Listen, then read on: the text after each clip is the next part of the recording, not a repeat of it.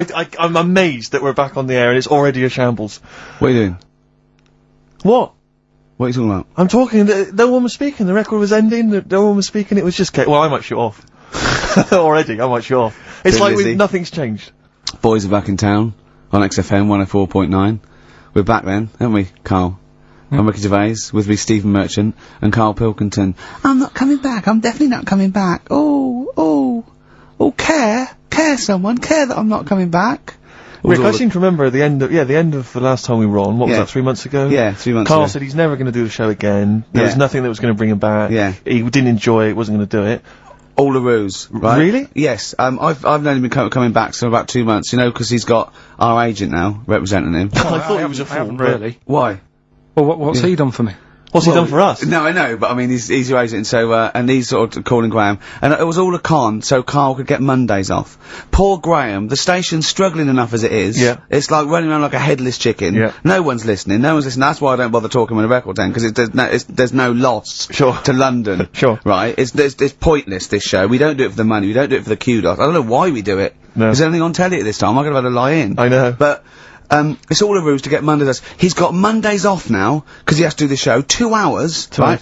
And he's still getting paid. And it's all a con, because he knows that he's holding him over a barrel, and it's like, we've got to keep Carl happy. Right? I had Mondays and Tuesdays off before Duncan got involved. No, but you know what I mean, though? And it's like, poor Graham, who's the MD, in charge of the thing, probably pulling his hair out, worrying about the station, right?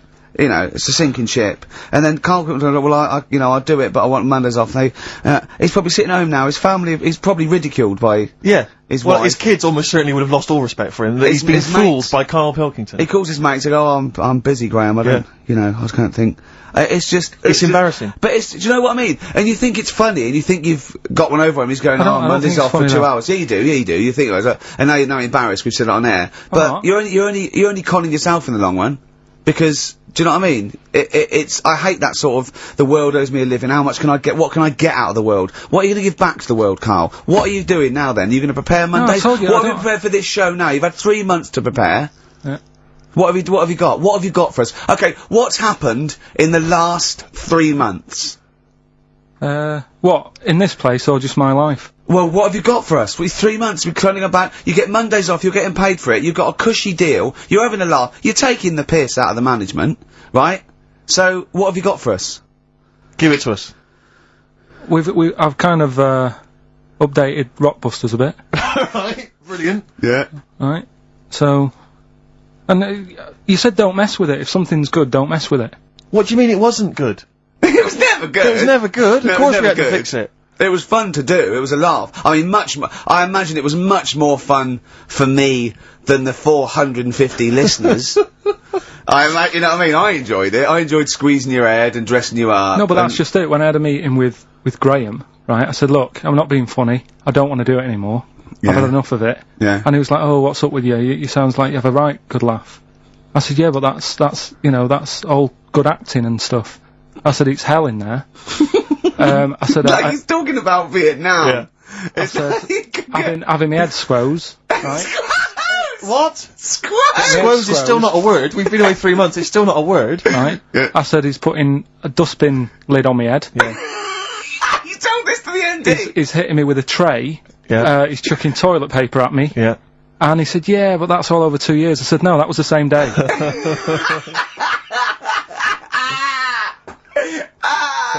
Okay then, what has changed in 3 months? They're listening, they've been listening for 6 minutes now, come on, give us something. Bit of Nickelback. What's happened in 3 play a days? record and let him think. 3 months? What, in my life or in here? Nothing's happened here, nothing's changed here. Right. But, I don't know, do you know last time we were on? Yeah. Right? And, I was telling you about the woman over the road, where I live. The one that walked around naked? There's a woman who walks about the flat naked, this right? is when, Carl was watching a woman naked, then she looked at, saw him looking, so what he did, this is the genius he did to get out of this, he pulled his pants down, so he was naked too. His girlfriend comes in and goes, Carl, what are you doing? He went, I can't tell you now, but don't look out of the window. Yeah, go on, sorry. That woman, she's bought some...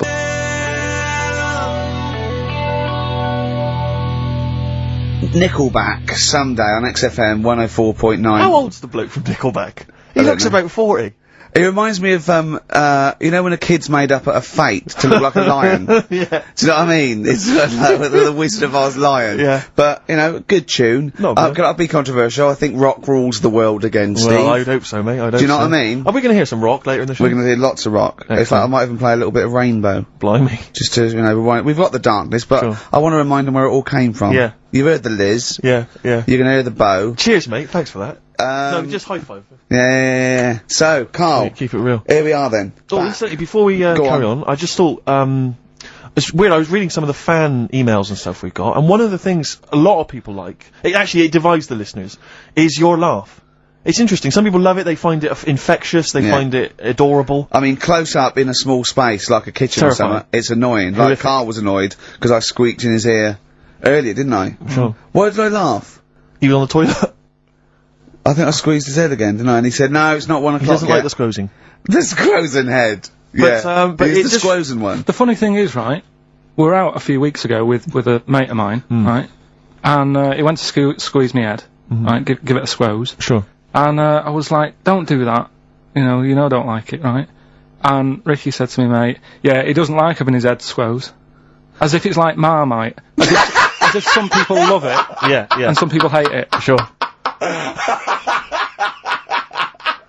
Yeah, okay. Well, anyway, there was a little taster of the laugh. That was more the kind of deep, throaty laugh, the belly laugh, but there's that kind of high-pitched squeak that you do. When I've got to get air out quickly. Because Exactly. I'm going to burst. Sometimes I laugh so much that my liver and all, like, they try and get out to it. So I have to get it out really fast, like a siren. Right. Do you know what I mean? Is that how you explain the fact that you're quite fat? Yeah, That's just laughter waiting to come out. Yeah. Every time you laugh, you become a svelte young thing, like Brett Anderson. Oh, dear. Well, anyway, it reminded me of the game that you and I used to play in our very early days of XFM, when it was literally Make Ricky Gervais laugh. Make Ricky Gervais laugh, which was a great game, I think. I remember the first one. It was that fella drinking a pint of beer. Yeah. I remember the very first time. It never, I tell you what, it's not what, great. though? Ant and Dec do it now. They actually, it's very similar to Make Ricky Laugh. It's called Make Ant Laugh. Interesting. So many of our great ideas have been stolen. Yeah. Or stoled.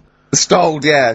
Anyway, I was looking through the paper in the week, and there was a picture which which I think might be a Ricky Gervais, Make Ricky Gervais laugh, I don't know. Again, obviously it doesn't really work for the listeners at home, but I'll try and do my best to describe it. Can we stop saying my name, because it's like a Dave Gorman project? Can we just stop? It's getting, let's say a word often enough, it doesn't mean anything. Yeah. Let's stop saying Ricky Gervais. Well, what we're going to refer to you as. Alright, well, Make Fatty Laugh is a new game. I'm trying to get one of those squeaks of a laugh. I'm concerned, because I know... I'm not a monkey. I'm not sure, you're not a performing monkey. No, okay. I know that. Right. But anyway, let me just briefly summarise the story for those at home. Okay. The headline was Mum 48, a mother of 48, seduced boy of 14. Well, that's not funny. Not her own boy, obviously, but a neighbourhood child. I don't think it's a funny story so far. He said Grand Lana Allen, 48, led him upstairs and undressed to her waist, then took his trousers off. Okay, bear that in mind. This is a quote from him, right? Bear in mind, he's a 14-year-old boy, he's quite excited about this. He says, then we had sex, it was every boy's fantasy. Alright? You're gonna show me the picture of her now, aren't you? So it's a picture of her. This is not... Bear in mind... This is... Okay. In his own words, Rick. Right. In his own words, this was every boy's fantasy. Okay. Here's the picture. It's a silent laugh. He's collapsed on the floor. I was thinking it looked like a fat man. I was not expecting that. Oh my god. Oh god. She looks like the drummer of Iron Maiden. She looks a bit like Lemmy. But I tell you, she looks like reminds me of most. Did you see those? They've got one with a fag on as well. I know. Just that's it with them out of makeup though. Carl, have you seen Every Boy's Fantasy? You should see. Oh god! Oh. Have a look, Carl. Oh god. How old is she? 48. Oh god. Oh, 48. That's lovely. Nothing wrong with that. I'll tell you, if you don't know if you weren't lucky enough to see the picture, she looks just like the oldest man in the world. His photos on in newspapers and on the web for a while. He was about 135 or something. Carl. Look, it's, Carl's got a theory that Chinese people don't age well. This man was a Chinaman, right? And he was 120 or something. Yeah. Did you see a picture of him? Yeah, he's still alive. No, he's not. No, he's dead. He's dead. Yeah, died at 120. So he said 120 or something, but makes you wonder. What makes you wonder? Well, because they don't age well. I think he's using that. What? He's probably about 37. Oh God! Honestly, we walk down the street, right, and we see an elderly Chinese person, right, and Carl would go, "Oh, I'm just thinking he is." Yeah. Like it's not. I don't understand this notion that Chinese people don't age well. I don't know where this has come about. No, I mean, I'm not having a go. No, right? I never want anyone to think I'm like having a go at them. But they are really good looking and they're healthy and that. Till they're about. I've never seen one, right? Can you tell me if you've seen a Chinese person who's about 30? It's either 20 or 50. There's no middle ground. This is what I came back for. This is 2 hours of absolute drivel from the brain of Karl Pilkington. Let me just check something. So the Chinese gentleman who died recently was 130. Your theory is your theory is that he's maybe in his late 30s, early 40s. Yeah. This is an elaborate conspiracy on his part, because obviously whenever they talk about the oldest people in the world, it is always a Chinese person. Yeah. Invariably. They do, yeah. I mean, they seem to win that every year. Go on. So your theory is that in those small backwater villages in China... Ross McWhirter comes to a little village. The Guinness guy's on the way. He goes, well, until recently, the oldest person in the world, how old are you? And they're so embarrassed, because they think they look about 120, they go, 120, they go, really? Go, yeah, can I have his birth certificate? No. In fact, I think this Chinese bloke it wasn't verified by the conspiracy because he didn't have his papers. Didn't have his papers, no. So... Is this the same one or a different fella? I think it might be the same guy, I'm not sure. Trying it on. So there's a huge conspiracy amongst these Chinese villages that every time... When you get to about 50, say you're 70. Because no one will believe us. Well, if you can confirm or deny that, then please email in ricky.gervais@xfm.uk. This is the Racist Show on XFM 104.9. Call in if you're anything less than a little mank. Ricky Gervais, you, Stephen Merchant, GQ Presenters of the Year. Radio Personalities of the Year. It's official. We're the best radio personalities of the year. We got that award sent to us, didn't we? And we did a little thing. But it was only our two names on it. It had your name, Rick, definitely. I remember that. It had my name. And your name. Didn't see Karl Pilkington's name anyway. No. And yet he's the one with the day off and the money and the conning the MD and making him cry at home. Let me just remind. Can I just check that again? So he's made a fool out of the MD. He's made a fool and out all of the major, basically all the capital shareholders. About, I'm not sure if I'm coming back or not. I want a day off then, which is the same day off as his girlfriend gets off. So Convenient. he's just like walking round, I don't know, Hyde Park, just feeding ducks when he should be working out what he can do instead of Rockbusters, which is basically Blockbusters with a word changed. Christ's sake. Right. If that's annoyed you, I'll tell you what has really wound me up. Go on. The last week or so, this postal strike. I tell you, Rick, I have got no sympathy for him. I'd be a scab. I'd be walking through there and I'd be giving him the finger. I'd go, you can intimidate my family, I don't care. I don't care because the post has got to get through. Because I'll tell you what, it's not the fact that, the unions, they could organise a strike. I'm behind that, it's fair enough. But not when it's these wildcats. They're just out there, they're just taking days off, willy-nilly, they're sealing up the post boxes, it's going crazy. Maybe Carl could deliver a few records Monday. Well, I know Carl must be livid, because probably his copies of The New Scientist and The Literary Review haven't turned up, so he's in a terrible way. And, I got important documents that are supposed to be coming to me, there's nothing, there's hiding a hair of it. And I was cooking last night, and it got me panicked, because I was thinking about, if this just is going to spread now amongst other organisations and other groups. And do you know what? Like a cancer. It was partly because I was cooking. But do you know, I suddenly become terrified that they might go on strike. Go on. The guys in charge of the potatoes. Oh, anyone involved with potatoes. I had so much the mash farmers. Last night. I had so much sausage mash, second helpings, that I had to sit on the edge of a seat so my stomach could hang down. I love spuds. Spuds and bread. I could not do without spuds and bread. I feel like maybe I could make my own bread. Spuds, I wouldn't know where to start with a spud.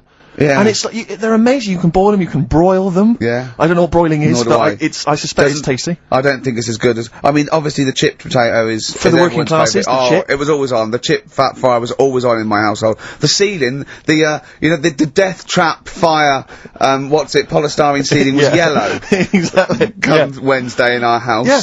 And, always had chips. Because all I remember hearing, if I think back to my childhood, all I remember was, gotta stop and get some potatoes, or phone your dad, tell him to get some potatoes. Well, that was your job, wasn't it?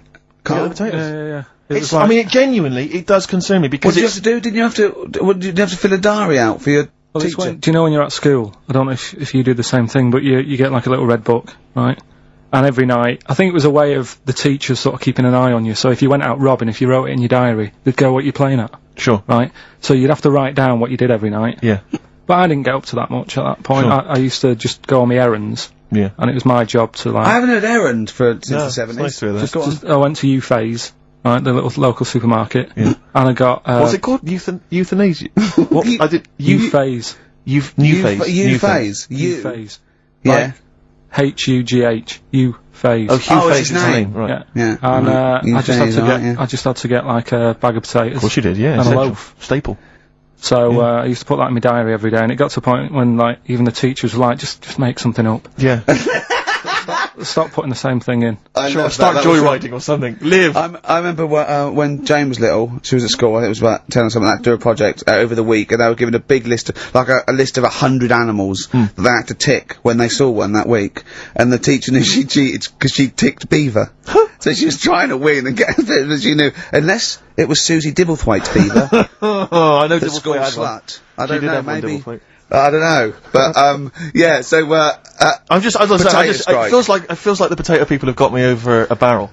You know, I mean, they could hike the prices up. I still have to buy the potatoes. I got nothing else. I got to have that. You know, you got your fancy pastas for the upper classes, but for the working classes, it's chips or mash, isn't it? Really? Yeah, no, I wouldn't worry. I don't think people who do potatoes are going to go on strike. You don't think so? Because we just go and pick them ourselves, won't we? Or grow them ourselves. Sure. What would be the most pointless strike? What would be the strike that we went so? Do you know what I mean? I'll tell you one strike that would go so. Those guys who do sketches in Covent Garden. Yeah, take me a picture, or they do a caricature of you. The strike, imagine the strike! You go out and you go, well, I want one with a big nose and a big chin. I want them using caricature of me and my sister. yeah. Oh dear. But I need a sketch, I need a pencil drawing of Leonardo DiCaprio. Looking like a monkey. I mean, how are we gonna get this? This is unbelievable. Yeah, I'll tell you also, the strikes that have no effect. What? Those, people in nightclub toilets. Who just, you know, kind of there, they got the Lynx deodorant sprays. Oh, no, quite controversial at the moment, with the Tweedy case. Oh, the Cheryl Tweedy case. Do you know what I mean? Sure, I got some thoughts on that, actually. Like what? Well, maybe we play a record, I'll share my thoughts on. Well, Tweedster. Coming up, some Steve Merchant thoughts on the Cheryl Tweedy case. What's that name? 104.9. Some R.E.M., Rick? What's the frequency, Kenneth? Yeah.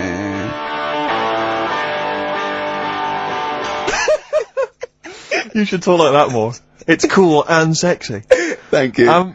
I make it clear now, I do not condone in any way, shape or form what Cheryl Tweedy did. But I have to say, they wind me up. By they, you mean toilet attendants? Yes. Right, yeah. Not Pop Idol winners. That's what I thought you meant, yeah. So, go on. But, because I'll tell you what it is, you go into a club, or, pubs, or big trendy pubs, you go in there, and there's the toilet attendant in there. He's got his little display of, aftershaves, sprays, some sweets maybe, whatever it might, maybe a lollipop. Maybe a lollipop. And, alright, I don't know if I assume they're not employed by the club. I'm assuming the club's got, we've got the DJ, we've got the bar staff, wait a minute, we need a guy to irritate them. When the manager walks in, do they hide? Well, this is it, I don't know if he's a guy who's just like... Is it like busking? Yeah, he snuck in. He came in when it was free during happy hour, he's got a little bag, carrier bag, he snuck in the toilet. But the thing is, it's the fact that...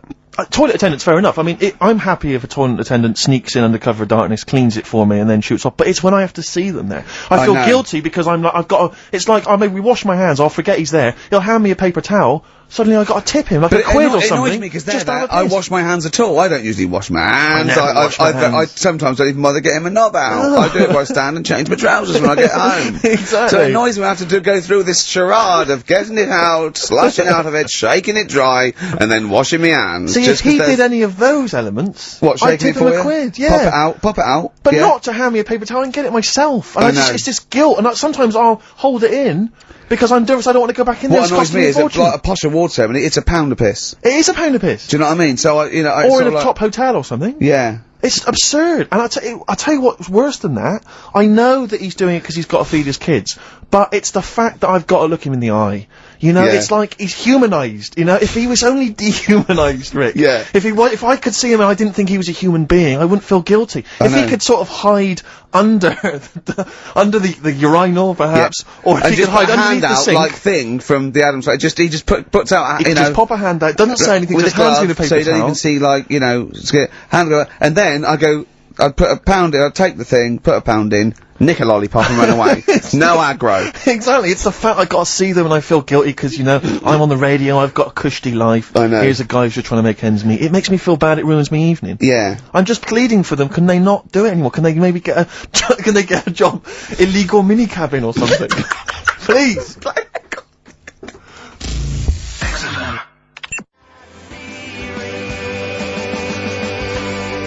Born Again, Star Sailor on XFM 104.9. We're back. It's the 1st of November. Ricky Gervais, Steve Merchant, Karl Pilkington. It's the same old email address if people want to get in touch. ricky.gervais@xfm.co.uk. We've had a couple of emails, Rick. Someone, actually Ian, he's emailed in. He said that because of the blinking postman, it's his wife's birthday today. She's had no cards or presents because presumably because she's got no friends, but also because of the postal strike. But you won't be able to use that excuse for Suzanne's birthday again because she knows that the postal strike won't be on around that time. Alright, Carl. So but anyway, so would you just say happy birthday to Tracy? Have those condoms run out yet that you got for Christmas? Carl? Still got them. Have you? Just say happy birthday to Tracy. Happy birthday, Tracy. And hello to Aidan, who's phoned in to let us know he's actually listening in Northern Ireland. Oh, so we've gone international. Sure. Now there's also a questionnaire has been sent in by Ruth Chamberlain at Cordwainers College. Cordwainers College seems a weird. Cordwainers. It used to, it's either used to be a poly or a laundrette. I think it's Anyway, it's something that she's doing for, she's studying product design for the fashion industry. And anyway, she's got, some questionnaire. And we're too busy and important to fill out the questionnaire. But we thought maybe you could answer it, Carl. Carl, look, he's yawning, he's looking round, he's only got to do 2 hours and he gets a whole day off and he's getting paid for it. Do something, Carl. Be grateful. You've probably ruined a man's career. He's ridiculed now for doing this, that he's so weak, where he should have squoze your head and kicked you out of the building. So, let's have a little bit of effort. You've only got an hour and a quarter to do, then you get 2 days off, alright? Alright. Right, Carl, it's a questionnaire about happiness. Oh yeah. There's one person... Well, that should answer it right where. The first question, Carl, on a happy scale of 1 to 10, where are you on the happy scale? Is it at this moment, or in general? Well, I would say generally. Okay. Yeah, but you don't always have to, like... I mean, I think I'm happy in that, but I don't always show it. You never show it? No, but it doesn't mean I'm not happy in that. Like, I'm alright at the moment. I'd say I'm probably on about an 8. I was probably on about a 9 when I woke up, right?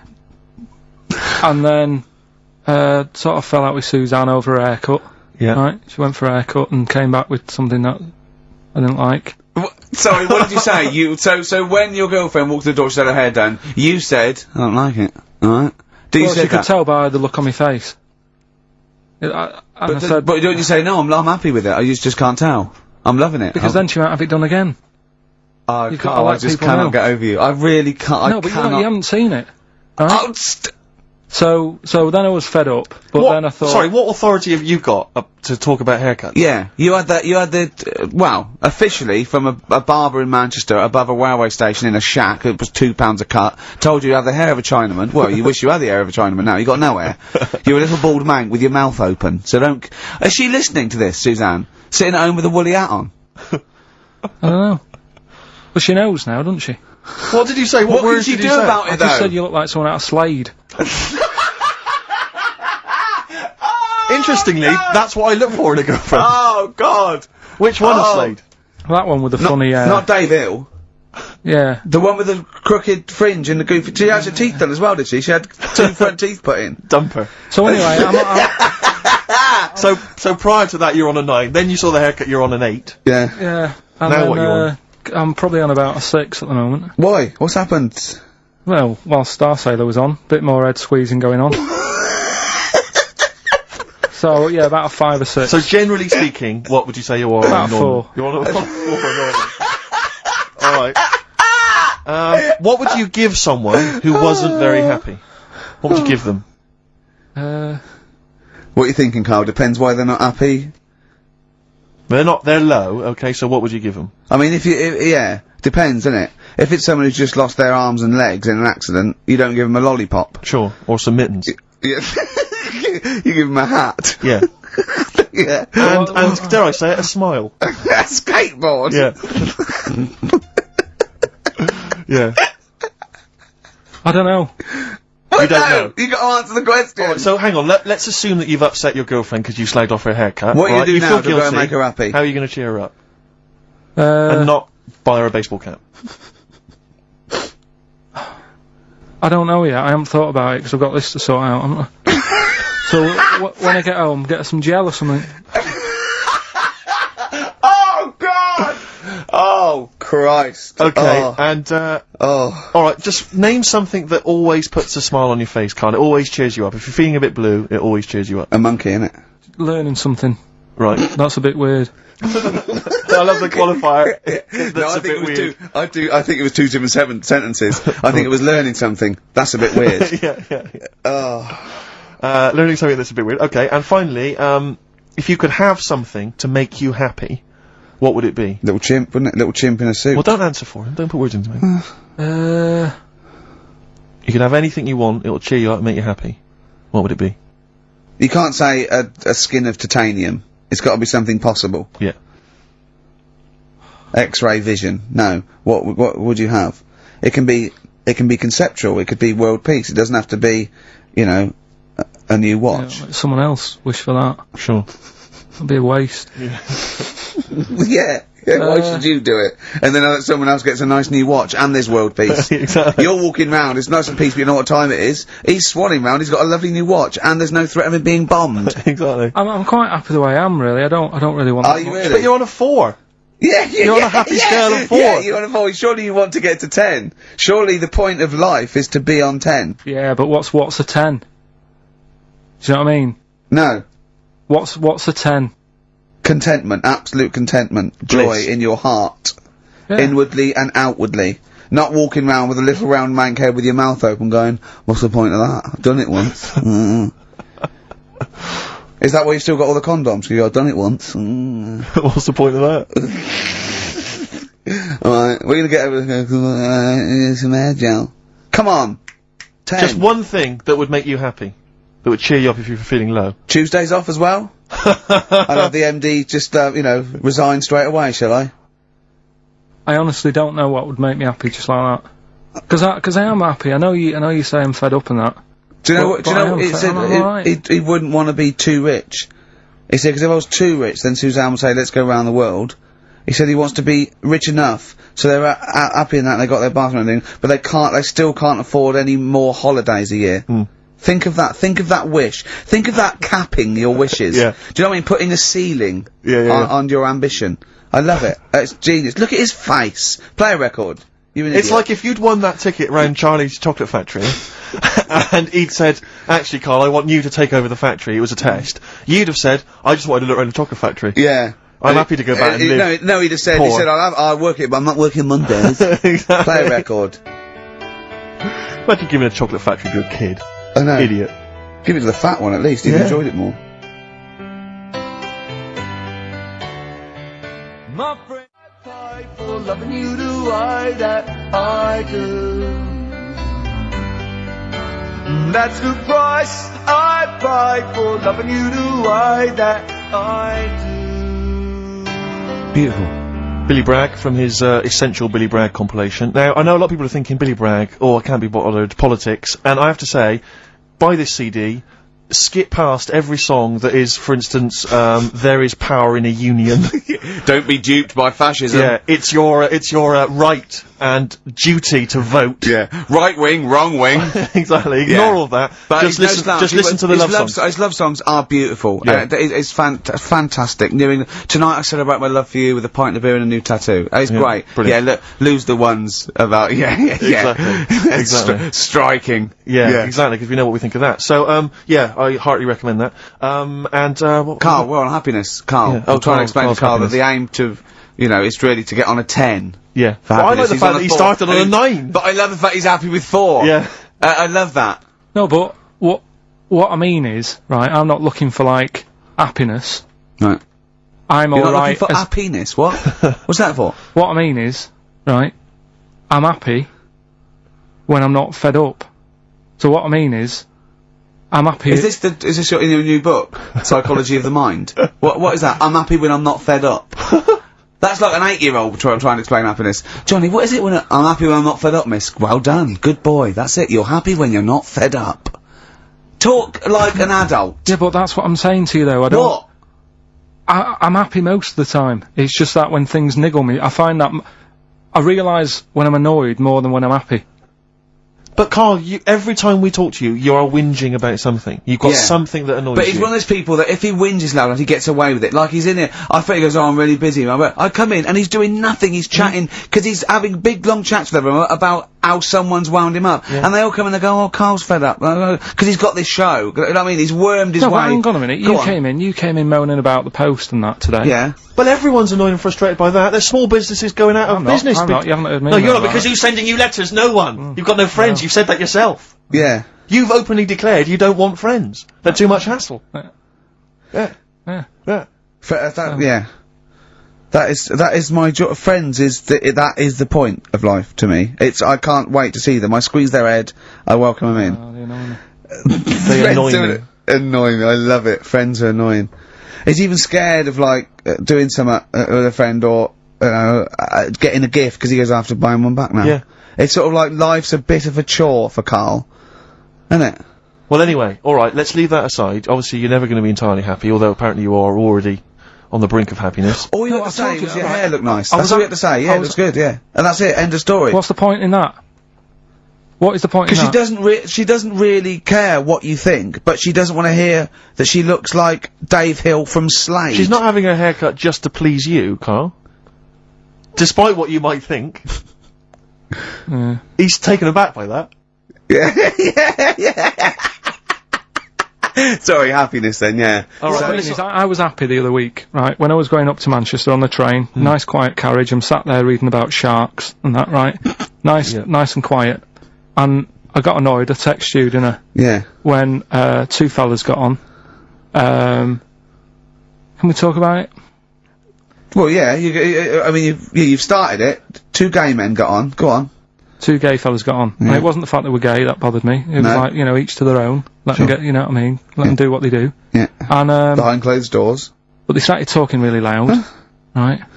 And they were going on about, that's annoying anyway. That's annoying whether you're straight or gay. Talking too loud. But do you know what theory I have about they go out late? Yeah. Gay people always go out late. Yeah. Yeah. Right. When I mean, what time do you go out in the evening? 7:30. If you go out about 7:30, if you know, if I'm out of work, I might go out about 8 o'clock or something. Yeah. I can guarantee I'll sort of be in bed by about 12:30. Sure. At that time, they're still sort of ironing the jeans, right? And the funny thing was, I've always said this, right? Dancing along to ABBA. You sort of said that's rubbish. I'm sat on the train reading about sharks. These 2 are talking, and they're going, "Oh, we can't wait to get there." And his phone goes, and he goes, "Hello," and on the end he goes, "Anyway, I'll see you at 1 then." Right? Right. So I thought, well, maybe that's tomorrow. Could be 1 in the afternoon. That's when most people would meet. Yeah. And then he carried on talking. Most people would meet. Carried on talking, and he goes, "Yeah." So anyway, like I say, see you tonight. 1 o'clock he's meeting someone. Yeah. I don't know why you go out that late. Do you remember when his favourite record of all time is The Killing of Georgie? Sure. He said, would he have been killed if he'd have been back at a decent time? Yes. There's no mention of the time in this song. And then the funny bit was, actually, that did make me laugh, right? When he'd finished talking on the phone, he said to his partner, right, "Oh, there you go, let's have a little chat." And the fella said, "Who was that?" And he said, "Oh, it's Dave." He said, "Which one's Dave?" He said, "You know, the one with the shaved head." I thought, in the gay community, that isn't a good description. No. Do you know what I mean? Yeah, I know. They've all got little shaved heads. Before we move on, was the Sharks article interesting? Did you learn anything? It's pretty good. Was it? I'll teach you something about that later. Oh, okay. Is this educating Ricky? It wasn't, but I can teach you a bit. Yeah. Alright. That's good. Play some ads and that. Play some ads and a tune, and then have we got maybe a competition? Yeah. What have we got? We're all looking forward to that. Alright.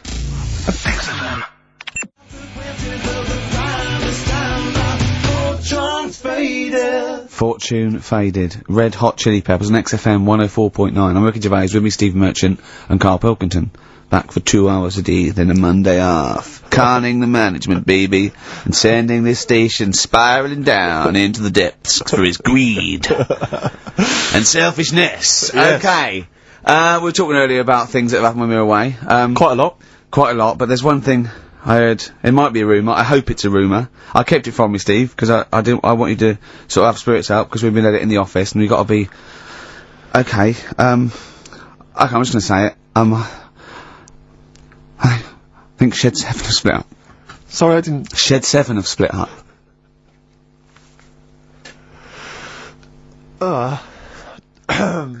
Sorry, I think I got something in my eye. It's just a bit dusty, you know, I think. So, okay, if it's true, it's true. If not, at least we got their music. Their music. The music lives on. So we're going to dedicate this show to Shed 7 and all the bands they influence. So we're just going to play just every artist that formed a band after they'd heard Shed 7. Just play them from now on, and obviously the hits, all the hits, the Shed 7 hits. When I saw this, I saw it on a website. It said about, is it true Shed 7 has split up? And the next, you know, one of those dorky message boards, someone came on and said, "You are joking."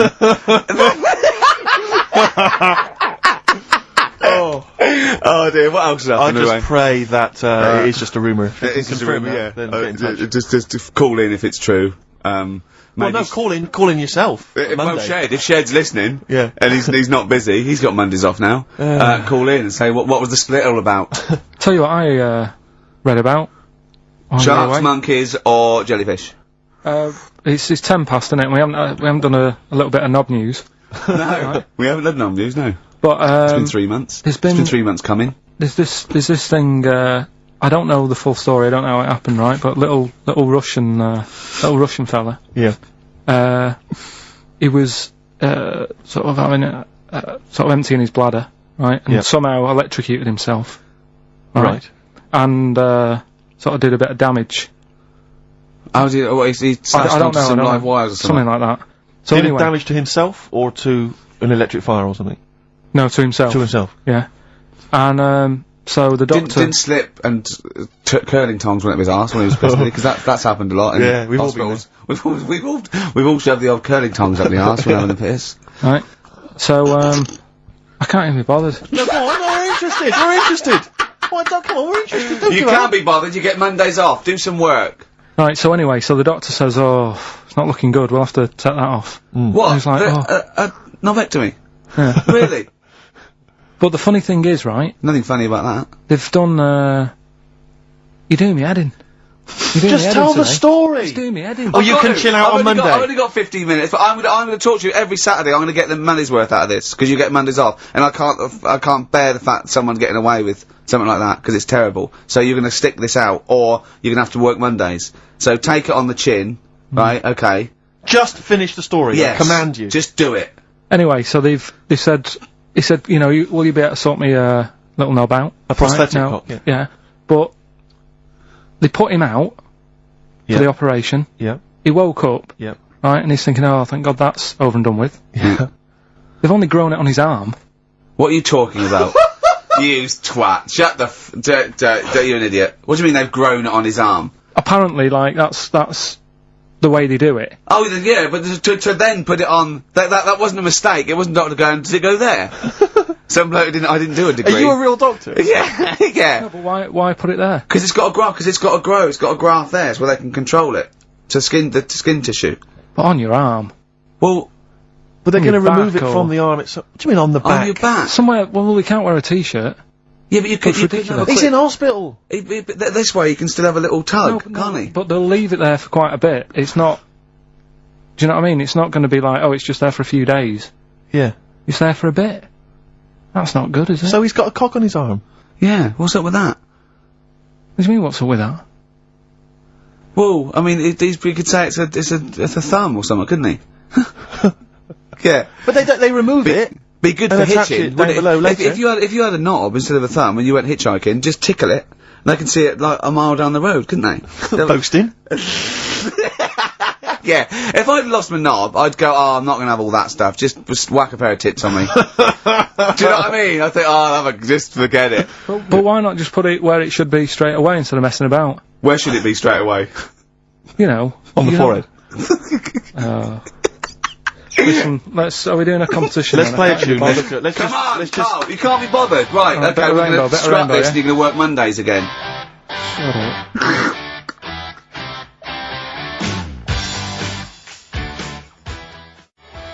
Since You've Been Gone by Rainbow on XFM 104.9. Well, it's what the Londoners have been waiting for. It's Rockbusters, isn't it, Carl? Well, it's not Rockbusters. It's something we've done. It's a bit like Rockbusters, but it's been tweaked. Brilliant. Right? So remember that it's done with sound effects and that. Oh God! Really?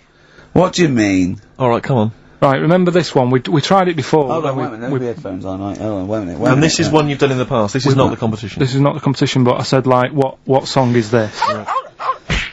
Smack My Bitch Up, yeah. Yeah. Brilliant. Smack My Bitch Up. Yeah. Right, so it's kind of that, but rather than just doing songs, it's that film or song sounds good. You know, when you do these things, you can't do them in the week. You've got to do them either Saturdays or Mondays. Yeah, I do, yeah. Well, I'm going to check on that, because that really annoys me. Because it's been done, so it doesn't really, you don't have to worry about it when it gets done, that, do you? Because it's done, so. Well, yeah, but I don't want you taking time out of things you should be doing at work. You're already weaseling way out. XFM's going down the tube, and you're taking the piss left, right and centre. Right, so here's this week's little grab. That film or song sounds good, so what is it? Come here.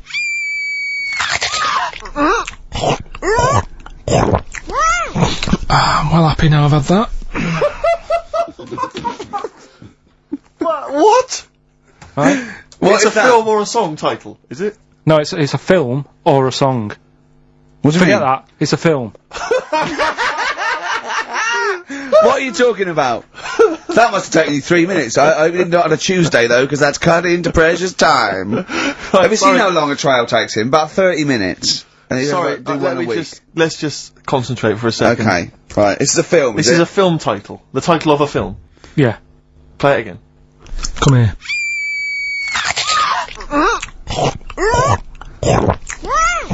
I'm well happy now I've had that. Right? Oh, dearie me. Dearie me. 3 months they've waited for that. 3 months for that. Shite. Do you want to say what the prices are? Oh, I can do.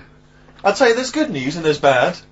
I don't know, I think maybe this is what people think of Carl's quizzes. This is the respect they show us. Because you know that, the various companies, they'll send you product which you can include in competitions. It's a promotional tool. Yeah. They've sent us, I'm Alan Partridge, Series 2. Yeah. And Fawlty Towers, the complete series. Brilliant.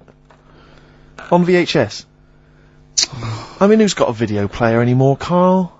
It's for losers and the working classes. Yeah, for up north. They still sell them up north, I think. Thankfully. In market stalls. It's been redeemed.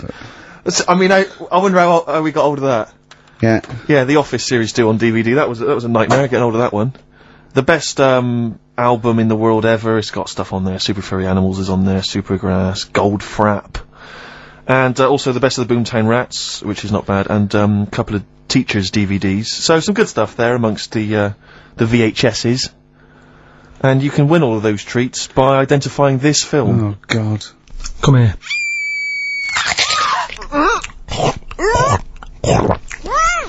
I'm well happy now I've had that. Email only, we don't want to actually speak to you. ricky.gervais@xfm.co.uk. I'm sorry if that's brought you down, it's made us feel Can low. I just say something? What's the phone number, Carl? 08700 800 1234. 08700 800 1234. Call up for no reason, because I want Carl to answer the phone. He hates doing it. So call up and talk to Carl. Ask him anything you want, just talk to him. Okay? Right, answer the phone, they're going mad.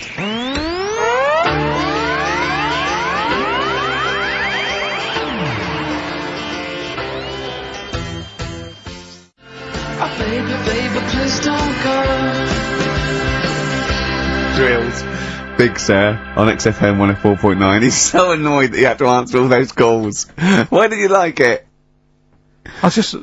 We're wasting time, aren't we? That's your listenership. No. They want to speak to you. No, that's nice and everything that people call up. Yeah. But we should be concentrating on what we're doing. Yeah, well, but I do this show to annoy you. I don't do it for the money, or the kudos, or the awards. Do you know what I mean? I do it so you have to be here and do what I say for 2 hours. Because you're getting away with murder here in the week. I don't like seeing that. I don't like injustice in the world. I try and fight it wherever I can. So, I do it to annoy... It's good of you, Rick. Thanks for doing that, mate. Yeah. It's interesting, though, that you're passionate about fighting injustice, but you focus specifically on Karl at XFM. One of the world's lesser crimes. Being a little bald mank twat. Exactly. I know, yeah, but nonetheless, it is a crime. Look at him, look, he's got his head down like one of those, you know, one of those chimps that have, like, lost their mate in London Zoo? He just sits there like, you know, a broken animal. Karl, what are you thinking? Where are you on the happiness scale now, of 1 to 10? Karl? On about a 3. Go on, Steve, what are you gonna do? Well, we were talking earlier about stuff that happened while we've been away. We don't talk I haven't been this upset since, Skunk and Nancy broke up. Yeah, I know. Cheryl Tweedy. Tweedster. We've done that. We've done the Tweedster. Well, of course, the war. Is that all done and dusted now? I think it's pretty much over. I think we've sorted that out. Okay, good. What annoys me is people going at Tony Blair and Bush, right, for like bombing stuff and all that. But my point is this, right? Those bombs have all been bought and paid for. Yeah, you, the taxpayer, they're yours. And I'm not a scientist, but I think bombs go off. I think so. And if you don't use them, you lose them. So let's use them. Exactly. Do you know what I mean? It's like tinned food. It lasts for a while, but eventually it's going to go off. It's like anything. Oh, we better eat that. No, don't open the fresh stuff. Don't build the fresh ones. Let's use the old ones. Exactly. So because they're just stockpiling there, and they cost us millions. I know. We want to see if they work as well. What? We've never tried that one. Use them. Use them on just, you know. Oh, exactly. Karl, who would you bomb if you could? I wouldn't. No? What do you mean? Well, imagine you could bomb a country. You're not actually going to bomb them, but you're just going to frighten them. Just going to put the frighteners on them. Frighten them, yeah. You're just going to go, I'm going to bomb you, and then obviously... And they'll go running, behind and under tin shelters and that. Yeah. Ricky's house? No, come on. What country? No, what country? I wouldn't. Honestly, no one sort of makes me fed up or anything. No one makes you fed up? Not enough that I want to bomb a place. You're not actually going to bomb them, you're just putting the frighteners on. I just say, let someone else do it. Sure. Just look at it. What about you, Rick? I got a list here. You know who I'd threaten? Go on. The Swiss. Oh, they've had it easy, They've always had it easy, they've always chickened out. It's that equivalent of having Mondays off. Exactly. Like, oh, we don't want to fight. Exactly. You can both walk through it, you know what I mean? Yeah. We're a carpet. Exactly. While we're busy sorting out fascism, yeah. you know, or Osama bin Laden, they're just chilling out. They're holding ours and Hitler's coat. Exactly. Do you know what I mean? Little weed. We should have both turned on them. Yeah. And I'll tell you who else, this'll just frighten them up, just shake them up a bit. Iceland. They've had it easy. Because they have stayed out of everything. They have not been involved in anything, as far as I can tell. But you don't have to bomb them, do you? Eskimos, they've never been involved in anything. I know, but don't bomb them, just pour hot water on their igloos. Exactly. Just send a plane over with warm water. Yeah, with a big flask. Yeah. No, just to shake things up a bit, just to keep them on their toes, that's all it is. Why would you live there? If you could choose, I have no idea. If you're an Eskimo and you're born, little baby, you grow up and you go, what? I'm sorry, I'm eating ice and fish for the rest of my life. Well, fair enough. You're having a laugh. Fair enough, like years and years ago, but now, presumably, they're aware of the proper house and the fact you can live in, say, Somerset or the south of France. I know, but it's like, haven't they learned? It's sort of like, they haven't even got, they're not even on as good as thing as the North American Indians. Now they're sort of pierced up. They got smoking fags, they live in lovely little cages. They're all brought to their little village. They're having a whale of a time. They don't have to go hunting anymore and killing buffalo. And the same with the Eskimos. Let's get them some beer and fags down there, knock the igloos down, build them some lovely little semis or like... Or just a little kind of trailer or a caravanette or something like that. It's gotta be better. It's gotta be preferable. I know. Some of them now have got TVs built in, Rick. I know. And showers. Yeah, they've got cable and stuff, have they? Yeah. Or was there one sort of Icelandic channel? Get satellite or whatever, wouldn't you? Magnus Magnusson. Yeah, exactly. Probably doing, there's loads of Mastermind reruns. Yeah. And Pingu. Just on a loop. That's porn over there, though. Exactly. Oh, brilliant. No, well, that's like a hardcore documentary. Yeah, this is, Racist FM 104.9. Yeah. So, who would you like to see bombed? Or not bombed, not bombed, but just put the frighteners on them. Yeah, it would Email Ricky.Gervais, XFM. Anyone. Any nation or anything. Karl, thoughts? Play a song? You're not working for your money. You're not having Monday off. We got to do something Monday. Let's plan something Monday just to get him in here. You've got 2 hours for 8 hours off. You don't do an 8-hour day anyway. Rick, how much is he getting paid? He's getting money for this. I think his wage went up last time, so he's getting paid to be here, extracurricular, extra work, right? So it's moonlighting, and they're giving him a day off. Yeah. And he's contributing nothing. Nothing. Huh? What, Carl? You say something, mate? Huh? What's going on? What? Going on with yourself? Well, say something back and earn your money. Well, let's just play a song. We've done a bit of stuff there. You idiot. Don't say we, mate. I've not heard anything from you. We've heard your contribution.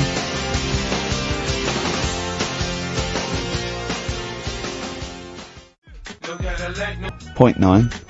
Me, Ricky Gervais. You, Stephen Merchant, and you, Karl Pilkington. Alright? What are we doing then? How are we going? Karl, how are you feeling? What, on a scale of 10 now, happiness scale?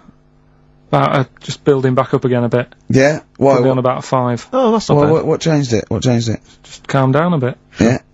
So. The chilled out vibes of PIMP probably helped you. Yeah. I think we should just say, give massive props to Adam and Joe, who stood in for us. Oh yeah, stood in for us. Did a great job. Yeah, great, really good. In fact, interesting. Are they going to get their own show here? I think they should. Yeah, they'll probably get something. Well, there you go. Well, it's interesting, as I was listening to them, they had quite a nice selection of features. They had a couple of good competitions and things. Now, I don't know if, having done them for XFM, is it somehow, they may be kind of under some kind of XFM copyright?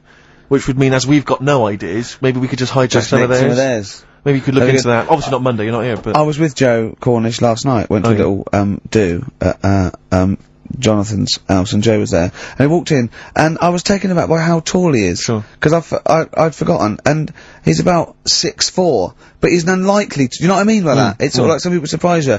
And, he was going, you know, I don't consider, 6'4", big. I said, well, it is pretty big. I said, but I know what you mean. I walk around with Steve Merchant. Yeah. And, he went, how tall's Steve? And I said, 6'7". Yep. And Joe went, oh, that's nearly a disability, isn't it? Do you know, he's absolutely right, as far as I'm concerned. No, do you know, I genuinely, since school, I used to go to school with a little disabled fella. Lovely guy. No, I swear to God, lovely guy. And, I remember he came in when we got in the 6th form, and he'd basically got, I don't know what the ins and outs of it were, but as far as I could tell, he'd got a car for free. A specially converted car. Yeah. You know, because he was disabled. And, he was driving that around. Same as Carl. Me. I need this, I need that. But it seemed to me that I was thinking, well, why can I not get something similar? Because there are some cars I can't fit in. Because I'm too tall. I genuinely cannot drive the smaller cars, the cheaper cars. I'm obliged to buy a more expensive, larger car. Because I can't fit in the tiny one. That's like saying you've got to pay more for your shoes because there's more leather, which is true. Which is absolutely true. It's a nightmare getting shoes. But fat people have to pay more. Do you know, it's a nightmare getting chairs, comfy chairs that I can sit in the home. I sit in a chair for very long, my back's killing me. Now, how is that not a disability? But no, you don't see people like me whinging. But I think tall people, I've read an article that taller people on average, get, higher wages through you know, an advantage, or just because they're taken more seriously than little dumpy fellas. Sure. Do you know what I mean? But I don't think I genuinely don't think there are many benefits of being really tall. People seem to assume there are, but beyond the fact that I can reach things down from a high shelf. I know. I don't think there's any real perks. I've seen you hit your head a few times. That's a disability. I know, I have seen you hit your head a few times, and I think, oh god, that must have hurt. Obviously I'll make sure okay, and then laugh. Of course. But I know it must be annoying. Thanks, mate. No, but I mean, there's a pub, there's one pub in Soho that he has to go down backwards. Yeah. He has to lean back, it looks like a limbo dancer. Yeah, they've almost got to lower me in on ropes. I always find it amusing.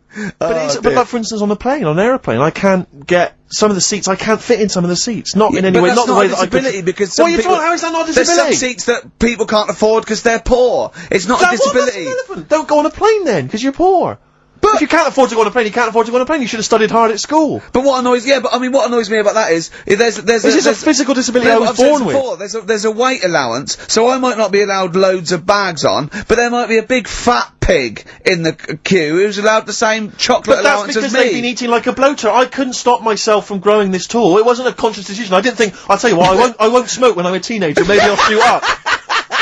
I'll eat healthy. I'll probably add an extra 2 feet. It just kept going. You do eat too healthy. You eat way too many greens. But that's not why I grew to this height. It's a genetic thing, isn't it? Yeah, but if you'd have lived near, some sort of pylon or something and just, as I say, smoked from an early age, you wouldn't have been that tall. Don't think when I was a gangly teenager having the piss taken out of me, I wasn't thinking I wish I'd been born near a pylon. Could you? Or Chernobyl. Could your mum or dad, could they have bandaged you like they did with little, didn't they do that with someone's feet? Well, yeah, concubine, yes. I didn't come out this tall, did I? No, but slip it in the and how would they bandage it? They'd have to bandage him round the feet and round the top of the head. Yeah, I'd be walking around like a mummy. Yeah, or a bonsai boy. But people didn't really realise I was going to be this tall until I was 14 or 15. You know, you don't realise when you're an 8-year-old. How tall were you when you were about like a gangly, okay, so a typical gangly teenager, 15. How tall were you at 15? I don't know, 6'5" maybe? And I bet you were like a beanpole, weren't you? Well, of course. Yeah. And what sort of glasses did you have? Cool. No, what did you have? I don't know, a monocle. No, I can't remember. Did you wear a bow tie once? I wore a bow tie? I thought, I was trying to preempt the styles that might be coming round. I think I've been watching a lot of George Formby films. And I thought it can only be a matter of time before the bow tie comes in. I thought it might be quite kind of urbane and debonair. Yeah. So what that was Robin Day at the height of his fame? I think he might around this time, yeah. Yeah, I wanted to go for that dandy look. I thought that's what the girls are going for. I know, yeah. The dandy.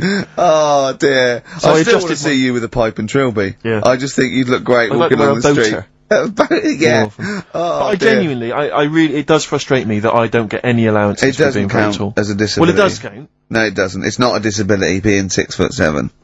But how can you explain, for instance, travelling on a bus or a coach? There's some seats I can't sit in. The only disadvantage is, people look. I've seen people stare at you, but they stare at me because I've been on the telly. What's that a disability? Are that people being recognised? Yes, but you could avoid that by not being on the telly. It's your choice. This is my point. It's your choice. Yeah, it's the same as the big fat people. It's their choice. It's a different sort of stare, isn't it? I've been there.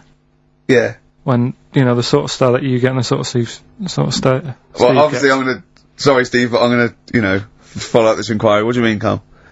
No, I'm just saying it's more of a stare of fear than, like with you, they go, it's him. Yeah, go on. Whereas with you, it's more like, jeez.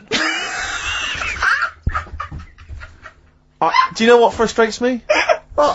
I thought he deserve having a Monday off. I've changed my tune. Yeah. Sometimes you don't realise this, listeners, but sometimes I'm an intermediary. I do step in when he's winding him up, because Carl gets to the point where he's going to explode. Yeah, and it's crazy. Okay, Jerv, and I step in, and this is the kind of response I get from Carl. This is the kind of back chat I get. Well, I tell you, he's a little user. I'll tell you what, because he's too scared of winding you up, because he knows that you'll just walk out of here and he won't get his Monday off. Absolutely. Play a record, you little oik. Weasel. You're a weasel. 1972. Grooving to a karaoke. You're all the same. Joe Jackson, Different for Girls on XFM 104.9. Ricky Gervais, Steve Merchant, Karl Pilkington. He's annoying me now because he's got a day off and he's got 2 hours and he's miserable. He's not even doing anything for the show. It really annoys me. Well, hang on, wait a minute. You've forgotten his brilliant film quiz. Yeah. He's contributed that. That he probably did during the week. Well, do you know what I mean? What, are you gonna change your attitude, Carl, or what? Or should we just, not bother with this show? Told you. What? Don't annoy me, and you'll get the best out of me. Yeah? I told you, this show is to annoy you. You knew that. But this is what you're gonna get.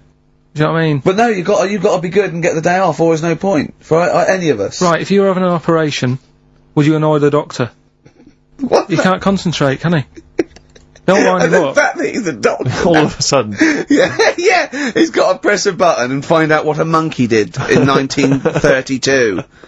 And he's, Where's the monkey news?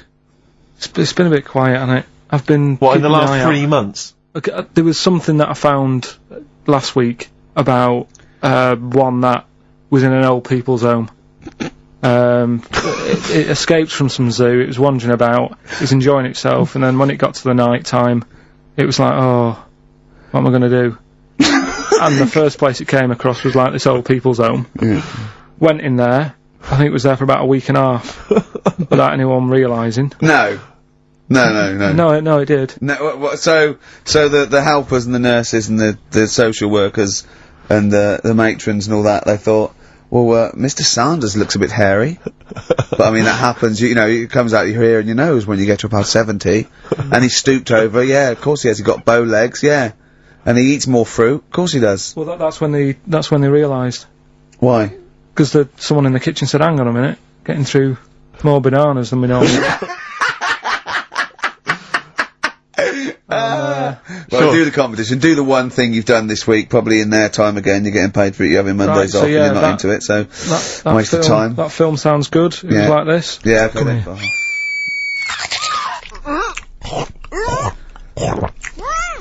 I'm well happy now I've had that. Oh, yeah. Right, so that's a bit of a cryptic clue. Yeah. Someone eating this woman, and he's happy that he had that. Yeah, go on, yeah. That was Gladiator. So, who wins a couple of people sent in Hannibal, which would still work. Yeah. And, someone else sent in Maneater, which I suppose works as well. Although he did put the thing in about, I'm well happy. Glad. Yeah, I know. I know, it's not worth the, I don't know, £100 he gets for this and a day off, no. Well, Eva, who got the answer right, well done to her, I'm gonna give her the prizes, she said that she'd heard this before on Christine O'Connell's show. Ah, this is really annoying. Right, that's it. You're gonna do something, or we're gonna stop this and you have to work Mondays again. Because you are taking the piss out of me, you're taking the piss out of Graham, and you're taking the piss out of London. I'll see you next week, and you can change your attitude. Limp Bizkit, we may be back next week, it depends how Carl, gets on, maybe bucks up his attitude.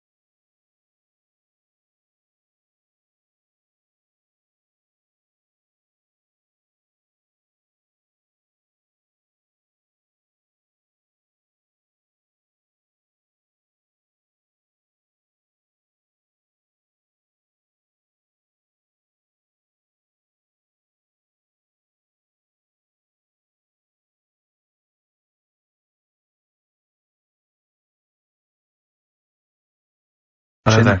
But not Karl Pilkington. No, Karl, no. He's gone back to Manchester, innit? It's better than London. Yeah. You don't know it. Manchester's better than London. Instead, Claire Sturgis. Claire Sturgis ran, of course, for Claire, Thanks. The posses to he's coming there in sort of the camouflage gear, and is that quite trendy? Is that what the kids are wearing? It's funny. Someone actually mentioned that this morning. Or are you on manoeuvres? I am exactly. actually, taking time out this morning from what I normally do. Sure. I missed the second half, talking like that, of Celebrity Boot Camp. I don't know what that Coolio. is it? The fella from Milli Vanilli. What, the one that's not dead? No, the one that killed himself, sure. Steve. Okay. No, I just want to clarify for people. A lot of people don't realise that one of them is dead. Right. I thought it was important to mention it. Actually, I didn't know. I'll be honest with you, I hadn't thought it through. No. It was a piece of interesting Milli Vanilli trivia that I had, and I wanted to slip it in.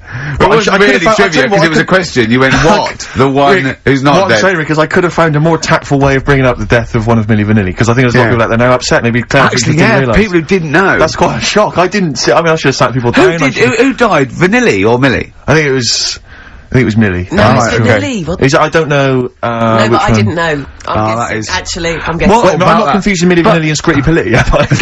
Because, I mean, that is a danger. Oh, no, you're thinking of, the fellow out of Grumple Palumple. He was amazing. He was amazing. It's a great shame that he topped himself. Grumple, they're not around this. Anyway, cool, we've got some great tunes lined up. We're gonna play today, our favourite singles it's favourite tunes, some of which didn't quite make it as singles maybe, but tunes of the year, because obviously Christmas very soon, and we'll be away for a short time. I think next week we'll be doing our favourite Christmas songs of all time. Yeah, I'm worried we're not going to fill 2 hours with that. I mean, how many times can you play Shakin' Stevens before... Fairies Out of New York. Yeah, exactly. I mean, that's the only one, isn't it, really? That's the best one. That's the best Christmas song That one's good, ever. but obviously there's Joni Mitchell's The River, that starts with a kind of Christmassy feel. Beautiful. I don't think if there's anything else. Not great deal. So this is Christmas rapping. Is that one? Is that brilliant? Is that good? Yeah. So This Is Christmas, John Lennon. Paul McCartnney came out with Simply Having a Wonderful Christmas Time. Christmas time, yeah, exactly. Yeah, but so John's was Happy Christmas War is over. Yeah. Of course it wasn't, but hey, but I mean, at least he wanted to be. He was dreaming of it. He was dreaming of it. Yeah. I mean, and bless him. And to show how much John Lennon's dead as well. I don't know if anyone's... Yeah, no, they do. Oh, that's just another bit of rock and roll trivia. I like John's protest against war. He stayed in bed for a week. Yeah. I've been doing that. I've been protesting against war for ages. Yeah. I'm eating hamburgers against war. Absolutely. I just got into Burger King on the way here. I went to the counter. But of course, that's not, I mean, not product placement there, and there's a number of other burger joints that people may wish to go to if they choose. Go to McDonald's. Yeah, McDonald's. But I went into Burger King because it's close. It's convenient. It's convenient, but then often McDonald's will be convenient. McDonald's is just convenient. Depends where you are. Just as convenient depending where you are. And I said, could I have a cheeseburger and small fries? Take away, please. And he recognised me. He went, oh, I've seen you on telly enough, one, yeah. He went, there's your meal. So I went, thanks. He winked and went, I'll put large fries in. Brilliant. So that's so it's paying off at last. True genius is being rewarded by the burger joints. Because I mean, there's been a couple of times where I've been with you, and we've gone in a restaurant and someone's given you a free meal or whatever. And it's the way that it's like you don't ask for it; it's just kind of offered. But I don't know what they're expecting in return. Nothing. I mean, do they think that you'll go away and you'll always think fondly of Chad who works in Burger King? I just think they think, oh, I don't know. They make. I'm going to give him a little treat. Yeah. I know, I don't like it, but then I'm always grateful, and I never... Yeah. But the thing is, I'm slightly embarrassed. Did anyone around you hear what had happened? No. Because I imagine the resentment, just the whole room No, they didn't. I had to go around telling them. I went, I said, excuse me, did you hear that? He goes, no, he just gave me the free thing because I'm on the telly. And I went, I don't recognise. I went, you don't recognise me? I'm terrified now that, that someone could be listening at Burger King HQ. You know, I'm assuming this is an unorthodox procedure. And that little fella's got fired. Well, they know it's Leicester Square now, because I just mentioned it. So they know which Burger King it is. Oh my god.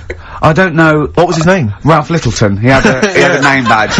Number 342. Well, I just hope Littleton doesn't get in trouble. So, what are we gonna play That could be a first? sad Christmas for him. He's probably keeping his whole family afloat. But it's Springsteen. Well, tunes of the year. I mean, I know people dismiss Springsteen, but, as I say, the gig I went to see earlier in the year, I made it in the end. Sturgis couldn't believe we were gonna play Springsteen. Brilliant. I just think, leave aside what you think is cool and trendy and the fact that he's older now or whatever else. Really? Just leave all that behind and just listen to the tunes, because, he remains a great musician. Lonesome Day? Lonesome Day is the current single, and it's the first track on the album. And, free chips. absolutely. That's brilliant. The boss. Do we care if it's trendy? I don't care. We're like Huey Lewis. It's hip to be square, Steve. That's true. We should play some Huey. Oh, we can't. No, we? no. Oh, come on, the power of love. No. Oh. It's a curious thing. Yeah, yeah. It makes one man weep, makes another man sing. I don't know what's going on there. It's weird, isn't it? It's strange. Oh, flipping heck. Yeah. Springsteen there. Yeah, no, obviously he's playing again next year sometime. I bet even trendy people thought, well, yeah, it's alright. But, yeah. I mean, I bet they wanted to rock. I bet they wanted to drive along a freeway. Well, I think you've got to be hard pushed to turn over the channel if you're driving and that's playing. Who wouldn't want to be driving a car while that's playing? You know? Down an open freeway. We are sounding, I know there's a little bit of irony in it, but we are sounding like Dr. Fox. Did you see the final of, Fame Academy? No, I don't watch Fame Academy. Foxy got in there, he was in the audience. Really? No! Yeah, How did not Foxy work enough in? being on Pop Idol, he's in there. And, do you know who was sitting next to him? Next to in Foxy? disguise. In disguise? In disguise, he had a little beard and a woolly hat on, looked like a badly drawn boy. Mackenzie Crook. Really? And we had to, we taped it, yeah, and I went, it is, and we taped it, and he was there. So he's back from America. Was and it obviously a false beard? No, I think he's... Is he befriended Foxy? Do you I think? don't know. Are they hanging out together We're now gonna see on him the hog? tonight. We're gonna What see him was tonight. he doing in the States then? What was he doing? He's doing a film, Yeah, so Mackenzie. yeah. In fact, he probably is wearing a beard. He plays, we can't say too much about it, but he's playing a pirate, I think. Yeah. Oh, we'd make a good pirate. Yeah, exactly. So far he's been cast as a pirate and a ghost, which seems to make sense. Oh dear. So, I'll be pumping in for information about Foxy, because, you know, I'm a big fan of Foxy's, you know. I know. Both a DJ and a medical man. I like that. I like the way that you got Pumping and Foxy in the same sentence. yeah, absolutely, yeah. I loved him. Calm down. Did you just say you're going to see him tonight? Is it Comedy Wars tonight? Yeah. Yeah, Oh, it's the big so do, exciting. yeah. You're going, obviously. Yeah. Of course. What are you wearing? What are you wearing? Very boring, I'm afraid. What? Very traditional tuxedos. Tuxedos. We went shopping together and bought them. It's quite sad, I don't know, I should have said that. Lost a certain degree of rock and roll cool. It was funny, because I went straight in, I went 42 chest, 36, 30 leg, that's fine, right? Steve, I had to stay there looking at Steve trying about 9 jackets so the arms weren't too short. Yeah. I suggested at one point go down to London Zoo and see what the gibbons wear. Because it's every single... Those jackets you see them wear when there's an organ grinder.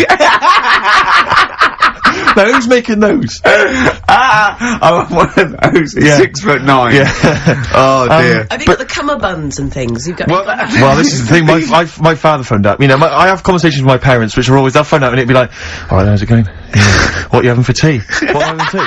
Probably having a lovely. I'll probably have a spaghetti bolognese tonight, Dad. Oh yeah. What have you had, Dad? Oh, your mother just made a lovely lasagna, Steve. I mean, it literally, that's the conversation. It's like, yeah, I think every parent is they're just interested in food that you've eaten, food you're planning to eat, food you've enjoyed in the past, because they just want to know you're eating. That is And then, have you got enough vitamin C? Got enough vitamin C tablets? Because I can always send you some. I can buy them myself, Dad. I'll send you some. It's not a problem. Dad, I don't need to. So anyway, he says, what have you done? You know, and I'm trying to think. I think to myself, he'll be impressed if I bought a tuxedo. I say, I bought a tuxedo. Will he like that? Yeah. He said, you bought a tuxedo. Why didn't you rent it? I said, well, it was quite cheap. We went out cheap. Told him the price. He went, no, it's not bad, not bad. Elaine! You just bought a tuxedo! You just bought a tuxedo, Elaine! Yeah! He said, have you got a cummerbund?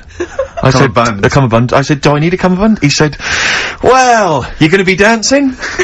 Like he knows the Like he knows, like he's some kind of, like, I don't think the man's ever worn a suit, let alone a tuxedo. What does he know about? I love your dad. Gonna be dancing? I just had the idea of him being at some kind of do, and right, Elaine, jacket's off, cummerbund's on, time for a dance. You know a cummerbund?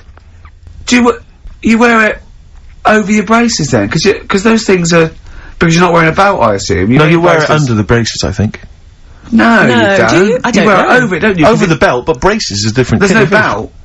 Well, no, There's no belt in a tuxedo, is there? No, you're right. No, you're right. It is over the braces. Sorry, how many people tuned to XFM are worrying about the etiquette of No, cummerbunds? but this is important because of the Comedy Wars, which is going on. It's live tonight. Yeah, isn't no, it? yeah. Well, that's But I tell you this, Rick, I tried on the tuxedo I bought yesterday, I got a new shirt as well. I look like James Bond. I'm not gonna lie to you. No, I do look like James can't Bond. I look exactly like him. It's uncanny. It is uncanny. Really? Because the bloke in there said you look like a lanky streak of piss and I looked good. No. No, he did. Because as you were walking out the shop, he called me back in and said, you know that I know, fat man that off was the for telly? show. That was for show. Because when, the very last time when you He were said you look like Oddjob. He said you look like Oddjob. No, he said you look like Blofeld. He said when you were definitely on the tube, he said you look like Blowjob. He said you look like drinking streak Blowjob. of piss with a stupid gingery blonde hair. He said you look like a combination of Blofeld and Oddjob. You look like Blowjob. He said He is a Blowjob. lanky twat. He said Blowjob.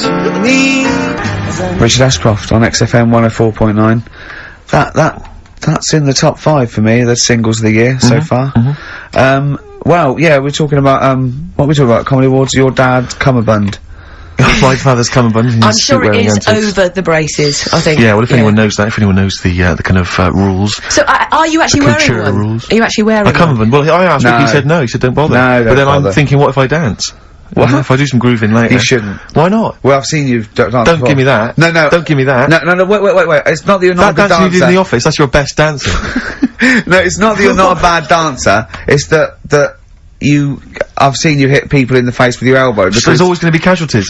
Actually, Rick, if someone's busting a good move, it's murder on the dance floor. I've danced with Steve. Have you? I know, at one of indie discos at Uli. There you are, you've never forgotten. And he's good. He's I am alright. pretty good, aren't I? Yeah. He is I tell you, actually the only problem is because you I'm were so in the tall. bar, but because I'm so tall, I do tend to tower like 2 foot above everyone else, and that does make me look slightly freakish. I wasn't going to use that word, but I can see where you're coming from. Yeah. So I do feel slightly self-conscious. Why don't you hold them? Why don't you carry them when you're dancing with them? So they're... Well, no, but the thing is because then you could dance with Jeanette Cranky and still not look too weird. Sure, but that wouldn't be weird, would it? You holding Jeanette Cranky and dancing with her. Would that be weird? I think we've all had that fantasy. But, what I tend to do is because I'm conscious that everyone is can see me and that I'm sort of, I'm quite visible on the dance floor, what I'll tend to do is maybe dance on any kind of podium that they might have in some of the bigger dance clubs or, any kind of stage. I'll just get up there, bust some moves. Yeah. Because then it's like, I may as well put myself on public display. Yeah. Rather than just people think because then you're going, look, I know what I look like. Yeah, I know how great I look.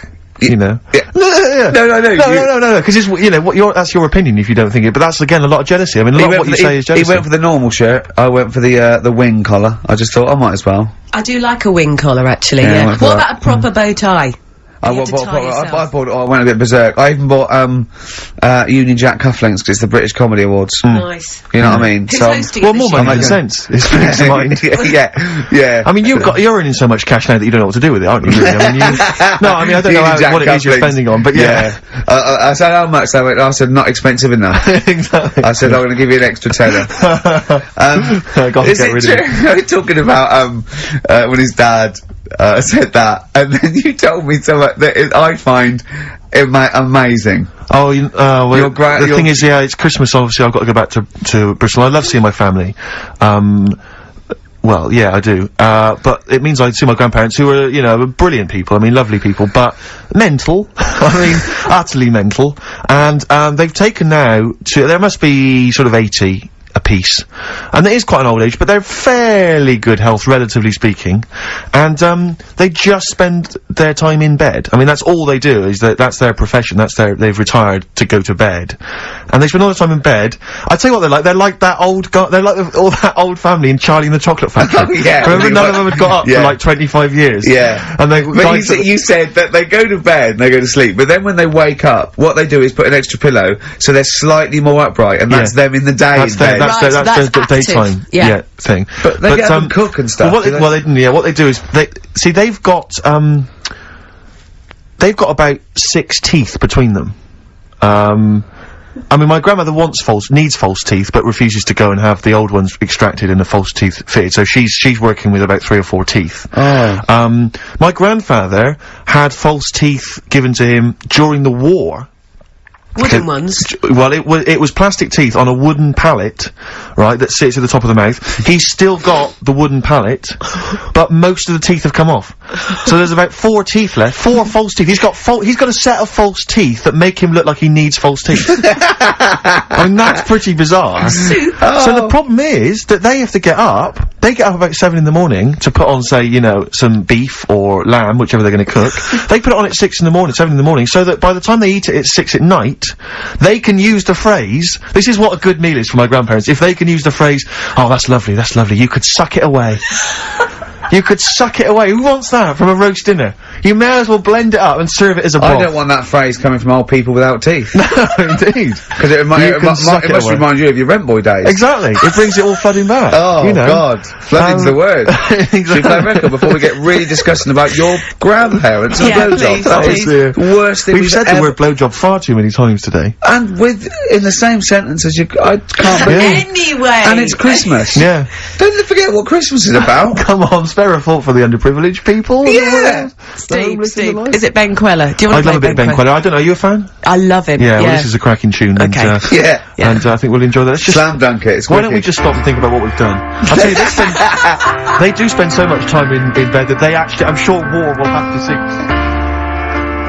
Ben Queller, in other words. That's fantastic. That ending is, oh god, it's like Ben folds 5 bit of old out, and that's great. You had him in session, didn't you, Claire? Yeah. Did you meet him, or did you? Because he's quite young, isn't he? He's very young.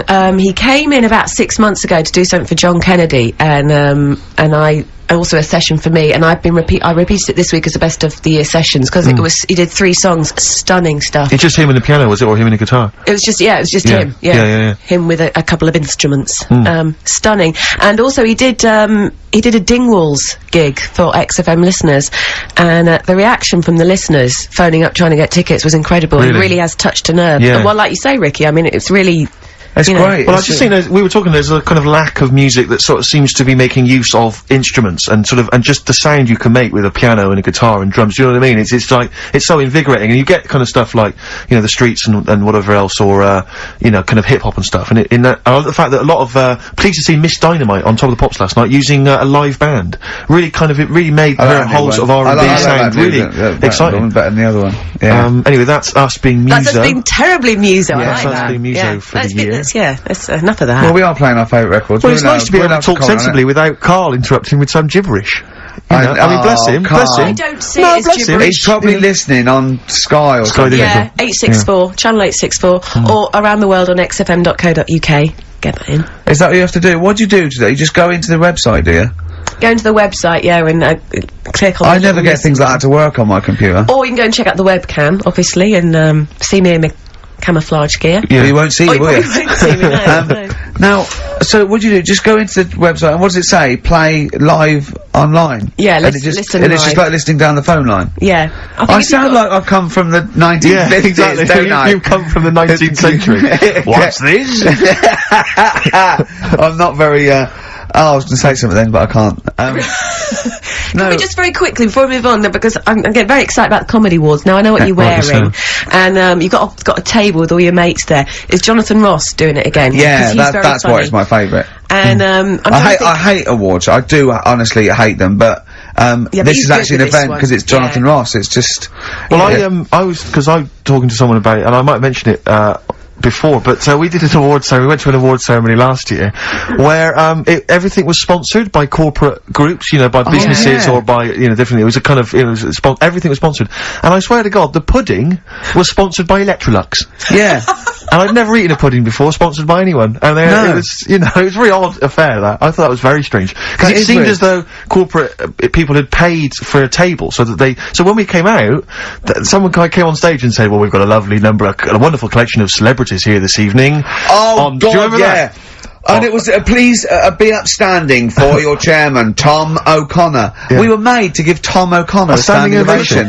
We had to stand up so we could give Tom O'Connor, former presenter of Crosswits, a standing ovation. We're talking about the cream of British, TV talent, giving him a stand-up. Not that he doesn't deserve it, I'm sure he's a great entertainer. But so I think, Sir Cliff was there, wasn't he? Seen the back of the stage this week? I don't want to talk about it, it's too embarrassing. Why? Tom O'Connor's on there, thanking Mel Young, the BBC, for giving him a part in Doctors. Yeah. I love that. He had to take out a whole page. It's so sweet. He obviously spent the fee being paid for the show. He's just so pleased to be back on TV. What, an advert? Yeah. A whole page thanking the BBC for having him back on TV. But we're laughing, but it's going to happen to you in about a year's time. Exactly. Oh, God. Anyway, I just want to know, bad behaviour. Who do you think's going to behave badly this year? Because I don't think anyone. We've had, you know... Well, we had the Barrymore and Clary and... Clary, the fisting, and Barrymore throwing his monitor. That was funny. It? The Hearn, what was she? She's heckled that dead bloke. There's not really any sort of, there's not really any kind of wayward people at the moment, is there, in showbiz? In terms of entertainment comedy, there's no one who sort of seems to have a drunk or drugs problem. I'm worried about Ricky. Sadly. I'm worried that, you know, something might take hold. The devil may No, I think he's very careful. He is a bit careful, yeah. He's so, too tired. Yeah. Too tired. Shout and scream. You have been kind of coughing and wheezing throughout today's show. I had a fight, didn't I? Oh, we should talk about the fight. Yeah, we can't give out the result. We can't give the result out on the fight, but... No, I've got a cough. I just got a cough again. Got a bit of a cough? I'm scared I'm allergic to something. What if I'm allergic to, I was worried today that... What if you're allergic to wheat? Oh no, well that'd be terrible. But I was worried, what if I'm allergic to my cat? Get rid of it. Oh no. Well, it seems that easy, but... Well, it is that easy. Throw it out the window. That's how I sort out that. I'm not a trained doctor, but that's how I sort that one out. I just like to apologise for any, But they always land on their feet, don't they, cats? So that'll be fine. do, And it's got 9 lives, so if it lands on a spike, it'll be fine. Oh, don't. What happened to me?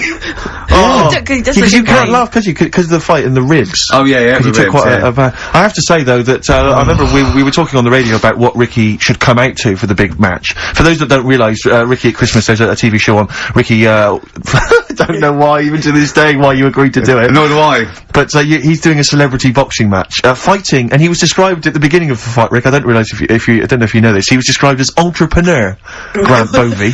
Well, husband of Anthea Turner. I don't know what that means exactly. Well, he does bits of business, I guess. Businessman. Sure, yeah. Businessman, entrepreneur. Yeah. But, Like Arthur Daly what was was I described as? yeah, you were described as I think fat, funny man? Oh, right, He might be great. something like that, or a comedian and actor. But Ricky came out to, Mama Said Knock You Out by LL Cool J. Nice. I don't know whose suggestion it was, I think it might be mine, but it was, blinding.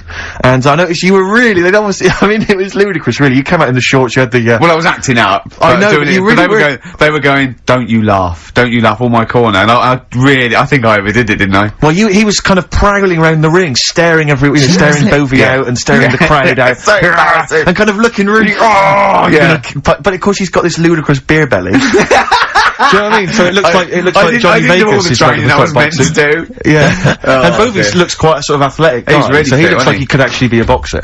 But did you have like obviously they're filming it for telly. Did you have the production crew saying, right, stop, cut, can you just do that, throw that punch again?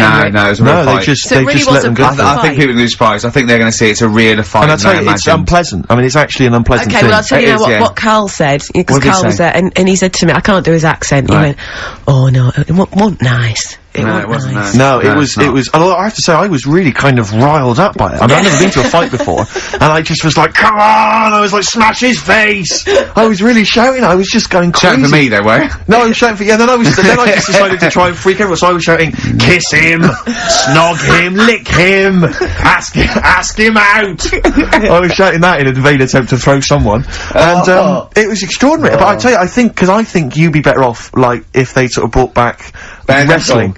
Wrestling from the 70s, like Big Daddy wrestling and would be H-Back. fun. Mick McManus. Yeah, Yes. exactly. Because I think you've got more the physique for I wrestling. think I'm too young for wrestling on British they were always television. about 65, I weren't think they? they're 58, one of them, Yeah. Les Keller. Yeah, but the outfits are fun. Oh, they get, yeah, all a Extraordinary, bit yeah. too tight, weren't they? Yeah, some and of it was those always that kind of outfits? shiny, whatever preceded lycra. I know, with just a little winkle showing.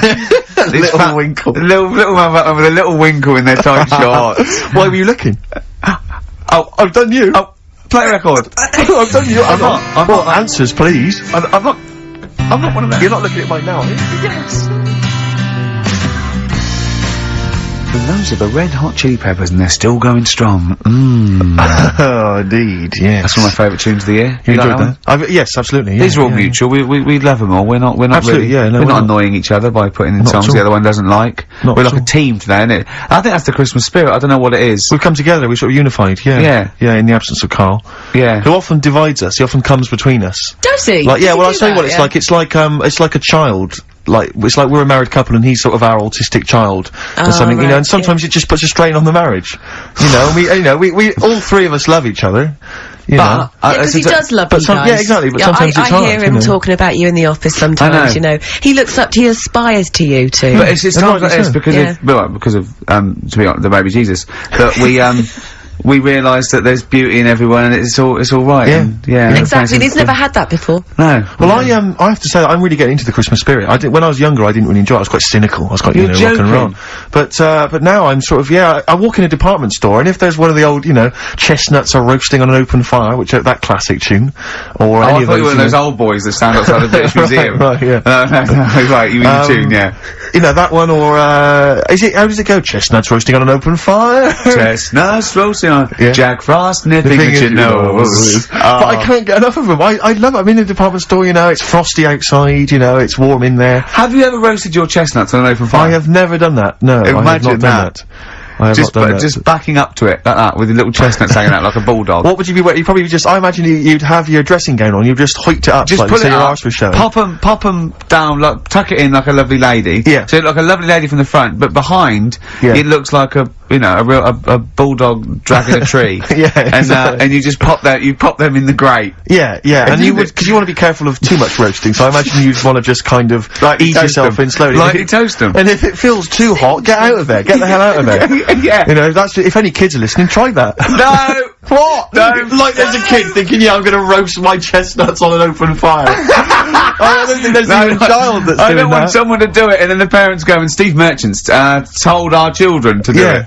We're probably we're probably in trouble now because of that. Where's the kid gonna find an open fire like those? I mean, it has to be the sort that they use, those kind of barrels. It can't just be open fire at home. That doesn't count. That's just stupid. If you're gonna do it properly. Oh no. We're having such a nice time there. We've lowered the tone. I'll tell you what'll perk us all up though. Richard Anderson has emailed us. He's loving the show, is he? Well, I don't know if you've heard this, Carl. Carl, I've called you Carl. That's okay. That's okay. I'm Claire, pleased to meet you. Is it the shaved head or the stupidity? Yeah. It was the k sound. Because didn't I call you Arthur or Jack or something last time? You called me, I can't remember. I don't know, but it was quite embarrassing. Claire, I'll be honest with you, Claire's quite an unmemorable name. Yeah, I know. But yeah, Dickie Anderson, he's a guy, I'll be honest with you, he's not a big fan of the show. But well, we're getting to winning round. He says, dear Ricky, the more disappointing your show becomes, the more I seem to look forward to it. Now I see your face plastered across London. Is your show some sort of curse put on me by an old gypsy woman I've annoyed? You know, a good point, Dickie, but, Dickers. But Randers, as I call it. He can't listen now, I know what he's doing. He's tucked him in, he's backing into the fire as we speak, and he wants to roast them until they spit. Oh dear. Thanks for listening, Anders. It's a Merry Christmas to you and Happy New Year. And as you know, you've got a lot to look forward to, because our first hour is always the best. That's exactly so you're going to be loving it till 3, cockers. Oh dear. What should we play? Well, this is, every so often I get sent, a CD by a friend of mine, Harry, who, just sorts me out with tunes that I may have missed. That's such a good idea, It is a great idea, and, this is one that I think it came out this year. It's a Teenage Fan Club, and they teamed up with Jad Fair. And I think it's a mixed bag, the album, apparently, but this is one of the good tunes on it, Near to You. I'm afraid your CD isn't working. Oh, no, it is there. No. Oh, it's not me, Steve. Honestly, it keeps Claire, stopping. It looks like it's you. No, honestly. You're pressing buttons, you're fiddling with buttons. No, look, it comes back again, look. Right, you can't play that. Look, I didn't touch it. This never happens when Carl's here. It does. It does, you're right, yeah. Yeah. I tell you what I'm gonna do. I'll swap it into another CD machine. Can we play Oasis? It's another one of my favourites. The Oasis back on form. Yeah, Rick, I'm not discrediting the tune. I just feel like Steve's not happy. it was a good hour. It was a good hour of radio, and it's just been cheap. Actually, you're right. It's just gone 2 o'clock, and already. Starting to fall apart. Well, this doesn't bode well for the Comedy Awards. This is a good anthem. This is a good Britpop anthem. Old Noel back on form with the old singer-songwriting. This is Little by Little, and Oasis. He's a giant. He's like a giant, isn't it? And he's a giant, and he starts off little and gets bigger. Little by little, he gets little bigger. by little, but it's bigger by bigger, I'd have called it. Yeah, well, that's what makes you, a genius. Award-winning. Yeah, absolutely. Oasis, Little by Little. Little by Little, do you want to explain who you are? We played some great tunes. I'm Ricky Gervais. No, I'm Steve Merchant, and that's Claire Sturgis standing in the car, and it's XFM 104.9. Yeah. And, playing the great tunes. What was it on Sky?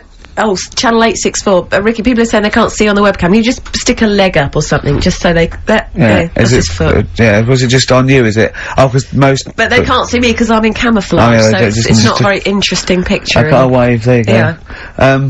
Does anyone log online? I don't know how does the webcam look? I've not ever seen on a webcam. Is it just kind of, because normally aren't they kind of really sort of, jarring and does it take pictures like a digital camera? It's every 15 seconds it updates. Okay. You get a still picture. Is it right? I see. Okay. Right. Oh, it's still pictures, is it? I didn't realise that. Yeah, every 15 seconds, yeah. So they can't actually see, you know, like if I was to bust some amazing dance moves. No, they would just see Well, snapshots if you did it every 15 seconds like you move, they could then print them off and do like a flicker book. That would work. So they could see, amazing. they could see you doing windmills and, you know, really, King Tuts. yeah, all that. Yeah, scissor kick. I'm running out of steam now, Steve, a bit tired. Are you? So I've got 50 minutes to do, so we better think of something to say or Well, I genuinely was going to ask you, because obviously Christmas is approaching and I've not even started to think about Christmas gifts, so I don't know how you're getting on, Claire. I never do. But, because Claire, you're aware of what Ricky bought his family last year, aren't you?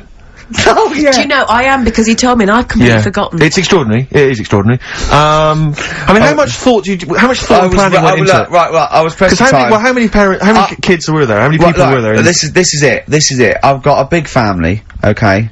Well, not big, but I mean, they've got lots of kids, so I'm sort of youngest in my siblings, and so they've got kids ranging from like 30 to babies, and there's about 15 of them. And you buy them all? Yeah, I'll try and get them. Try and get them all. Nice. So what is it? Wait. So I got a lift down. And I thought, what can I get? I thought, I can't just give him the money. I'll stop you there straight away, if I may. What? You notice he's on the way down for Christmas Day. Oh, right, so he's on the... Oh, right! He's on the way down. This is when he starts... Boxing Day. So this is when he starts to think about buying them a gift. Yeah. On you go.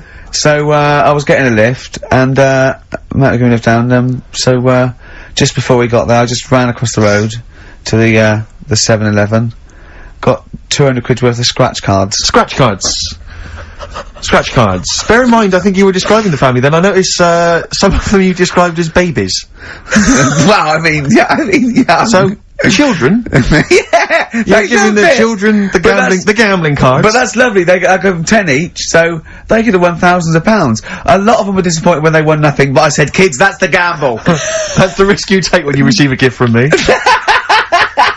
But the great thing about getting, some of them won. Some of them were laughing. But the great thing about getting kids hooked on gambling as a Christmas gift is it's the gift that keeps on giving. Yes, it is. Yeah. Throughout your adult life. It gives and it takes. Exactly, so it's fair. yeah. I don't hand them to children, I handed them to the parents. Right, they chose to do them. They could distribute them as they wanted. Sure. So what are you going to do this year, Ricky? But how are you going to top that? Yeah. 300 quid worth of scratch cards. I've got a bit of money now, a bit more. It's the most thoughtless and the Office on pikey DVD. gift I've ever heard I of. think they might be getting the Office on DVD. Signed.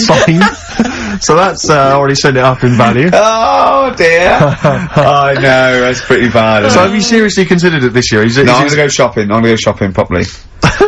Yeah. If you want any help, I am the queen Didn't you take of a small shopping. roulette wheel down there, wouldn't you? Genuinely, didn't you buy like a roulette wheel? No, I had it. That's down there from when I got it when I was about 10. Oh right. And sometimes I'm the banker. I always win. Yeah, of course. But they've got to learn a lesson. The banker always wins. I bet it's a valuable lesson when they lose money to me.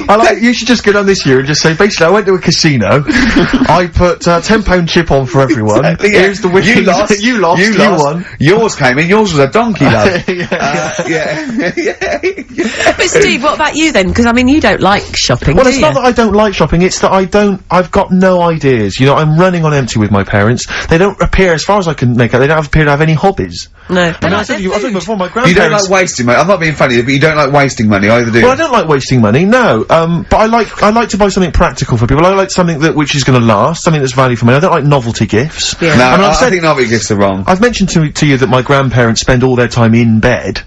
So there's only so many kind of, you know, sort of bed socks you can buy, you know, and ointment for, you know, bed blisters and so on before, you know, you run out of ideas. What about some of those novelty teeth? Because that would be, you know, a nice jokey present, and they could probably come in useful for chewing the broccoli. Yeah, exactly. Oh, do you know what would be nice? One of those... No, I'll tell you when... No, those sort of travel pillows. So, you know when you're travelling and your head sort of falls down like... No, but they travel from vertical to almost horizontal. They're sitting up in their bed. Get on one of them beds that come up. You're not made of money. What am I talking about? Like Thora Hurd's bed. Thora Hurd's bed. Does her feet ever touch the ground now? Do you know what I mean, though? No, it's literally... She goes shopping in one of those little trolleys. She goes straight into her room. She's up the stair lift. She gets lowered into the bath. Yeah. It's terrible. ludicrous. I'm just lazy. I mean, I tell you that, but I mean... Well, there's a whole but if you're earning the kind of money that, you know, that Heard is on, you know, with her songs of praise and whatever else. Exactly. Money for she was at the Comedy Awards last year, wasn't she? Well, I'll give her an award. She's up the stairs like a greyhound. She can move then. Yeah. But so I've got no ideas, absolutely no ideas. Okay. But any suggestions are welcome, Claire. What are you going to get your family? You've already well, put I know I obviously can't tell you because they will be listening. Right. But they're all outside at the moment because my family are coming to meet me after the show and we're going to swap presents then because, okay. Outside. Are there any Office in Leicester DVDs? Square? No, I haven't. Books? No. Because I should point out that the Office DVD is currently available. Good, I actually did go and buy. I actually went and bought it myself. You also buy it and online. I am enjoying the scripts, by the way. Excellent. That's in. I love the fact that we're authors in the top 10. Yeah, we're in the top 10 bestseller list. No. But to be fair, we're at number 7 in the paperback non-fiction. Now I don't understand how that can be non-fiction. Yeah. Because it's the transcript from a made-up television it's not a real show. documentary. Exactly, yeah. But we're beating these poor people. But we're officially best-selling authors. I think that's fantastic. Which is excellent. Which is very good. My favourite bits are the emails at the start. I like well, I mean, them. a lot of people don't know what you're talking about, Claire, but of course if they pop down to Waterstones or Booksy Cooker, they can sort themselves out there. Nice. I like your style. Can we have some more music now? Let's have, what plays? The Streets, maybe? I mean, the Streets is obviously one of the albums of the year, and this is one of the album of the year. This is Week Becoming Heroes, I think the last single, and Dynamite it is too. Eric Sermon, and what's the tune called there? It's called React. Yeah, React. From his debut. No, not his fourth solo album. Not bad. I'm enjoying the tunes. Steve. No, absolutely. I'm enjoying the chat. I'm enjoying the tunes. We've been keeping it real. I'm enjoying the penultimate show before Christmas. Last message from Anders, I suspect, for the day. He says, I've just roasted my chestnuts over an open fire. It's a lot more enjoyable than listening to your show. He's pretty snappy, is Anders. Yeah, you know, he keeps them coming, you know. It's a shame that, you know, that we sort of couldn't sort of maybe meet up with him and try and persuade him that, you know, he should come over to our side rather than, you know... Come over to the side. Exactly. Yeah, come over to this side. I think we've got him though, because Do you think so? Yeah, apparently they did this survey in America. People who loved Howard Stern listened to an average of like an hour and a half a week, and people who hated him listened 2.5 hours a week. Yeah, exactly. So I think he's probably more faithful a listener yes. than some of the people that quite like us. Exactly, yeah. You know what I mean? He's got to listen, I'm the same with some people, I've got to listen to things that I just think are awful, I can't. You know, it's compulsive viewing. So, you know, I don't care if people listen to us because they hate us or like us. No, indeed, as long as they're listening. I was on the tube. As long as they're spending money on the advertisers. Other day, yeah, I was on the tube the other day, and obviously there's lots of pictures of you guys, and there's a young couple. And the guy was trying to explain to the girl what you did, and he said, "No, you should check them out. They do quite well, actually." Really? Nice. That's very sweet. Why was he explaining to her? She didn't know what was happening, or I don't know. I sort of, as I walked by them. Have you leaving out the fact that she went, "Oh, I hate that bloke"? No, not at all. No, because I would say that because that would be quite. He had some Germans laughing at him on the tube because they recognised him. You don't think of that. Well, because obviously Ricky doesn't travel on the tube anymore. He's too rich for that. I never did. I always thought it was beneath me. Sure, but they used to walk everywhere, didn't they? But I'm still forced to take the tube, and I sat on the tube, and it pulled up, and outside the window, just happened to be on the station, was one of the posters with us. So I was kind of there, not realising it was behind me, and these big kind of fat German or maybe Bavarian guys. Well, they're in lederhosen eating sausages. Yes, they were. They're Bavarian. Yeah, they were. And I noticed one of them kind of looked at me, then looked at the poster, then looked at me, just happened to say it, and wittered something to his friend in German. You know, I don't want to try and do an impression. That's freaking goggle-eye. Oh, whoa. I think that... No, but I know what you're thinking it means. It doesn't mean that. Right, okay. It means... What's a rough translation? Elegant boy. Right, okay, yeah. And so anyway, he pointed goggle-eye. He pointed out the poster, and his That's mate... lanky piss and streak. And his mate burst into laughter. And then we pulled they've got a great sense of humour, the Germans. Well, that's the thing. But we rumbled onto the next. We rumbled onto the next station, and the poster was in exactly the same place. And this time they tapped the shoulder of someone else on the train and pointed me out, and that person also laughed. An Italian. There was a French. Was there a bloke with a beret and a little moustache on the other side? Yeah. Was the United? Did you get on the United Nations Express? Just to. Oh, imagine that. Yeah, it was fake. See the freak. Look at this freaky goggle eye. Right, whereas, I love the fact that before, you were at least pretending to be speaking German. Now this is an Italian with an accent. It's just a guy speaking perfectly good English.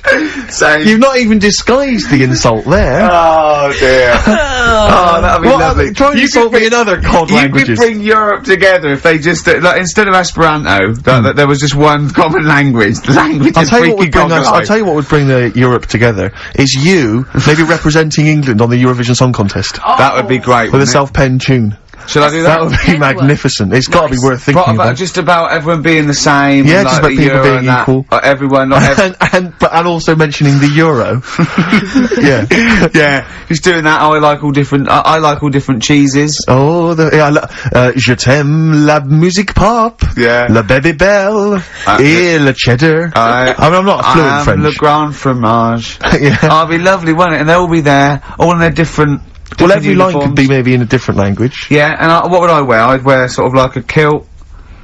You'd wear a kilt, but you'd also have on your head one of those kind of big, what are they called? Those big furry hats that beefeaters or whatever wear. Or Yeah, one of them. Is it kind of a busby or something? A busby? Yeah. Wear one of those, or maybe a kind of policeman's helmet.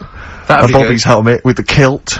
Yeah. You'd have the clogs. I'd wear the policeman's helmet under the kilt, so they just thought I was really enjoying the show. Yeah. Good idea. Hey? Excellent. We talked. Well, I think we talked for about 3 minutes without having to mention some kind of genitalia. We should celebrate by playing one of my tunes of the year. Really? What one is it? U2 Electrical Oh, Storm. I know you're a big fan. I know you're a good big fan. choice. Well done. Cheers. Electrical Storm, U2. I think that's my favourite of the year. If I had to pick one, that's great. And I do still feel slightly guilty about dissing them throughout the 90s. But, you know. Don't feel guilty if you didn't No, like it. yeah, did I you? like the them, 80s you've stuff, done. I didn't like the 90s stuff.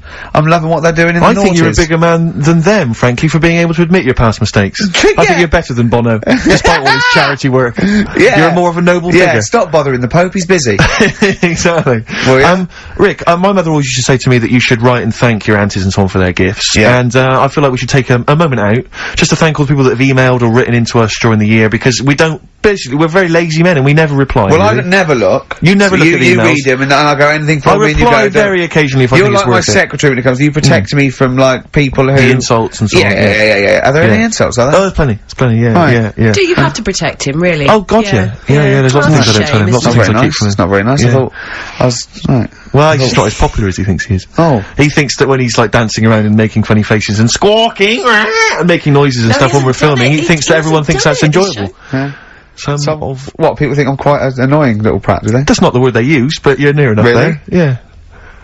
Yeah, they didn't say prat, but you're on the right lines. Okay. For instance, we had an email here from Graham. He says, please stop the chat and let's hear some more great ads, as I'm still not sure what mobile phone I should get the wife for Christmas. Well, maybe this'll help you out.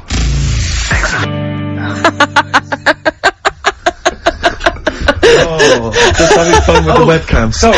I didn't... Yeah. We're just playing with the webcam. The webcam's an absolute treat. That is a lovely picture, There's a little Steve. picture there of Steve on That's it. Oh. lovely. Right, That'll keep the was ladies Feeder. happy, That was Feeder. if I know them. Great. Yeah, no, that's one of my favourite tracks of the year as well. Feeder, you've enjoyed that? Which is what we're doing. God, it's gone quickly. It's only quarter of an hour to Yes, go. indeed, yes. Carl will be back next week for our kind of Christmas bonanza. I say that, we've got nothing planned. There's no No, reason why it that'd be should be a nice. bonanza. That'd be No. nice, yeah. Oh, But we'll dear. play some Christmas tunes, and no doubt Carl will have some kind of festive game for us, maybe, or a festive, some Well, we're festive introducing trivia. a couple of new games. I mean, he's struggling with Rockbusters, which we've missed this week. Educating Ricky, he thinks there's nothing out there. All he could find was a parrot and a dog in a car wash. Yeah, you can't find any more interesting Still stuff. a little bit upset that we told him about intelligent crabs and babies forcing their way out. Yeah, we early. stitched him up last week by telling him some what we claimed were facts. Alright, because I was out shopping, so I missed it. Yeah, Right, tell me yeah, what happened well, then. you know, you Well, can you know, always he get sort of little believes portables, anything that's weird Yeah, and wonderful. And we just yeah. made up this story. So I said two bodybuilders, got married and, she had a baby, but it after 6 months or 7 months, she was in bed asleep and she woke up in terrible agony where the baby, where it had born, the bodybuilder, had forced its way out of the vagina and was pulling her along by the umbilical cord. Yeah. And intelligent crabs and stuff like this, and he was genuinely disappointed. Yeah, that they weren't true. But he came up with a new idea. What I'm gonna do is tell him 3 things, Yeah. one of which is made up and ludicrous, and 2 incredible facts, and it's called, That's Ridiculous. Brilliant. So he has to go, number 3 is Ridiculous. It's a winner. Yeah. Karl always comes up with the title first. You don't have to work the game show out from the title. Have you started work on That's Ridiculous yet? No, I've thought of a couple of things. It is great. It's so much fun to say, isn't it? Ridiculous. Yeah, that's Ridiculous. You're correct. Basically, it's like Call My Bluff, isn't it, really? It's not unlike Call My Bluff. It's not unlike Bluff. It's not like Bluff. You've, So, yeah, we've had Oasis, Streets, we've had U2, we've had some cracking tunes. Can we get away with playing Nelly? Hot in Here? I think it's a cracking tune, I really do. I just think, again, you know, I'm not interested in what genre you think it fits into, or whether you think it's cool, or because kids like it, you're not supposed to like it. It's a good tune, and I think we should try and stick it in. But before that, Rick, could I just play one track? We did play it much earlier in the year. It's from that album, Son of Evil Reindeer, by a band called The Reindeer Section, and this is a cracking little tune. I just think it's beautiful, and nice to hear it. Oh, beautiful, marry it then. Oh, nice, isn't it? Very Christmassy. It makes me want to wish everyone a happy Christmas. Indeed. You know yeah, do it. No. Okay. That's called Grand Parade from the album Son of Evil Reindeer by The Reindeer Section. It's a nice tune. It's one of my favourites of the year. By the way, not at all, no. That's my pleasure. It's my pleasure. Claire, just big highlights of the year for you as a final roundup. Sort of things have you enjoyed this year? I mean, musically maybe, or maybe stuff you've, you know. I've enjoyed that band, The Music. Okay. And The Rapture. Sure. And the Electric Six. Remember last time I sat in for Karl, we played Danger High Voltage. Yeah. Like one of the first times. That was the first time I'd heard it. And now we're playing it every hour. Yeah, because you're sort of a pioneer, aren't you, musically on XFM? You're one of the people who keeps it pretty raw. the early days of Idlewild. Ricky, do you remember the early days of Idlewild? I'll take that back as well. Teasing you about them playing the Pinder and Wakefield stuff. That latest single I love, and the video's great as well. Yeah. I'm a big fan of Idlewild now. You'd no, great, brilliant. Yeah. So yeah, it's been a good year. I haven't been out to many gigs, obviously, because I do the evening show. But you know, all the sessions which I'm doing the best of next week. Quick plug for the show next week. Best of the sessions. So yeah, it's been good year. Low points. What? Low points. Do you know what mine are? What? Poverty and war and everything. Oh, I always hate it. I always hate it. No, you didn't say that. Yeah. No, you were going to say. I was going to say. No, you were going to say the streets or something, and and you didn't care about all of the people dying. So don't try and do it now. I'm thinking specifically. You're nasty. You like that. You like poverty. Oh, you like poverty and salvation. Play a record. That's interesting. That's interesting. What? Near Christmas time. What a horrible. You hope kids go lame? You're evil. That's terrible. That's a terrible thing. Nelly, hot cheeky little bit of Nelly there on XFM 104.9. We don't care. Springsteen and Nelly, you don't get that on XFM, do you? No. Usually? No, indeed. We don't live by the rules, Stu. Absolutely. As I was listening to you then talk, you got bored? No. It reminded me of an email that someone sent in saying that they listen online, but because of however slow their computer is or whatever, it kind of stutters all the way through. You want to point out that is the way I talk. No, but they said it only happens when you talk. And I think they've correctly identified that it's not the computer at fault. Well, that's why I was worried about doing this boxing match, because I've definitely lost my looks, and I already slur. Yes. So there was really no danger of any damage. No, exactly, yeah, you do sound punch-drunk constantly. Exactly, but that's just part of your charm. Well, listen, that's been a lovely 2 hours for me. I've enjoyed it. I hope the listeners have enjoyed it. I hope you've enjoyed it. I hope Sturgis has enjoyed it. I've enjoyed it, yeah. Well, I didn't really care if you enjoyed it. Don't butt in when I'm talking to Steve. You know, you won't You're here do to it press again. the buttons, Sturgis. But we're going to play now a Christmas song for the lovely Christmas ladies. I don't say it's so much Christmassy, but it's one of the tunes I heard this year that really tie it into a festive thing. So. Well, you're a fool. You've embarrassed yourself. You just showed up that there's no planning. This is was given away on a free CD on the cover of a magazine. I just think it's brilliant. It's a Lamb Chop, who are an excellent band always, doing a cover of an obscure Rolling Stones tune called Backstreet. A bloody good meal as well. That's true enough. So we'll leave them with this. It's Backstreet Girl, Lamb Chop, and see you next week for our final festive show. Yeah, thanks very much. Embarrassing. It's something embarrassing, thank you. I don't want you to be. I was in a bad mood already. He's been in about 3 minutes and he's in a bad mood, getting stressed. If you can't hack it, leave. What's the matter with you? No, I'm just saying. I was meant to enjoy last Saturday off and I didn't. Why not? Why is that our fault? Because you weren't here? Just because... I don't know, but... Are you not in the Christmas spirit? Why didn't you enjoy last Saturday? What did you do? I went all the way back up north again, right? Because, it was Suzanne's dad's birthday. Right? I was busy last week, didn't have time to get him a present or anything. Didn't have time to get him a present. So I got to Euston Station, bought a card for him, which was a Christmas card, so he wasn't happy because he was saying it's my birthday, and I said, well, I won't be seeing you again. So I've got a joint card. And then we went out. Did you get him a present? Well, no, because we went out on Saturday night for something to eat at this pub that he likes. It does nice steak and onion rings, right? Lovely. So he should have been happy anyway. Yeah. But what, you paid for it? No. But you should have been happy anyway. Suzanne paid for that because it is her dad, right? Not mine. So I said, all right, what can I do? I said to her. So she said, just buy a few drinks or something. Anyway, I didn't get around to getting drinks. I can't believe it. Can't believe it. Round to getting the drinks. Right. So I said, right, I'll pay for the cab. Right? Oh, what a lovely Christmas gift that is. Yeah, £2.50. I paid, no, it was like £3 there, £3 back. So £6 you spent on him? Well, no, I spent more, see, that's what he said. He said, get the Bolton and back, can't you, for that? He said, oh, you've spent on me £6 for my birthday. I said, no, I haven't, because I gave the taxi driver a tip. I'm a little bit worried about his attitude as well. Because even if, I mean, that is a stingy present, but you don't say... Well, I mean, let's be honest, that's the worst Christmas gift ever, because, I mean, you're pretty bad, like we discussed in the past, but at least you spend a bit of money. Yeah. It's just thoughtless. Yeah. This is nothing. I know. You haven't given him any time. I mean, I would... And I knew my demographic. They loved it, my family. They couldn't believe their luck. You know. Well, a tenner. You spent a tenner on him? Well, the cab fare was £6. But the thing is, I don't think he's saying that. I think it's the fact that this is like, you know, frittering away in everyday life. Kind of thoughtless, he would have loved to, I'm sure he would have been appreciative of a lovely £10 gift that you cared about and bought.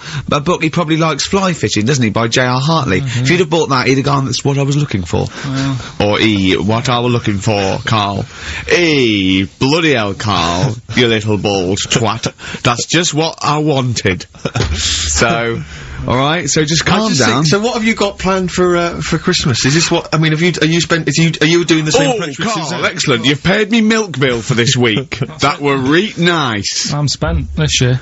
So have you planned anything for Suzanne, or are you just I'm taking her out Christmas Day for something to eat. Well, does she know that? Was that? She's working today, so she, you know, so... Right, okay. So what Christmas gift have you got? That's it, I'm taking her out. What, you haven't got a present? No, because we've spent a lot. Don't forget, that's half yours, though. You're going to be eating. You're not going to just be sitting there watching her eat, going, "Oh, I'm hungry, but I spent all." You're going to be eating as well. That's half yours. So she's got nothing to unwrap. He's like a cat who's been hit. She's got nothing to unwrap. There's nothing. She's going to hand something over to you because I've met the woman. She will. She'll hand something over. You'll open it. You'll love it. I might get something today. But you shouldn't take me to begrudgingly persuade you to do it. God. Yeah. Right, so... Yeah.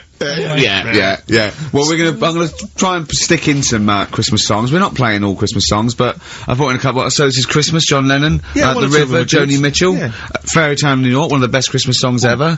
Oh, what about a bit of Pretenders? That's a good one, 2,000 Miles. Let's hear it. Pretenders, 2,000 Miles, on XFM 104.9. This sort of Christmas edition. We're not here next week, are we? No. Carl is, aren't you? Well, you are in a way. I was doing a best of, innit? Is it a best of? Yeah. Brilliant. Have you been putting it together? Not yet. Okay. You wanna get I'll do it today. Tell me what bits you want in it, and I'll sort it out. It's not for me to say, is it? Yeah, it is the best stuff. Well, maybe people could email in with their the highlights of the year for them. I'm trying to think what they were. I mean, mostly talking to Carl. It'd be mostly Carl, wouldn't it? Mostly Carl. Gibberish from Carl. Oh, I think it'd be an awful lot of educating Ricky from Carl. Well, ricky.gervais@xfm.co.uk if you've got any thoughts on stuff you'd like to hear. Again, is there anything you'd like to hear of Carl saying something stupid, me and Steve laughing or slapping him? Yeah. That's basically the competition, isn't it? Well, there's a couple of instances where I tried to kiss him, I think, and you encouraged me. Yeah. Those are some highlights for me. I wish I'd have videoed that. Yeah, so do I. You mentioned educating Ricky. We've only got, do you know, we normally have like 3 instalments. Yeah. We've only got 2 today. Why? What happened? Just, well, you clearly weren't busy Christmas shopping, so what's the Yeah. Well, like I say every week, it's a bit of a struggle finding stuff that I can teach you. But at the same time, what we have got, we've started the feature, I teased MTV with it, right? So I thought I'd best start doing it before they get someone like Zane Lowe presenting it or something. Yeah. So, do we need them? Do we need them? Yeah. You should explain do we need them for those that don't like the show. Well, it's sort of education about animals and stuff, and if we need them. So, like, David Attenborough once said, you can get rid of people off the earth and it would carry on, there's no problems, but, you know, get rid of a monkey and you could have problems on your hands. So is that a direct quote from Attenborough's current autobiography? Something like that. I think so, yeah. So what I've done today, right? He always starts having it with, right, so then. Yeah, exactly. Yeah. So... Yeah. And he always ends things, you got yourself all sorts of problems. Yeah. So that's done. That's coming up. Enjoy that. Enjoy that. I've spoke to a woman about, jellyfish. Oh yeah, because I know you're not a fan. Not a fan of them, so we'll be speaking to women or jellyfish? This is a woman. Either. Yeah. So we'll be sorting that out before 3 o'clock. We'll be finding out if we need them. Putting that one to bed. He's great, and he's great. And then we've got a Christmas edition of Rockbusters, which I found out yesterday. Go on. Channel 4 have ripped it off. Go on. It's on their teletext thing. That's outrageous. Yeah, on their teletext page, someone said. What are they doing then? Like Rockbusters, they're copying the format. You sure they're not copying Blockbusters? No, it's someone said it's a cryptic clue of a band and that, and initials, and you work it out. That is despicable. I mean, we should investigate this. So they've fundamentally ripped off the idea of being allowed to do a cryptic clue to guess a band. Yeah, but they sort of clever cryptic clues. They certainly ripped you off then, haven't they? I'm just saying. Hey, I should just point out, because it's Christmas time, we've had an email from Dickie Anderson. Oh, Dickers! Yeah, RA is, well, he's, I suppose he's a long-time listener. Yeah. And he emails us most weeks. Ricky. If, as I suspect, I'm your only listener, I wouldn't bother with your show today, as I've got to attend some family Christmas nonsense at Auntie Marion's house. That's from Dickie Anderson, and he's good because considering he hates the show and everything we stand for, he does take the time to email every week. That counts. That counts to advertisers. Yeah, I think we've got a lot like him. As we've also had a lovely Christmas card here from Alexandra, right? Who's wishes she loves the show, she loves you, Carl, and she's enclosed some biscuits for you to save you a bit of money because she knows you goes out and get your own biscuits. And we've got a lovely little packet of Fox's why don't you wrap Creations. them up and you can give them to your girlfriend?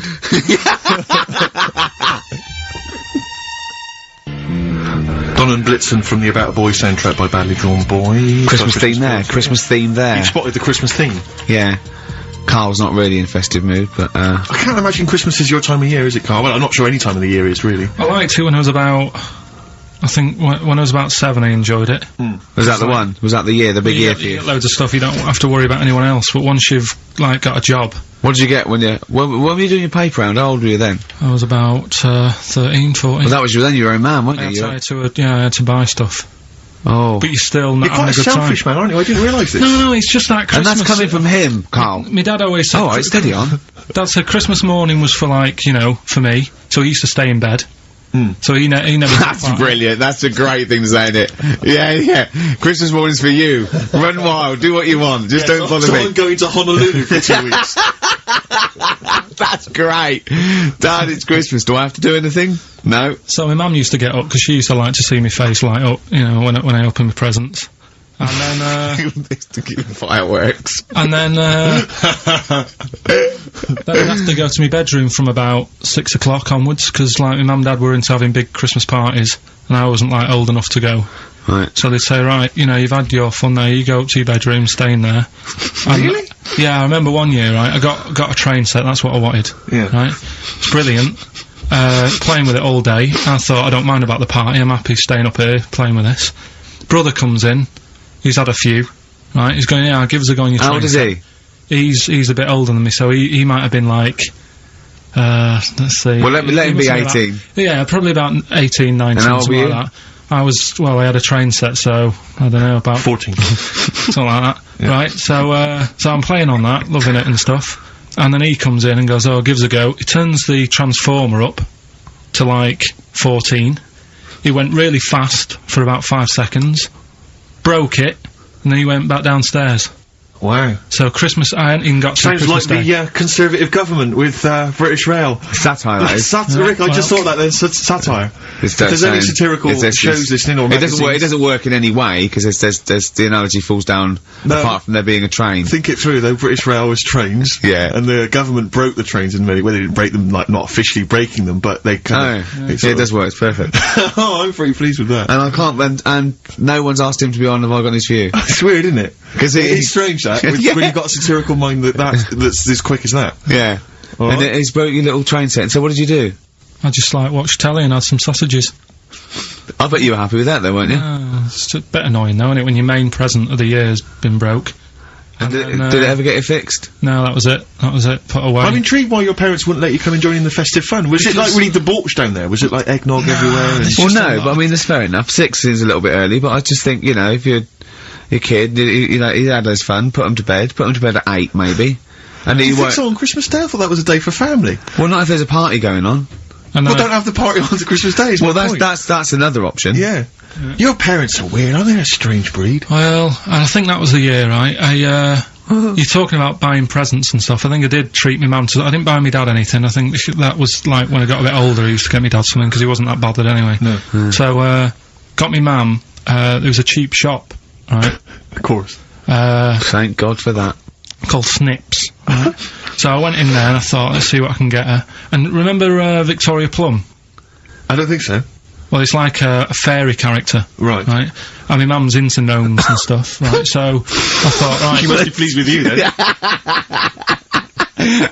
Victoria Plum. I was thinking, is that one of the neighbours? Is it like a brandy liqueur? Do you remember Victoria Plum? Victoria Plum? Victoria Plum, yeah, it's like a little fictional sort of character, right? Okay. So I saw it, I thought, yeah, she'll love that, right? So I did my paper round, saved up for 2 weeks, right? Oh. Got that sorted, went to Snips, bought the Victoria Plum. Next day, I'm in town with her, right? So I think, I know what I'll do. I said, come in here a minute, right? So we go in, and we're looking around, and I tested her, right? I went, look at that there, that's alright, innit? And she goes, oh, it's bloody awful. Oh, Carl. Oh, Carl, oh, God. So then, Christmas Day comes, I said, don't bother opening it. She said, no, why? I said, oh, no, why did you still give it to her? So, well, it's too late, I'd already bought it. Oh, Carl. So she opened it, and I was like, and she said, oh, well, that's nice. I said, why are you saying that? I said, the other day, said it's bloody awful. She said, oh no, I thought you were pointing at something else. Oh, no. So that's why I don't get anyone anything anymore. Oh, God. Play record. Oh, God. Oh. That's good, isn't it? Not bad. Gold Rush. Let you down. I'm actually quite affected by Carl's Victoria Plum scenario. Just the fact that, like, that eagerness, he wants to make sure it's a great present. He's saved up his paper round. He thinks it's like a gnome, but modern. I'm worried that you're using it as an excuse now, and that's why you're not buying anyone any gifts, because you've had your fingers burned once. I mean, you were 6, 7 years old. To be fair. No, you weren't. You were about 13, weren't you, if you're doing your paper round? Yeah, it must have been, yeah, 11 or 12 then. Oh, right. Yeah, so I'd saved up. Oh no, I'm not using it as a thing, it's just What do you get your mum this year? I've sent them some money so they can, get a passport. So they can get a passport? What do you mean, where are they? Immigrants? Are they trapped somewhere? Well, they're in a holding bay somewhere in Dover. Yeah, I've got a friend who's a truck driver who's gonna sneak them across. What do you mean? So they can buy a passport. What do they do? Sell it when they're a bit down in their luck? No, they haven't got that much money, right? They've never been abroad, and the mate said they might, take them next year, and they said, oh, we haven't got a passport, so I thought... You've got to buy a passport, have you? Isn't that your God-given right as an Englishman? No, you've got to pay for them, they're 30 quid each, so you better do, otherwise they're conning me. Right. So you sent them 60 quid? You don't get born with a passport, of course you sent them 60 quid in an envelope, have you? Well, check. Right. Yeah. I love that. He'll be watching telly and France will come on and he'll go, oh, what do you think of that? She goes, it looks bloody awful. Don't open it. No. Don't open it. Yeah. Don't open it. So you've not paid for a holiday for them, No, I've just sorted out it's the better prize, isn't it? Because they can't go anywhere without it. Well, the passport keeps on giving. Yeah. 10 years. That is, yeah. So, but no, I never used to, I mean, I can't think of other things. I used to get me dad once I started getting him stuff, it sort of used to be a dressing gown, and then, but as an extra surprise, I used to put like a cigar in the pocket, so he'd think that was it. Yeah. Then he'd put it on and put his hand in the pocket. Right, and then he'd just hit you because he thought you'd nicked it. Oh dear. So you bought him a jacket with a cigar? That's quite thoughtful. Did you sneak a cigar once on Christmas? Yeah, well, it was that's when they used to have, like, the big do's, like I say, you know, they were known for it, like, the whole estate used to know that, you know, we were having a party. Yeah. So, so they'd all come round. So they'd all come round and have food and drink and that. Pocket I can't imagine. I cannot imagine how unpleasant that must have been. Awful. And you locked in your bedroom with a broken train set. Yeah, crying. And looking at Victoria Plum, whatever that was. In the bin. Oh, in the bin, yeah. And hear her mum saying, and he got me this. Isn't this piece shit? of rubbish. You could hear him just throwing it against the wall and laughing. And all the neighbours laughing. And you'd come down just be in pieces with loads of spit on it. Just loads of gob on it. And all the Polaroids of them just like laughing at it and pointing. Stamping on it. Alright. It's brought it all flooding back. But no, I used to get up in the morning and then like they'd still sort of all be there asleep on the floor and on the sofa. That's awful. That's terrible. Christmas is surely the one day a year which is a family thing. It's for the kids. They're the ones. No, but that was Boxing Day. Well, I know. Oh, that's alright. It's it's over. Yeah. Back on the bike. Alright. Who's going to pay for this? What, me? Yes, Carl. You're doing 2 rounds today. Yeah, was your paper round supporting the entire family? Yeah. No, so I used to get up and like go downstairs and they'd be asleep, so I'd be mooching about trying to find like another present that's still working. I love the idea that these people from the estate had like squashed his presents. So I found a cigar that had been sort of lit up and then put out, so I thought, I'll have a go at that. I went outside and had a go, and that's the last time I smoked. Right. I tried it, I thought, I don't like that. I love the fact that he does everything once. Yeah. In his life. It's a line of, I've done everything once. I don't need to do it again. Oh, dear. You know, I've said in the past to you, Rick, that my grandparents, so I love them dearly, but it's like, for the last 30 years, they've been waiting to die. I know, It's like they just sort of, it's like, you know, the novelty wore off of like... life in the 50s. Yeah, they got kind of bored of it. Like, in the 40s, it was brilliant. All sat around the old Joannas, the bombs fell, singing, they loved that. The 50s, you know, that was great as well, because that was the post-war years. It was, you know, it was a bit tight in the pocket, but it was alright, everyone pulled together. And then the 60s came along, all the crazy music, the funny hair. Let's stay in bed. Exactly, and they basically stayed in bed. And, it was one Christmas when, my grandmother said to my dad, what do you like for Christmas? What do you fancy for Christmas? And, this must have been, I don't know, 20 years ago. She said, what do you fancy for Christmas, Ron? And he went, well, you know, I could do with a nice big kind of warm winter overcoat. She said, don't worry about that. Don't worry about that, because your father will be dead soon. It's right, you can have his.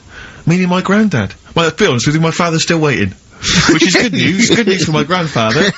Less good news for my dad. He's freezing. He's freezing. He finds out, how is he today? He's fine. Oh, okay. Oh, I'm freezing. It is it's such a weird mindset, that. I think that, to me, is what sums up people from that older generation, the 40s and 50s. And it seems to me that you've got that kind of mindset. It's like you were born in the 30s. And whenever you talk of your childhood, it's like you had, like, a baked potato to take to school.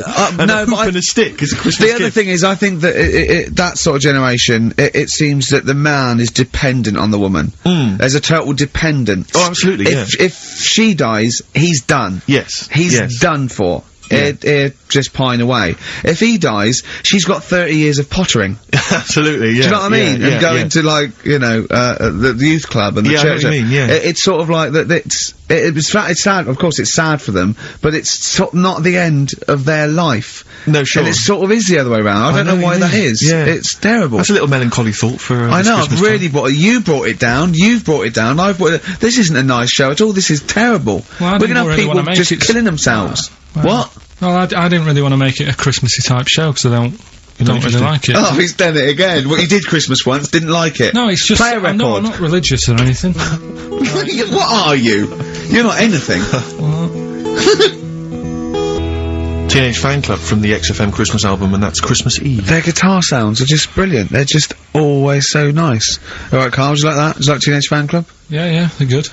Carl, I feel like you've never kind of enjoyed the wonder of Christmas. I can't ever get the sense, maybe except when you were very, very young, you know, that kind of bright-eyed, you know, thinking of Santa, you know, kind of, landing on the roof and coming down the chimney and drinking the sherry or whatever. Well, I like the idea of it, right? Sure. The sort of, you know, I used to get a couple of annuals every year, you know. So did I, yeah. And I was allowed to open one on Christmas Eve. Oh, that's brilliant.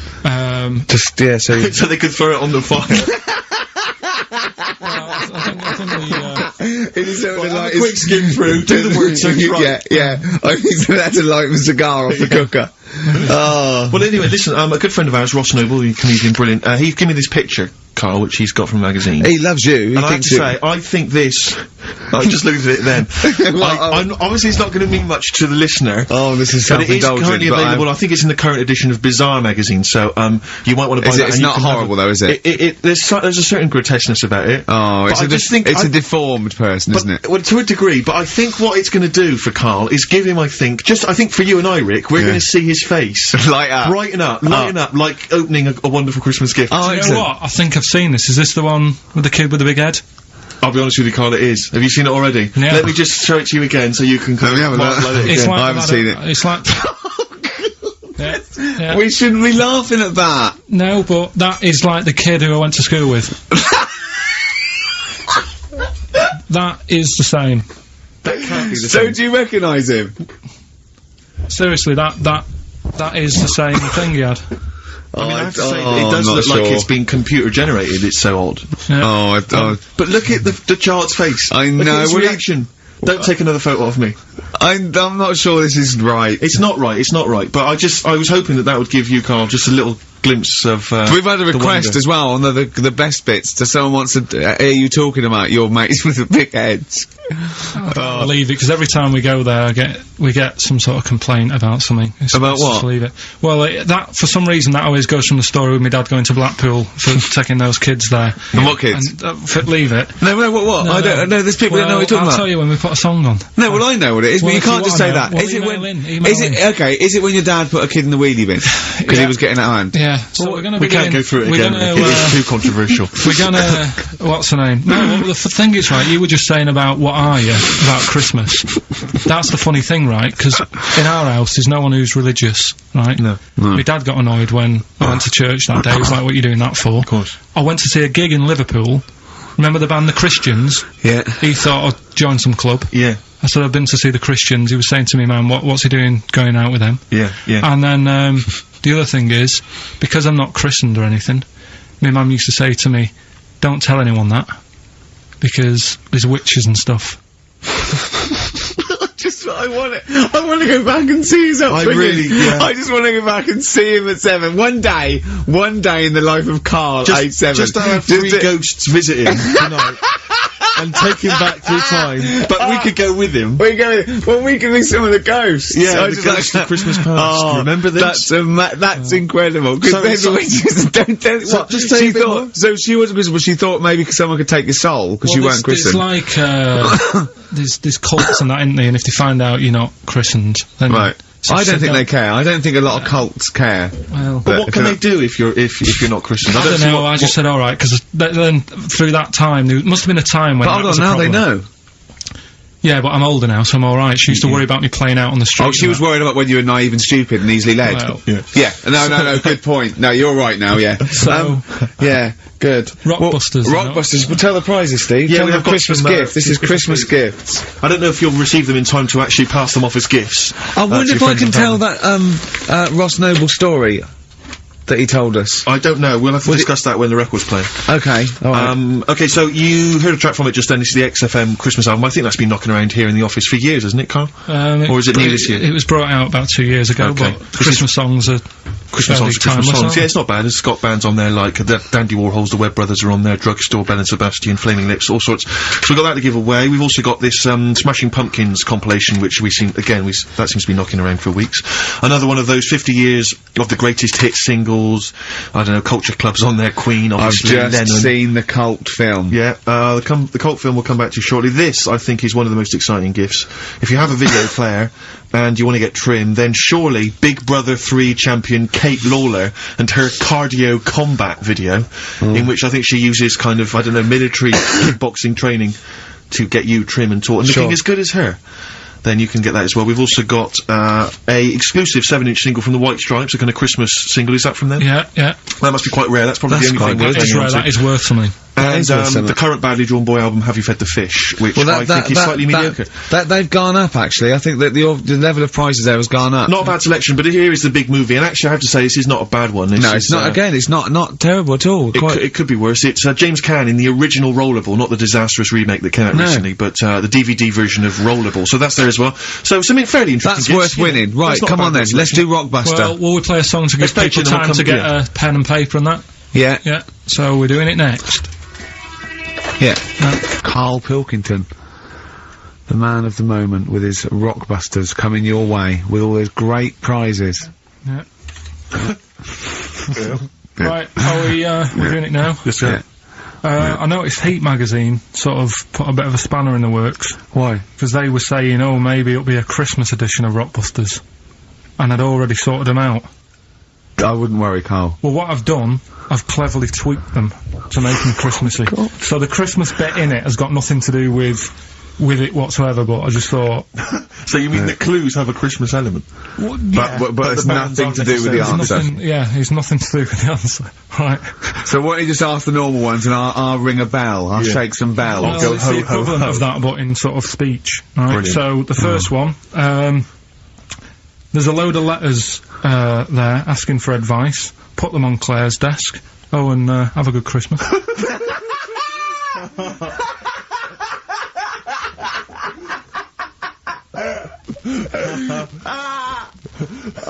No, give it to us again. Oh, God! Right, so there's a load of letters asking for advice. Put them on Claire's desk. Oh, and have a good Christmas.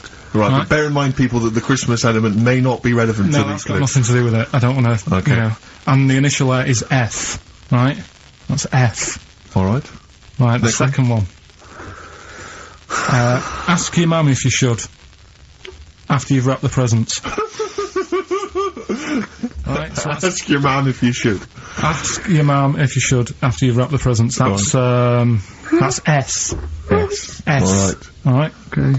And the last one, a couple of people were arguing in the supermarket at the fruit and veg counter. But it's busy in there because it's Christmas. That's probably what brought it on. So that's B. Oh. B.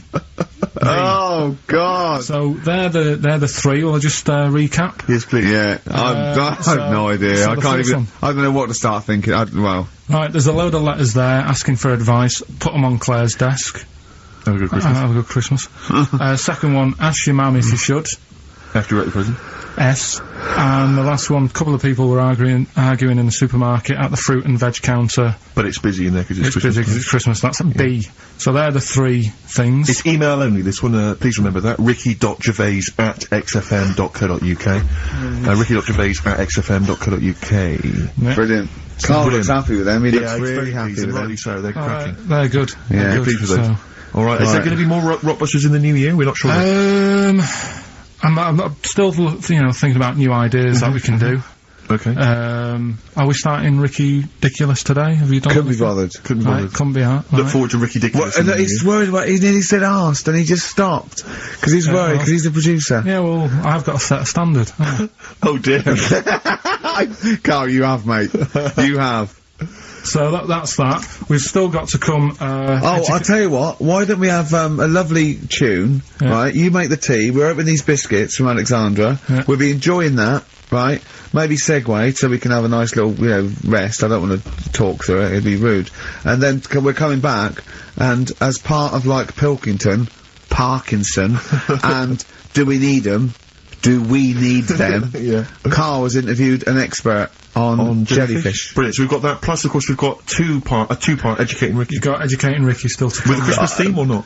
And we've still got No. things like the Pogues, John Lennon, Joni Mitchell, just David Bowie. Are you suggesting there's going to be some great music and some Great fun music and chat? some fun chat. Lovely. Good. We've had our little biscuits, haven't we? We're loving it, aren't we? Yeah. Cheers for that. I think I can just sum up the station, can't I, Steve, with that just last I think comment? you're probably right. I just came in, I just went to the toilet there, and, it's a disabled toilet that's close to it, so, you go there, I had a wee, I thought, oh, the thing doesn't work, didn't flush, I came back and said, oh, the toilet doesn't work, doesn't flush. And, Carl went, no, you just stick your hand down and pull that wire up at the... Think of that. Put your hand in the water. I mean, just when in the cistern water. when David Bowie interviewed Zoe, come on, there's toilet's not flush. He goes, all right, baby, just stick your hand down, pop the shit down the U-bend, and just wipe your hands on your pants. Thanks very much. I mean, sums up this station, doesn't it? Absolutely. Tin pot. Have you ever done this? This is one of my most embarrassing moments, is because sometimes you'll see, what? Hey? Well, you'll realise what I was gonna say. what happened, Rick, was I almost leapt to the end of the story. Right. But I realised I had to go back a few steps. Yeah. I just don't. Have you ever Well, you stop. It was gonna be coming. But you'll understand in a minute when I finish the story that it's not coming in the traditional sense. Oh, right. Because it's followed by coming out of. Oh, sure. Alright. Yeah. So. And not your trousers. Okay. Alright, so, now, awkward moment, and I should just, if you're Christmas shopping, maybe you're in a big department store. And, you see the disabled toilet, and you think to yourself, I can nip in there. I can use that, because it's close to hand, because I've got to wander miles for the regular toilets. I went in there once, in the toilet, disabled toilet, just snuck in, came out, disabled person. Furious. That was, but it's really awkward because it's their sort of private domain.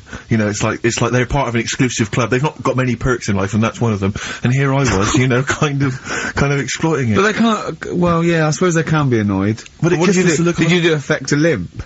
I normally do. I often do. I've affected a limp many times. Like for instance, if I take the lift in a building when it's only one flight of stairs. Right, and they know, and I get up on the first floor, I always affect a limp coming out, so that justifies why I haven't come up the stairs. Like, who is it that I'm scared is gonna sort of say something? Yeah. But, oh dear, that's it's the same thing as if someone asks me for directions, I always pretend I'm foreign. I always go, I don't, Why do you do that? I can't, because I'm just terrified of giving them the wrong directions, and just now, I don't know, I don't live from I don't like, because I'm sort of, I feel bad, because what I used to sort of give directions, because I like giving directions, I like helping people out, but then I realised I didn't really know. You used to hang around going, you alright? Yeah, we're fine, yeah. Do you wanna know where to go? I tend to have a go even if I don't know. Exactly. But I'm always terrified they'll come back and find you and go, you led us astray. Yeah. So I just affect a foreign accent. There was a fella the other day, about 2 weeks ago, and I was walking in. Little old woman, little old fella come up to me and said, where's, Wimpole Street? So I said, I do know it. So I think it's over there. And then, I'm not very good with street names, but I'm good that if you say, oh, there's a Boots on it. Right. Do you know what I mean? If there's something near it, it's like the same with directions when I used to drive a lot. Yeah, or historical facts. I don't know, like, old motorway names, you know, like M this and M that. I can never remember that, but my dad used to always say, right, there's a horse in the field, turn right, and stuff like that. Good stuff, yeah. And it's the same with this fella, he sort of said, where's Wimpole Street? And I said, well, what are you after? And he said, I'm after some blood. And it was a lot, yeah, there's doctors around there, isn't there? So I was like, oh. So that didn't help me. What do you mean he was after some blood? He said, oh, I need some blood. He must have had an illness. Bleeding? No, he just must have needed some new blood or something. He had some illness. And I was like, why didn't he go to the pet shop and get some parrots? No, but like he didn't have fangs and a cape, did he? No, but do you know what I mean? Oh, that didn't help me out. But what if he said, well, some pile cream actually? Can you go, oh, we want Boots then? Yeah, he would have been alright. But I didn't know where to start with that. I need some blood. Yeah, it's over there. Yeah, just sort of pointed him away. But so he was losing consciousness. You sent him the wrong way. He's dragging himself along the pavement. Is there blood this way? Get to the gap. She's growing ever deeper. Well, we've got to do Pilkington, haven't we? Do you want to? Yeah. Okay, we should explain this, I think. Well, it's Carl's new idea for a TV show. He wants to do a TV show called Do We Need Him, where he goes round and he talks to experts like David Attenborough, David Bellamy, maybe Lenny Henry doing David Bellamy. Right, yeah. If he can't get the real one. And he just picks on an animal that he doesn't really like, doesn't think you need him, and an expert will tell him, if we do, if this is the first instalment. Let me put a song on, right? Now we've got him, and then I can set it up and stuff, and tell, because explain it fully. Explain it and that. Let's do a classic. Let's do a big stomp in one of the best Christmas songs of all time, shall we? What are you thinking? Fairy Tale in New York. Excellent. Oh, it's always amazing. Hoax featuring Christian McCall on XFM 104.9, the Christmas edition. Indeed. Next week, we've had loads of suggestions, Carl, for your best bits. It's basically all your best bits. Me and Steve are largely irrelevant in the voting. Yeah. So, you can compile your best bits next week, and they'll be loving it. We had a request for the little Chinese fellow in his pants, a horse in the house, cutting your hair on the railway station. If you haven't heard those stories, what does that mean? The little Chinaman in your pants, you've got to be tuning in next week to find out what that is. The only thing is, the old, horse in the house was in the last best of. Was it? Yeah. Well, that doesn't stop, what's his name? If you're one of those people that want to see these clips again, tune in Oh, Yeah, is it well, on over Christmas? It'll be I don't think alright on the night, 84. Yeah. Someone kill me. I think I'm gonna live forever. It's like we said before, who goes to the recording of one of those? There's always people in the audience. Yeah. Aren't there? That'd be People great. actually, you know, Tickets for it'll be alright on the night. and they laugh at his jokes, but I mean, I don't know I what think the how jokes many are. takes it, you know, I mean, how long it takes to record that. The show's about 3 hours, so the recording must be about 9. Have you, ever seen Kirsty's home videos on Sky I One? think so, It's, Kirsty Gallagher. dogs falling down It's slides. like, it's like you've been framed, but falling over in a wedding. it's got audience laughter. But I'm assuming it can't be a real audience. I'm assuming it must be like No, the they've Flintstones. just lifted it from the Flintstones.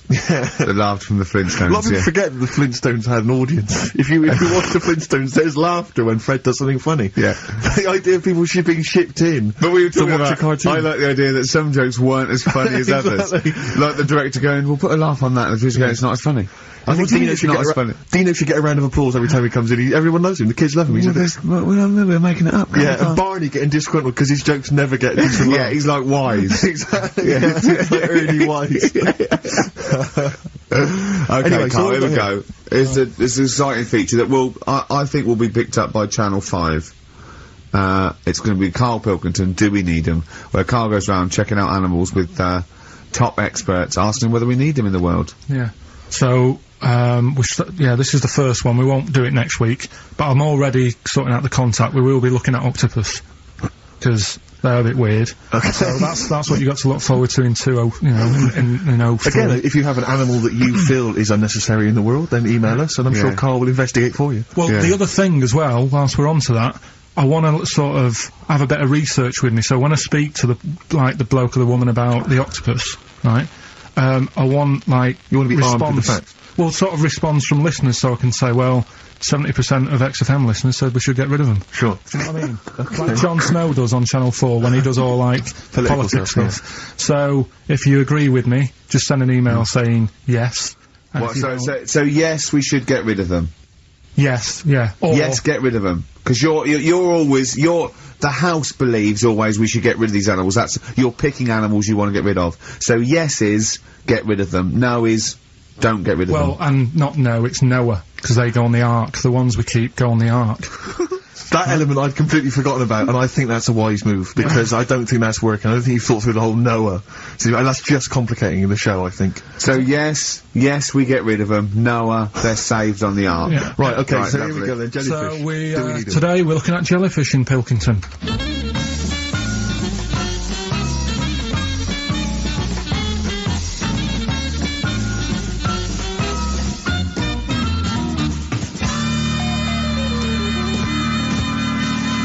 Right, I'm talking to Vicky, who works in an aquarium in Anglesey, isn't it? Yes, it is, yes. Right, brilliant. Today we want to find out if we really need jellyfish. I've got a bit of a problem with them anyway, because I've been stung by one, and I've done a little bit of research into them, so I'll tell you what I know about them. Okay. You might learn some stuff from me, Oh, well, you never know. and if I'm talking nonsense, just tell me. Absolutely. Yeah? Right, so first of all, they don't have eyes, do they? No, they don't. Right, so I'm right with that. No lungs, No. No lungs, they haven't got a heart, no hearts, heartless. and they're made up of 97% water, Yes, they are. so they're pretty useless, really. Well, they have got a nervous system. They're actually about 650 million years old, so they've evolved and they've outlived the dinosaurs, and they're even older than the sharks, and they can even outfox us, because NASA scientists have worked with them to try and work out how they operate in weightlessness, and they still don't know how they do that. Took them into space actually to figure out how they did that. Seems like a bit of a waste of money, but... Do you know Port Maddock? I used to go there a lot for my holidays, and there used to be a load of them washed up on the beach. People on motorbikes used to go over them and stuff. Yeah. Which is Well, we get the moon jellyfish. That's the ones with they've got pink bits in the middle. Yeah, that's their reproductive I bodies. think that was them. I think they're the ones who went over on the bike, because you could see pink bits. What do they do? If the jellyfish went, would we have a problem on our hands, do you think? Okay. You might have a bit of a knock-on effect, because things like turtles eat jellyfish. Yeah, but Do we need turtles? Well, don't forget that when you take out something from the marine system, something normally feeds on. I mean, they're not just there for the fun of it. Something either feeds on it or feeds on what they excrete. What you're saying is they exist to sort of feed others and also to eat some stuff that's in the sea. They control the population of other fish and species that might otherwise be a problem. Okay, well, let's kind of wrap this up, right? The question that I'm asking today is, do we need them? Say if Noah had his ark, right? You've swum and got on the boat, you're alright, you're safe, he's going to keep you to sort of populate the world as well, right? So it's you and him. He's not a bad looking fella, so you're happy. Yeah. He says to you, Vicky, do we need them? Absolutely.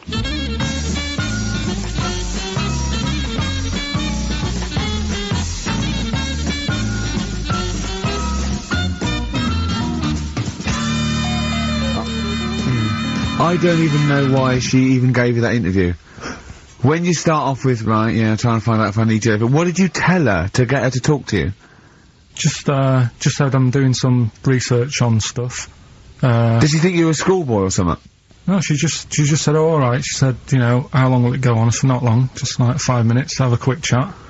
And she loved it, didn't she? She sounded happy to take part in that. So, the fact I love the fact that you've got an expert, and you suggest that she's going to be having sex with Noah. He's a good info, so you're happy. She goes, yeah. I mean, I don't know why you stopped there, I didn't go into positions or something. I can't believe...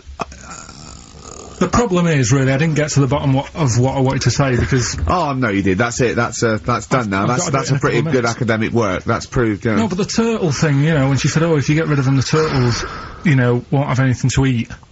But when she said that, I mean, I couldn't say it because it would have took her off and confused her. But... Well, she's a scientist. She's easily confused. Well, say, like, when Suzanne is working, right? I'm not a very good cook, so I always get, like, an Indian in. Right. What? To do the cooking for you? I don't know what you're going to say. So, right, I'll have an Indian. Right, now, say if, for some reason, it closed, I'd get a Chinese. So why don't the turtle just... There's loads of stuff in the sea. But I didn't want to get too heavy on her, but... It's pretty deep. Oh, that is genius. But we'll look at... But so the fact that she said, yes, you need jellyfish, does that mean that you've changed your... I mean, what I'm saying is, does her answer go? Does that stand? Yeah, it does, yeah. It does, does it? It does, yeah. Whatever I get the expert to say, I try and get them in a corner. Right, you try and, argue them into a corner. Argue them into a corner, but that time she wasn't having any of it, so we've got to carry on having them. Yeah. So in the new year, we'll be looking at octopus. Okay. Yeah? Yeah, great. Brilliant. Let's play some feeder. Christmas. I think there's often... Carl with his Victoria Plum. I want to see a Victoria Plum. I want to know what it is. Does it look like a little gnome? It's a woman gnome. A female gnome? Yeah. A little gnome. Did your mum collect gnomes? She likes anything gnomes, she likes fairies, she likes, Indians. She collects all that stuff. And it doesn't matter what it is. What do you mean? Like a proper Indian with all the headgear on. Or a Native American. She likes anything with them on. Like, it can be a fridge magnet. It can be, just anything. A lot of Native American wisdom is around the fridge magnet, because they think it has special powers of adhesion. Yeah. Yeah, you read some of their writings, the great works. It reminds me, talking of gnomes, he said to me in the week, he went, oh, did you see that programme on telly last night about dwarves and fellas without legs nicking cars? And I went, no. He went, oh, it's amazing, right, because they haven't got legs and that. They scoot along and they can nip into a car like the Dukes of Hazzard. Explain more, Carl. No, you see, I didn't see it. Someone else told me about it. Oh! That's what I said to you. I said, did you see it? Because I missed it. And it's about these little fellas, who, specialise in car nicking. And the thing I wanted to know is, because this lad who sort of only watched half of it. Is he like you? Well, I said, I can understand how it's easy to get in, but then how do you get away? Because you can't reach the pedals. Yeah. Can there be two of them? But presumably he opens the car for someone else. Is it? What do you mean? What, so he's steering and he's like, right, press the brake a bit? And then there's one that's just legs, but without the top half. I don't understand how this helps them, though. Why does this make it easier for them to steal Because they can cars? just get through the window really quickly, like in the Dukes of Hazzard. What? Because their legs don't get in the way. Right. Do they just run? And just... But what do you mean, the window? I mean, what? So someone's driving along... No, I didn't see it. And This is leaves why the I'm window asking open? you. I didn't see Do they it. leap in when there's someone still driving the car? I don't know.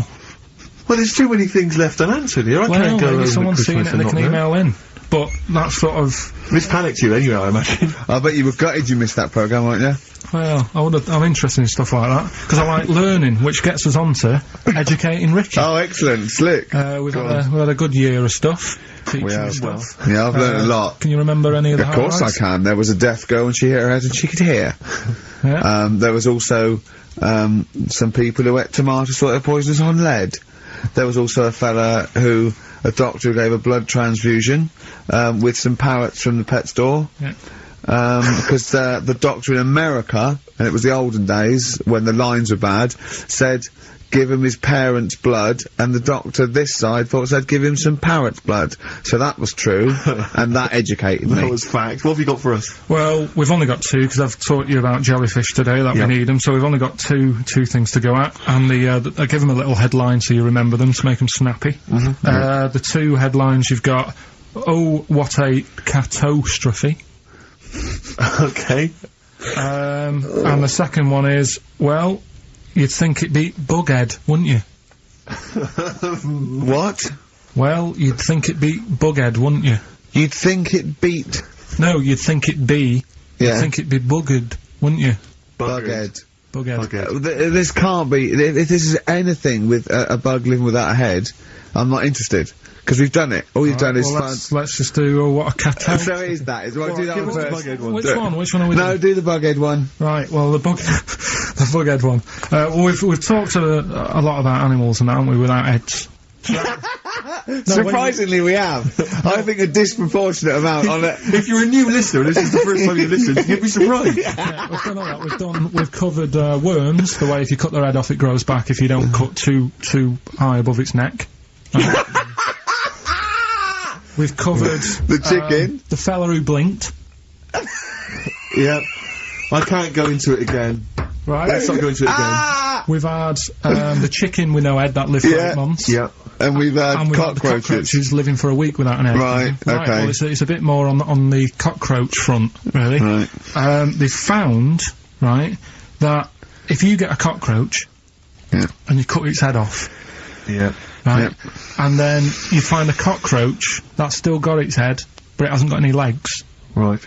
Right, it's not over for both of them, right? Because what you can do, you get the one that's got the legs, right, with no head, sort of running around, get the one with the head, sit it on top of it, right, get a little tube, okay, so that the fluids... So is this auntie's go out of the room? Finish. This is like Blue Peter. Let him finish. You could get this for Christmas. Right, you get a little tube, you sit that on top so the bodily fluids are still running between the two. Right.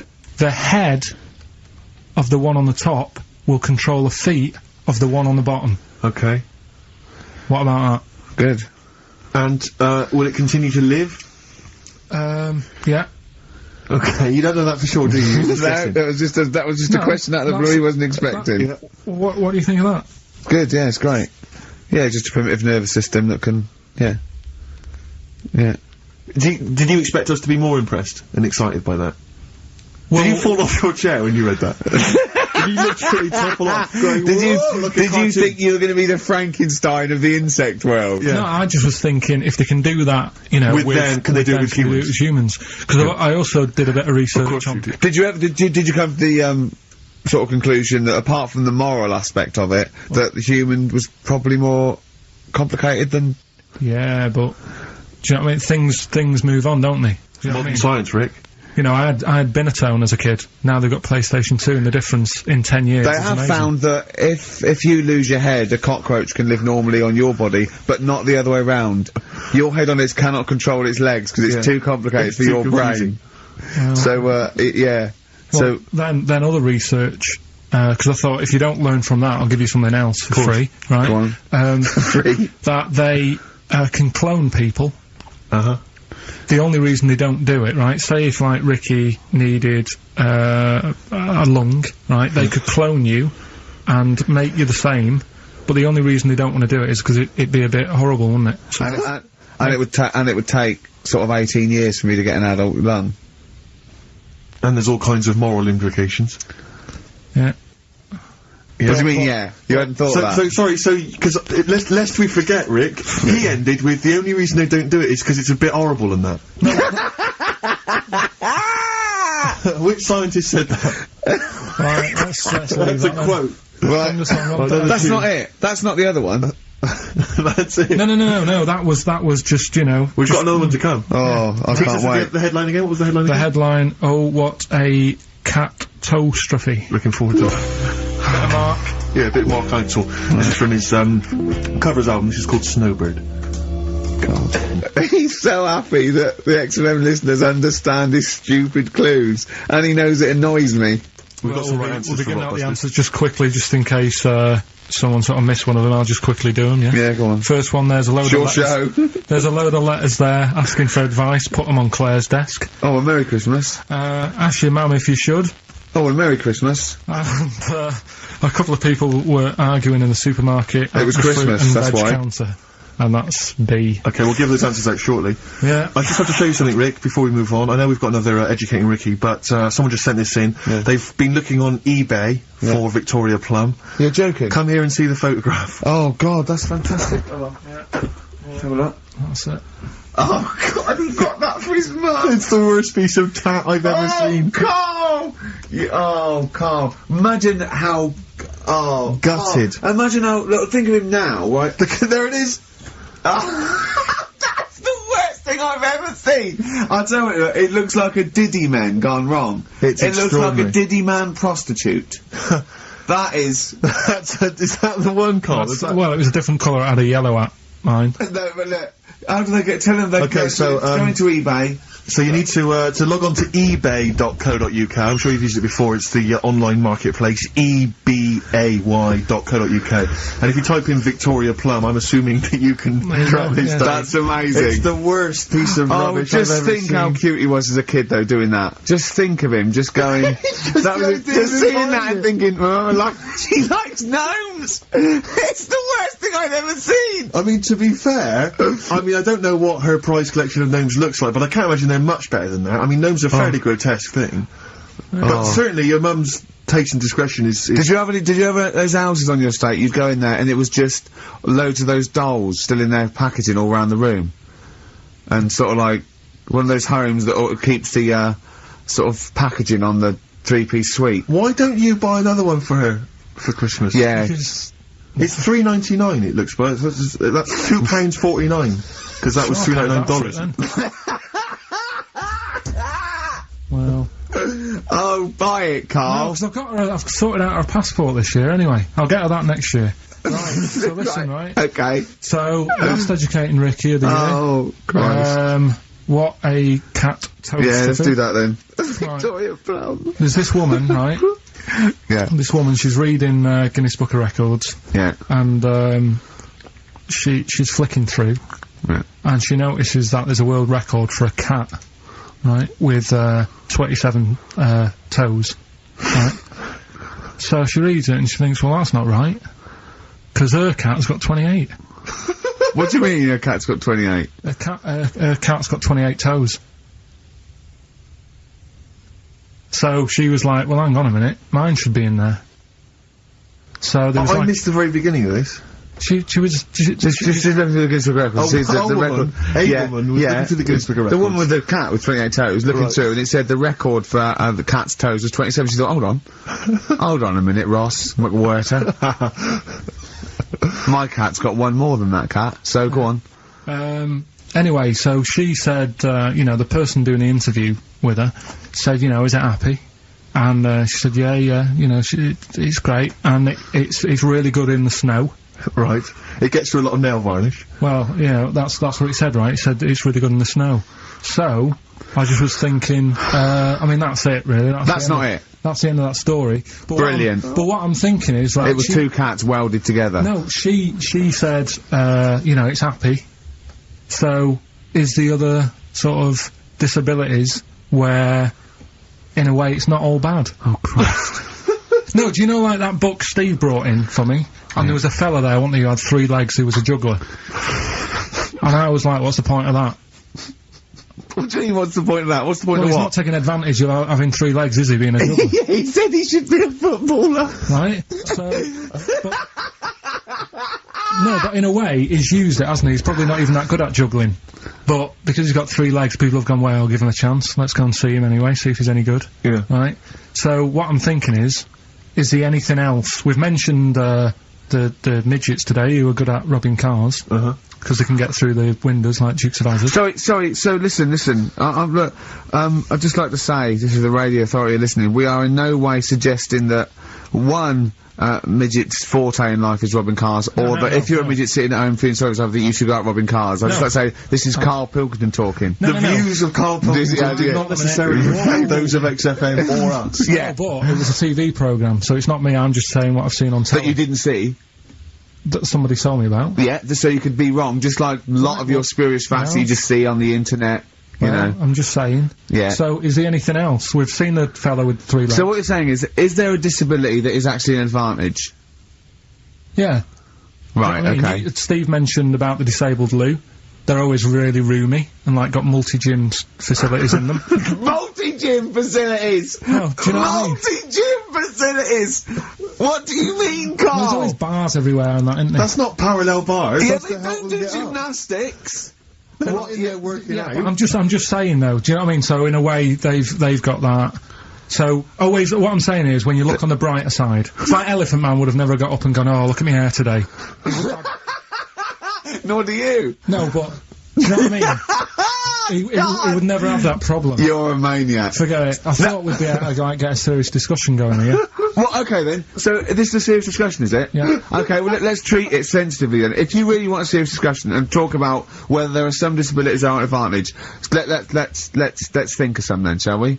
Well, I've said 3 already. Yeah, you can't say, if you're deaf, Bobby Davro won't annoy you. That doesn't count as an advantage. Do you understand? Do you know what I mean? Karl's looking at you thinking that's brilliant. Yeah. Yeah. Well, we'll leave it then. I'll come up with a better feature for next year. We'll bin that. Oh, So if you've got any disabilities... We've been that, like that was gonna be a feature. What, you were hoping that would be a spin-off feature? Disabilities are actually Well, it's an another advantage. form of do we need them? It's like... But that's can't think of it. It's like that joke. The bloke that wakes up in hospital says, good news and bad news. Bad news is we've had to amputate both legs. What's the good news? The fellow in the next bed wants to buy you slippers. See, that's not an advantage. It's a joke. That doesn't really happen. People don't go, oh, that is good news. Yeah, I'll probably get a quid for him. Do you know what I mean? But the fellow with 3 feet, what would he do? Well, he'd buy a pair and then just nick one of those because they put out one shoe, don't they? Are those, yeah, if you've got one leg, you can nick shoes. Good point, Right, Karl. now I'm getting you thinking. Yeah. Right, so we'll do Rockbusters Answers next then. Happy Christmas, war's over and all that. Indeed, yeah. Brilliant tune. Great tune. And Well, I've had a great time. Merry Christmas, everybody. I hope we haven't offended you by some of Karl's rantings. Just think of what he's gone through in his life. That Victoria Plum incident. Karl, I've got a little gift for you here before we go. Oh, you're joking, I haven't got you anything. Well, no, you haven't got your girlfriend anything. I wasn't expecting much. It's not exciting, but it's worth taking. In fact, why don't you just re-gift that straight away? It's alright, cheers for that. He hasn't even looked at it. Champagne. No, that's not the champagne we got free from the BBC, is it? It's not actually, no, Rick, because that is far too good for the likes of Karl. Oh, right. And I wasn't going to give it to you. You wouldn't appreciate it. That's just sparkling wine. Oh, brilliant. Oh, I love that. Yeah, you won't. He doesn't know the difference. I'm seeing Karl on Christmas Day 'cause he's around Christmas Day in London, so I'll get you a little gift then, Karl. Alright. That'd be good, wouldn't it? It'd be a nice little... Okay, answers. We must give the answers. You will have to go to bed at 6 though, so we can play. Right, here's the last clues of the year. You had, there's a load of letters there asking for advice. Put them on Claire's desk. Go that on, was no idea. F. That was for foreigner. I don't know what you mean. Claire Rayner, she took advice, she gave people advice. So that's a foreigner. That is shit. Right. I'm sorry. That may be Christmas. That is absolute dart. A lot of people got the right answer. I know. Well, that annoys me even more. Number 2. The second one, ask your mum. Foreigner. Yeah. Foreigner. Second one, ask your mum if you should. That was S. That was Shalimar. Shalimar. Right? No, bizarrely, what was the clue there? Ask your mum if you should. Now, we got a lot of people saying Smashing Pumpkins as the answer to that, but I don't know who's saying that today, Mum. Smashing Pumpkins.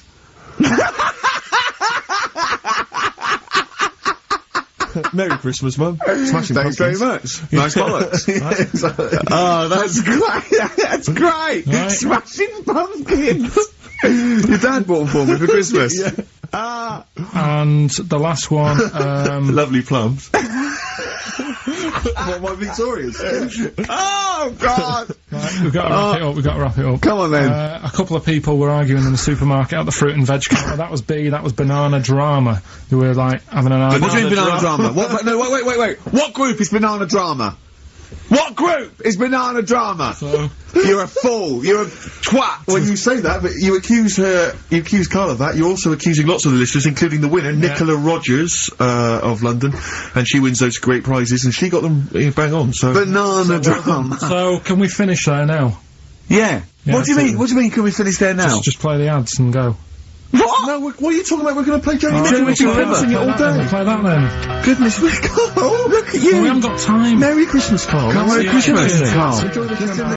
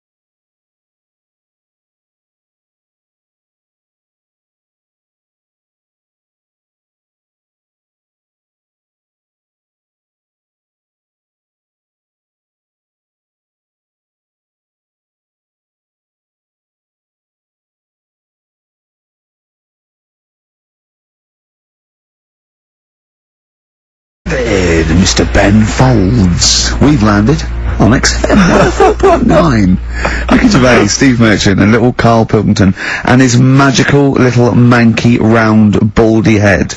He was described as wacky mank in one of the papers this week. Really? Brilliant. Well, remember we were talking about it last week about he came round to my house and I popped out my Mr. Johnson to take a little look at. And his two that made daughters. the papers. That made the papers. Wow. What paper? It wasn't front page of the Times. It must have been like the Daily Star or something. Just squeeze Live 8 on the second page. Yeah, so wacky mank. Wacky mank. That's wacky great. Mank. Wacky mank. We had an email from someone who reckons they remember you from body popping round Salford way. Yeah, Eccles Precinct apparently. You know that? I wasn't doing it round there though. Well, what do you mean? I was round Stretford. Stretford Arndale. And what were you doing? What sort of body popping was it? Just a bit of everything. Caterpillar. Bit of moonwalking. Do you have a little piece of liner you used to carry around? Well, mates had that. Right, you didn't Borrowed bother theirs. Borrowed theirs. Were you really good? But you weren't breakdancing, well, you weren't spinning on your head and stuff, you were more body popping. Well, I hope you weren't spinning on his head, because you know that can sort of give you little brain damage and things. It can give you brain damage. Also, it can wear your head down, and also makes your head perfectly round. Yeah. Because the gravity is pulling on. But if you keep on doing it, obviously it's going to wear your hair out, yeah. So you become sort of like a stupid, bald, and roundy headed. Yeah, yeah. So I very much doubt that you did do any of that. Did you, Karl? Didn't do any of that. Well. So you're shooting off in a minute, aren't you? Well, yes, because we were trying to make poverty history, Karl. Yeah. People are making poverty history all over the place. They're putting on a wristband, and it seems to be working because I haven't been poor for ages. I haven't been poor. And Alex had a stop bullying. Alex was wearing a stop bullying wristband, and as he himself said, he seems to have sorted that out. You haven't been bullied for I ages. haven't been bullied for years. So wristbands work. I saw one in a shop window the other day which said stop child abuse, and I bought one obviously because a lot of people say, you know, does it make a difference, but it was only £1, and I'd only spent it on kiddie porn. So, you know, I think I've made a little difference there, in a small way. On a serious note, though, I like the idea that stop child abuse. You're a paedophile, and you're walking along the street in your Mac, right? You got a puppy in one hand, a bag of sweets in the other, and you see this wristband, and you go, oh, stop it. Oh, okay then. Yeah, I thought before, that's what I think. Okay, fair enough. Yeah, well, I won't be doing that again. Yeah, he was hanging around in Topshop for unsavoury reasons. He saw them in there for only £1. Karl, we haven't got long, have we? We've got an hour and a half because we've got to shoot off. I've got to shoot off down to Live 8 and introduce Rem. So we've got a lot to pack in. We've got the Rockbusters, and then we give away. I just saw those. I'll finish the sentence in a minute. I look forward to it. I'm getting excited. I'm getting excited. So we've got so much to pack in. I haven't got time to finish all my. So listen, right? Do you know the things we're giving away? The signed little Homer, the Nigel Tufnell thing, and the Flanimals, right? Looks brilliant. They've done a brilliant job. The people here at XFM. So take back all you were saying about them, Karl. And also we should say as well, you've still got a chance to win that, because if you get today's Rockbusters, you go straight into the hat for the big draw, so you've still got a chance to win all those top prizes. Play a record. Bit of monkeys. Yeah.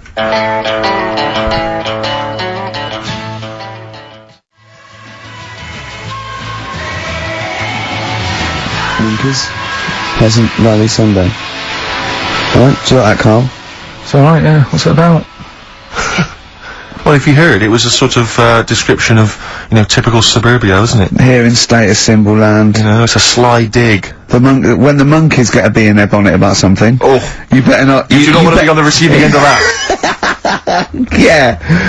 We've got a good song with a story later. Go on, what we got? Don't want to tell you yet. Alright. Now, is it as pitiful as last week's, where you somehow misheard that Eric Clapton song? What was the Eric Clapton song? Well, Wonderful Tonight, and he was convinced it was about a bloke in a wheelchair for no reason. No evidence at all. Other than she's walking around with me. Yeah. Well, yeah, walking around with me. No. I walk into a room and everyone's head turns to look at her, which you didn't seem to Helps him to bed.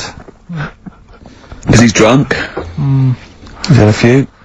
Never mind. Yeah, well, you're totally wrong. Big day, Karl, though, isn't it? Because you know, there's lots going on, and I know Karl's it's very important for him that he champions Live 8. I don't know what's going on. I don't know what. I am sick of it, to be honest. Sick of what? Just sick of reading about it. Sick of this Live 8 thing. Sick of it all. Brilliant. Fed up with it. What annoys you particularly? It's not only that today, though, is it? On the way in today, right? Saw a gay fella on a bike. Weird? On a bike, rushing. What time did the gay march start? What time did it have to be? Why are you looking at me? I don't know. No, but he was rushing, left it late, so he'd had a late night again. So my point's right about him. What was your point about, just to people who've just tuned in? Well, the fact that they go out late, so, you know, they sort of have a nice night out from about 11:30. They're lying in the jeans at like 10:30. In their jeans! They're leather trousers. But anyway, right, so... They're cutting the back out of their leather trousers about 10:30 at night. I'm on the way in, right, and I see one stressed out, rushing, right, on a racer, wearing high heels. Oh, I love you. He's 50's dad, isn't he? He's angry. He's just angry. If you're a gay fella and you're proud to be gay, but you also want to make poverty history, you don't know what to do today, do you? You're all racing all over the place. Must be murder. It seems a bit unfortunate that they've put them on the same day. Yeah. Well, you can get little leather studded wristbands that say make poverty history. Yeah. So you know, you can join in on both You can parts. kill two birds at one stone. Yeah. But why is lie about stressing you out? It's for a good cause. You must have, you know, I know we've discussed this in the past, and you don't really know what you're talking about. But I mean, maybe that's the problem. I'm just, I don't know. I mean, I could have told them ages ago that there was no way that they were going to pay it back. I knew that was going to happen. I love that. But they didn't consult you, did they? When they were handing out this money willy-nilly to people who were dying, you could have had a quiet word with them. All I'm saying is... You could have said to Harold Wilson, Harold, you're not going to get this back, mate. You are not going to get this back, mate. When I wanted a mortgage, I had to supply 3 wage slips, is what I'm saying. I was double-checked out loads of times. I'd like to see, have you ever seen that guy Alvin Hall, who gives financial advice to perhaps teenagers who don't know how to spend their money wisely? Alright. Perhaps like send him over there. He's the guy with the bow tie. Oh yeah, You know what I mean? yeah. Like, send him over there and just sort of have a chat with him and say, make a list of what you're spending it on. So it is basically, will you be annoyed if they drop all debt and double aid and everything? No, because I mean, you know, people sometimes need help and that, don't they? You've got to help people out, but it's how many times is the thing. You know what I mean? Let them off. But do I, you know, I've got this monthly payment at the moment, haven't I? Yeah. I'm paying for tools for people out there who need a drill to build a house or whatever. Yeah. Am I now in my right to say, well, you can't have it all? Do you want the drill, or do you want the debt cancelled? This is what I'm saying. I'm just, you know, I'm all happy to help people out. Do you think they're taking us for a mug? Is that what you think you might be taking? We'll see, won't we? Time will tell, won't we? You know what I mean? If next year at the same time Geldof's putting on another gig, I'll go, what's going on now? Geldof putting on another gig! And the mean fiddler! What's going on now? I think you're missing out on the true meaning of today, Carl, which is an opportunity to see Keane for free. I think that's the problem. I don't want to go. I don't like crowds and that, do I? Right. Can't be dealing with that. Don't like big crowds. People, because I was talking to people at work about it, and they were saying, oh, you know, it's a big occasion, it's one of them events, like, you've got to be down there, because in years to come, when they say, you know, were you there, I don't see what's good about having a memory being stuck in a crowd of 150,000 people. I prefer to do something nice, say if I have like a nice cake and a cup of tea, right? In years to come, when they go, do you remember that day when we were all cramped and what have you? I'll go, no, I was on a nice cake and a cup of tea. So I've got a nicer memory than them. So I believe in doing something nice on a big occasion, do you know what I mean, on a special day. Do something nice, remember that. The thing is, you have got a nicer memory than them, because when you look back and they say what you're doing 20 years ago, your memory will tell you you were actually having a cup of tea and a cake, but with a chimpanzee that could talk English. That's what your memory will tell you. You're thinking, oh, I was out with my mate, I was out with my mate Marty, he's a chimp. And it just, you'll be in cuckoo land by the time you're 50. You'll be just going, oh, it was great that day, remember? Suzanne, I don't know what, talking to Suzanne, she's left you. She's left you, she's had enough of you waking up. Well, she's down in Hyde Park watching Bed-Shaped live. She's not worried about cake and a cup of tea. Have you ever done a march or anything though? Have you ever sort of... What are you saying? Have you, you know, you're having a go at me for not getting behind it all, right? Which I am, because I've got more standing orders going out my account for charities than anything, right? But have you ever got behind a problem? No. I don't think I have, to be fair, no. No, I am quite slack in that respect. It does take a lot of effort though, doesn't it? Well, it depends. What sort? Well, you know, if you're going to do one of those walks from John O'Groats to Land's End or something, that's a lot of time commitment. There's one, I tell you what, there is one that looks alright. On, Portland Place, just off Oxford Street, there's always, just a little Chinese fella sat on the pavement. Right? Oh, I've seen him, yeah. What's that all about? Yeah. He's just sat there with a poster. But you don't know what it's for, because it's in Chinese. Yeah. So he's just always sat there. But for me, that's the sort of march I want, where you just, and he's only there when it's sunny. If it's raining, they don't bother. I tell a lie, I did pop down when all those women walked through London in their bras.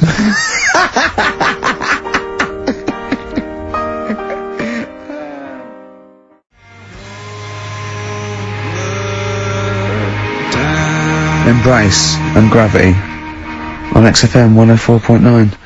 We've had a couple of texts. People obviously can text in 83XFM. That's the text number for the big quiz that's coming up shortly. Rockbusters, still your opportunity to win some of those cracking prizes. Enter your name in the draw if you can unravel the, I don't know what you call them, conundrums that Karl sets. Sort of. We've had a couple of texts. Obviously we're leaving early today. This is a shortened show and our last show of this run. But we've got to leave early. We've got to go down and try and make poverty history. But Rob's texted and he says, only an hour and a half today. Well, poverty does have some benefits then. He's a fan. He understands the show. Who was that little fella that used to write in who hated the show? Right, I forget his name, I haven't heard from him for a while actually. I don't know what happened. No. Maybe he realised that if he hated the show so much, the obvious thing to do was to switch off. Maybe that finally That's dawned on him. annoying. What's his name? Someone will remind us of his name. I like people who hate us to carry on listening. Yeah. It just gives it an edge, doesn't it? Yeah. It's the fact that, you know, that you're annoying someone. I mean, I love annoying people. I know you do, I know. So You're like a kind of walking Chinese water torch. Yeah, exactly, yeah. Have we got Ladder 49 today? Rick, there's a number of cracking DVDs as ever on Rockbusters. We've got The Life Aquatic with Bill Murray, we've got Howard and Kumar Get the Munchies, hilarious stoner comedy, and Batman the Animated Series. And Ladder 49, there it is. Oh, phew, Phoenix, yes. John Travolta. If you've ever seen Ladder 49, then you can give us a quick text review on 83XFM. I'd be interested to know if it's Why actually are you worth giving watching. away one a week for the last 6 weeks? Yeah. Well, we better start then. Let's do Rockbusters for the last time. You can win those amazing prizes. Alright. As always, just a little cryptic clue. Some initials of a band or an artist. Work it out, email in or text in, that's it, innit? Alright, the first one. Richard's kid. Yeah. Cuts hair for a living. Right? Richard's kid cuts hair for a living. Right? Initials BD. Right? BD. Richard's kid cuts hair for a living. Second one. I have a problem saying the French word for well. Right? I think that's the right word anyway. Wow. I have a problem saying the French word for well. So what's that? That initial there is K. Right, band or artist. And then the third one, you take 8 kebabs, 2 kebabs, 57 kebabs, times it by 27 kebabs. Right? The fella is struggling to work it out. What's that? What's going on there? Right? It's a good question. DS is the answer there. 8 kebabs, 2 kebabs. I've got it. 57 kebabs times it by 27 or what have you. Fella's struggling working it out. What is it? I've got that one. DS. So, just email in, ricky.gervais@xfm.co.uk or on the text, 83936. Yeah, and you can win Ladder 49 and those other DVDs, plus you go into the draw, which we'll do before we leave, and you can win the signed by Matt Groening, personally drawn Homer Simpson. We've got the Spinal Tap poster signed by Christopher Guest, and also the original artwork of us as Flanimals. But they've all been framed. They've done a brilliant job. It really is a nice prize. I mean, almost too good to give away. A little bit annoying. Is it too late to take that back? Well, I was thinking we could sneak in a copy. Yeah. Just a very bad photocopy, so it goes grey and Yeah. No, they're all originals. So get texting. Right. XFM.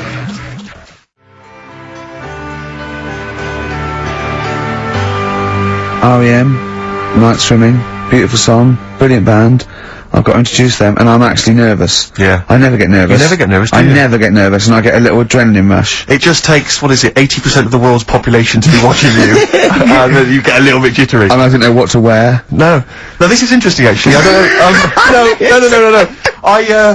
I for a moment there, I was thinking maybe Ricky's got to pop home first before he goes down to bring on the band. But if you are watching it, or if you're there, obviously not there, if you were there you wouldn't be listening to this, but if you're watching it on TV, do check Ricky out, because how do you describe that particular look? Ricky's wearing, sweatpants. I assume they're sweatpants, they're not pyjama bottoms, are they? They're sweatpants, they're sort of, and you've got just a white t-shirt, cheap and plain white t-shirt. Yeah. And basically Ricky is wearing, it's like, he's made so little effort. The only way he could have made less effort was if he wasn't wearing any clothes. That he was just wearing his underpants that he slept in.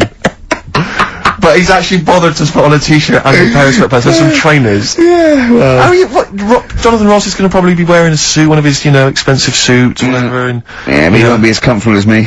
Well, true. Did it not occur to you for a moment to maybe make slightly more of an effort? Perhaps put on a jacket? A jacket looks silly with tracksuit bottoms. Well, again, you could have changed the tracksuit bottoms. I mean, they're a mainstay of the outfit, are they? It's like, they're not changing for anything. Yeah.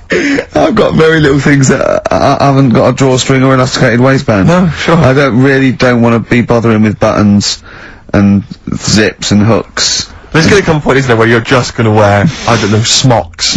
Baby grow. Baby grow. Baby grow with a flap. Yeah, that'd be great, wouldn't it? Those little mittens.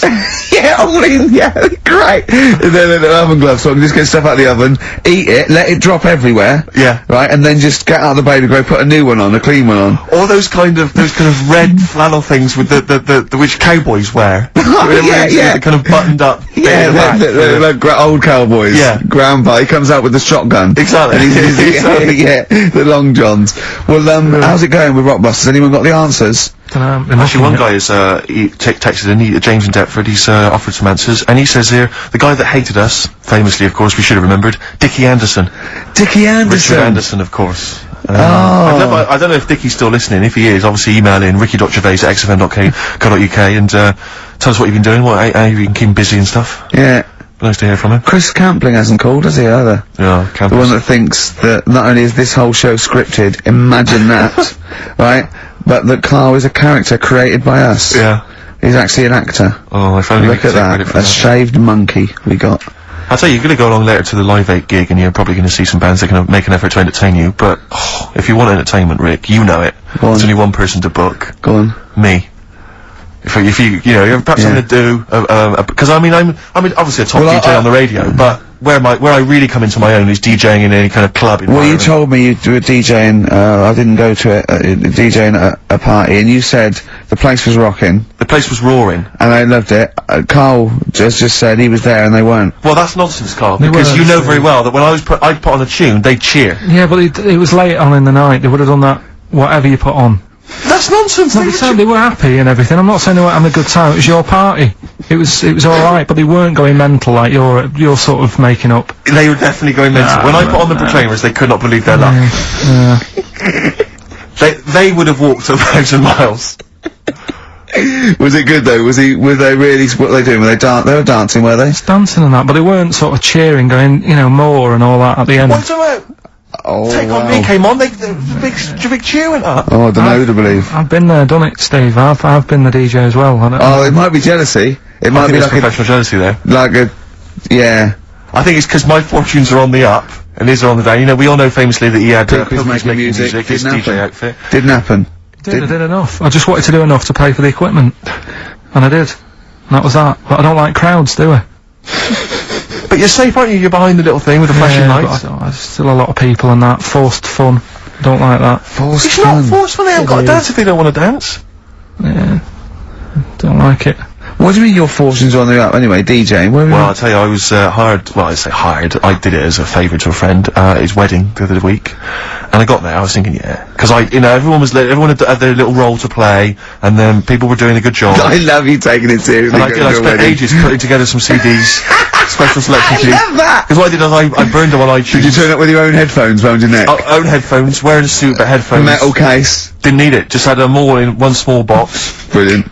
Boom. I thought this is good stuff. I got some classics here. Give me an example. Give me an example of the first hour, the warm-up hour. Rick, I'm coming straight in with Frankie Valli. Oh, what a night! Brilliant track. I mean, when those beats start at the beginning, who's not getting on the dance floor? Wait a minute, what's this following up? Go on. It's the Jacksons. What? I Want You Back. I Want You Back. Brilliant. It sounds good at the moment, Carl. Yeah. So, I'm thinking I'm gonna roar this, because, you know, they laid on a good spread, the ceremony was nice, food was nice, I'm thinking this is gonna be the piece de resistance. Yeah. Alarm bell started ringing. Why? When I realised there was a marquee outside. Of course, it's a balmy summer evening.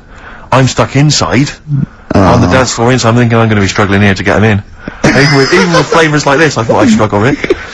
So I'm sat there in my suit. I'm sat behind this little DJ console.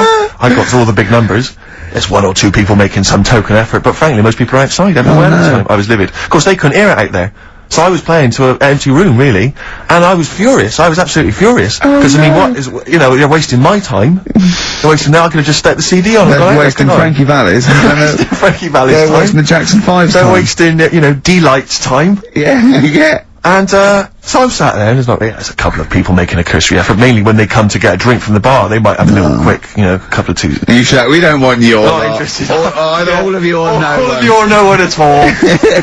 And, then there's a microphone set up because people have been doing speeches. This little girl gets on the mic, right? It's being funneled through the speaker system. So every time I put my headphones on, Miss Dynamite, was it? It wasn't sadly Miss Dynamite, although she decided to have a little go at MCing. She was screeching a little head How off. old is she? Oh, I don't know, 8 or 9. At their most annoying.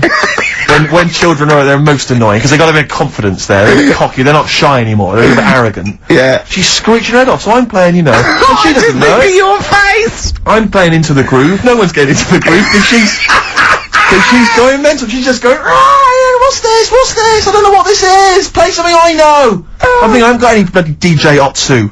Or Crazy Frog. I'm not going to play what you. So she's just screeching along, ruining it for everyone. I say everyone. There was no one there, so she was ruining it for me. I thought you were really I'm angry. furious, but of course as well. Every time she screeched, it went through my headphones.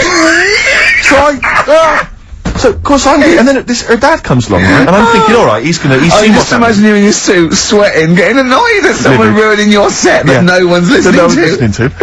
I think, her dad's coming over, he's gonna put pay to this, he's realised that, you know, she's causing a disturbance. He comes over there, joins in! No. Sits her on his lap, he's just saying, she's having a whale of a time, I'm thinking I'm furious. I'm thinking it's his responsibility to shut her up, he's not gonna do anything. What can I do? I can't step in. No. And I know very well that if I interfere, he's gonna say, oh, well, she's enjoying herself and no one's dancing anyway, and we'd have just got into a fracas. Yeah. I didn't want to start a fight. No. Because I don't know, but he'd have knocked you out, wouldn't he? Someone would have got knocked out. And I'm not saying who it would have been, but, you know, but there was, to bear in mind, Rick, there would have been 2 of them. And, so I didn't want to get into a fight with them. And, anyway, so I'm playing, anyway, so my friend came along, he realised what was happening, and I didn't have the guts to unplug the microphone, because he'd have known, you see. Yeah. So I got my friend to do it when she had her back to me. So he pulled the plug out, the microphone went dead, she went, what's going on? I went, I don't know what you're talking about. I said, I don't know. She said, where the microphone's at? I said, you must have broken it. I don't know what's going on. Someone will probably make you pay for that. And, anyway, at least we shut her up. That is great! But it really went from bad to worse. And you know there's that thing when you panic, you start panicking, so you're putting on a lot of flavours that you would have saved till the last hour. What are we talking? Exactly, you're throwing them in early. Love Shack's coming on way too soon. Really? Oh, Love Shack before 11. It's heresy, but I had to do it. But anyway, in the end, I made the bride go and get some people in. I said, look, it's your special night, alright, and they're gonna enjoy this. I'll be honest, love, this is a washout, and it's up to you to turn this wedding around, or I'm walking. And I tell you, they're gonna have a sour memory of this evening, unless you bring some people in. Get everyone in dancing. So she got them in at the end, and I'll tell you this, Carl, I mean, I don't know what you say, but they were loving it. They were absolutely loving it. A bloke came over and said, have you got Amarillo? I said, no, but I put on something even better, Delilah. Wedding crowds always go for Delilah. A song, of course, about old man killing his wife. It always goes down very well, strangely, at weddings. They get into a sort of hokey-cokey thing. They went berserk for it. And I was following it up with, I had the monkeys, I had all sorts going on. Brilliant. Of course, you know what happens. I'm going great guns. People are absolutely loving it. They're rocking it. I throw in, I had something cracking on at the end. Come On Eileen, of course, was on. People were going berserk for it. Which is unfortunate, because the bride's name was Eileen. Yeah. And, then the bride pipes up. I'm throwing the, bouquet. So they all traipse off outside again. I was furious! Oh, no. I plugged the microphone back in. I said, what are you doing? We got, but they went out there, and of course you can't get them back once they've done that, because all the women are running around. I got the thing, and then they got to wave everyone off, throw the confetti. They ruined your day. I was having a great time and they ruined it. She ruined your special day. She ruined my special night. Oh, no. You know, it's on her head. What would you put on about now, Carl? What if I was DJing? Yeah. Probably about a world party. Go on, interesting.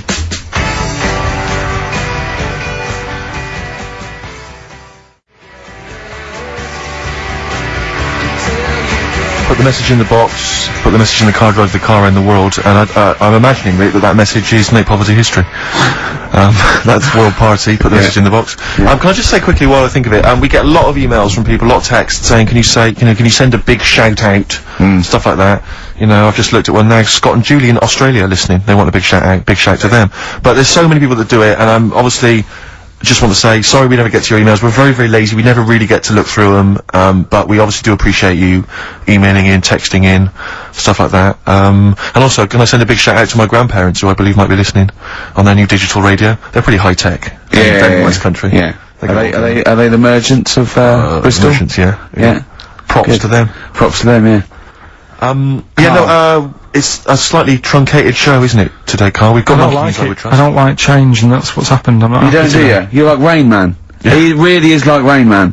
Anything change, he's got to get in a little routine. You can't. I don't like to. I'm not like Suzanne's mum and dad and what have you, where routine cannot change no matter what. Like what? Well, we've talked about it where, you know, if it's a Tuesday, I'm having sausage, egg and chips no matter where I am. That's what they're like. Right. That's what they'll remember, actually. When I'm saying about stuff about Live 8 and all that, you know, people will remember. If people said to a dad, you know, you remember Live 8? Okay, what day was it on? Tuesday, when I had sausage, egg and chips. Nothing changes. But the thing is, today, normally we have a bit of a, you know, I know what we're doing where and all that, and it's all sort of messed up. We don't usually know what we're doing where. We say, what should we do next? No, but I know, like, Rockbusters has been done early. Right. So that's normally done at about... That's really throwing you, I think, I just I don't like all this change and that, it's messing about, innit? Rain Man. So what do you want now? Well, what about Song with a Story? See, with the...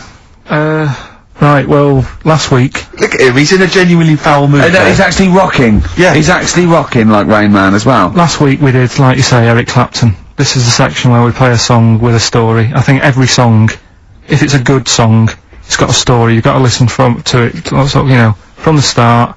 You get in the middle, you're going, oh, how's it going to end, and all that. Yeah. You wait another minute, you know the ending, you're happy.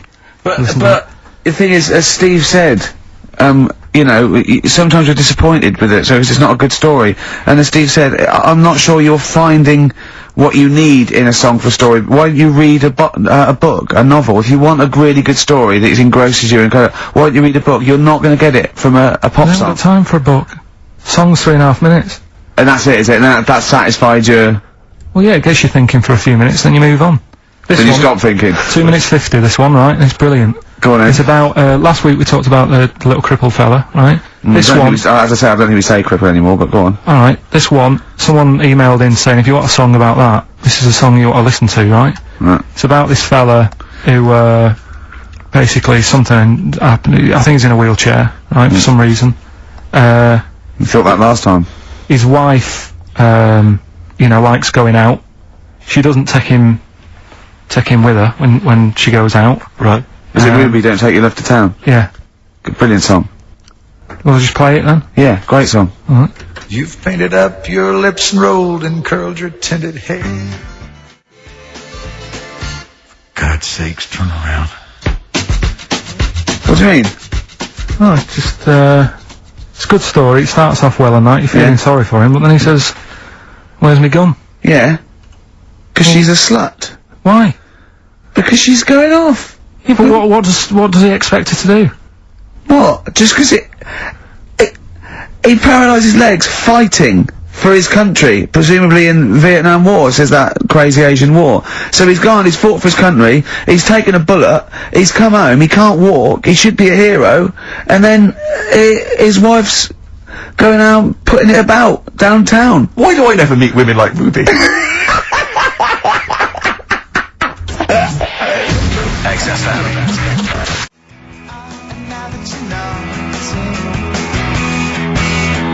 Forever Lost. The magic numbers on XFM 104.9. Well, the concert's kicked off, Steve. Yeah, I'm a bit annoyed that we're still here, really. Let's try and wrap this up quite quickly and then shoot No one's listening anyway. Nah, we could talk about anything. Well, we do. Yeah, true. It makes no difference to We could do a lot more swearing than we normally do. We could do even more. I was talking to Carl the other night, because I've been rewatching for some reason that film Witness with Harrison Ford, where he's a policeman that has to protect a little boy who's part of an Amish community. Amish. Yeah. And I tried to explain to Carl. You look plain, John Book. Exactly. And I was obviously trying to explain the Amish to Carl. He'd never heard of them. Completely stony-faced. Amazing. Now for those... Okay, you'd explained it to him, have you? Okay then. Now I don't know what you said, but I'm assuming you got it right. Right? Carl, now tell me back now, what are the Amish? They're just people who, sort of live, like in the olden times, so to them they're sort of in about 1842 or something, so they're getting old papers and that. They haven't caught up to... No. They don't have telly. They don't deny that the 20th century has happened, they just don't want to be part of it. They look up and they see planes and they know what they are, and they go into the town and they see it in the window of Dixon's, a telly, they just don't want to be part of it. No, they're still living... They are still living like it's, that's what I mean, yeah, but they know about everything else, they just don't want to be part of it, because they think that the sort of, the revolution, was a bad thing. They think that society became more and more depraved, and they wanted to go away from it, and they want to go back to old values, and they think they don't need TV and jets and that way of life. They can survive in the old way, because the old way was better. Missing out on Live 8. Yeah, but they haven't had Band-Aid yet. I think this is the problem that Carl had. He in his mind, they were just a bit delayed, so that in his head they were slowly moving towards the 20th century. They wouldn't be able to watch most of these bands, all their electric guitar. They'd be allowed to watch Tracy Chapman. Yeah. Doing an acoustic set. Yeah. Between the bands. Yeah. That'd be alright. But no, in Carl's mind, it's like if he... Although they wouldn't like Fast Car. They wouldn't like singing about that. They go, I don't know what you're talking about. Pony and Trap. You got a pony and trap. That'd be alright. But are they still... Do they still get sort of rubbish posts and that saying we need your money for this, or get behind this charity? They live in a isolated community. They're farmers, aren't they? They're farmers. It's an agricultural community, and they're obviously very staunchly religious. In actual fact, it would suit you very well, because you hate crowds, you hate groups of people, you don't like the modern world. Well, you'd love it down there, wouldn't you? He wouldn't like getting up at 4 o'clock to milk a cow, though, would he? Well, no, but he'd get used to it. Go back to bed, can you? It's probably out... I mean, have they got anything to do with the Hare Krishna people? No, nothing at all.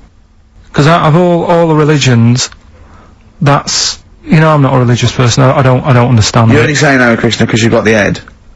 That's the only reason you think it'd be... I'm halfway there. Yeah. But the thing is... Out of all you just... What was that? Money just fell out of my pocket where I'm nearly laying down. That's the danger of wearing sweatpants everywhere you go. I'm only ever lying down in a chair. No, I'm I've never been a religious type, if people want to do it, I let them do it and what have you. Good of you. But out of all of them, I want one that's not going to take over your life. I don't want one where you've got to get up 3 times a day, and you've got to go and pray and that, you've got to get up early. Forget that. It's getting in the way. But if it's something like, I was walking to work the other day, right, across Oxford Street, there's a little Hare Krishna fella there, and, he sort of had, he had a leaflet and stuff, and, he said, are you interested? And I said, what do you do? And, he said, well, we're against getting stressed out and what have you. And, he gave me a plum. They hand out food for some reason. But, I sort of asked a few questions. Just the imagery. These 2 bold people, one of which is wearing an orange smock. Holding a plum in the middle. He hands the other one a plum. It's almost like you can imagine some kind of religious painting. Exactly, yeah. But what is their sort of main thing? Because he didn't really tell me that much. He was a Japanese bloke, so I didn't know what he was saying that much. Why? He wasn't speaking English? Not very well. He wasn't the best sales bloke to send out for them, is what I'm saying.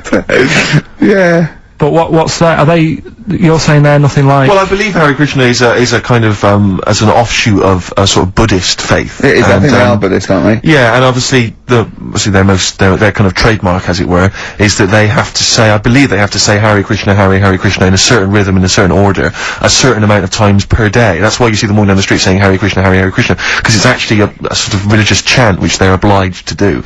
So you see, even if you go into the Hare Krishna faith, you may find yourself, in Tesco or whatever, forced to say Hare Krishna, Hare Krishna. Out loud, not just thinking it. Yeah, no, out loud. You can put it on an iPod and you couldn't put that on an iPod. No, it doesn't count. No, I think you have to actually say it. So I guess that kind of eats into your social life a little bit. And there's the wearing orange as well. Particularly frustrating, I imagine, if you're in a cinema or a library. A little bit awkward there, midway through. Or you live next door to a bloke called Hare Krishna, who constantly thinks you're calling him. Yeah, that probably. Yeah. So that's in this. I mean, I don't think we've quite done the Hare Krishna faith its full service there, but so interesting to you. I mean, you got handed a plum. You've been treated well by them. Yeah, well, but he couldn't tell. I just wanted to know how much time it would take up. What are the benefits? What can you do? What can't you do? Well, I think the benefits are they probably don't get stressed out. They've probably got that sort of that zen, that chi-ness about them, where they try and interact and quite meditative. Yeah. Yeah.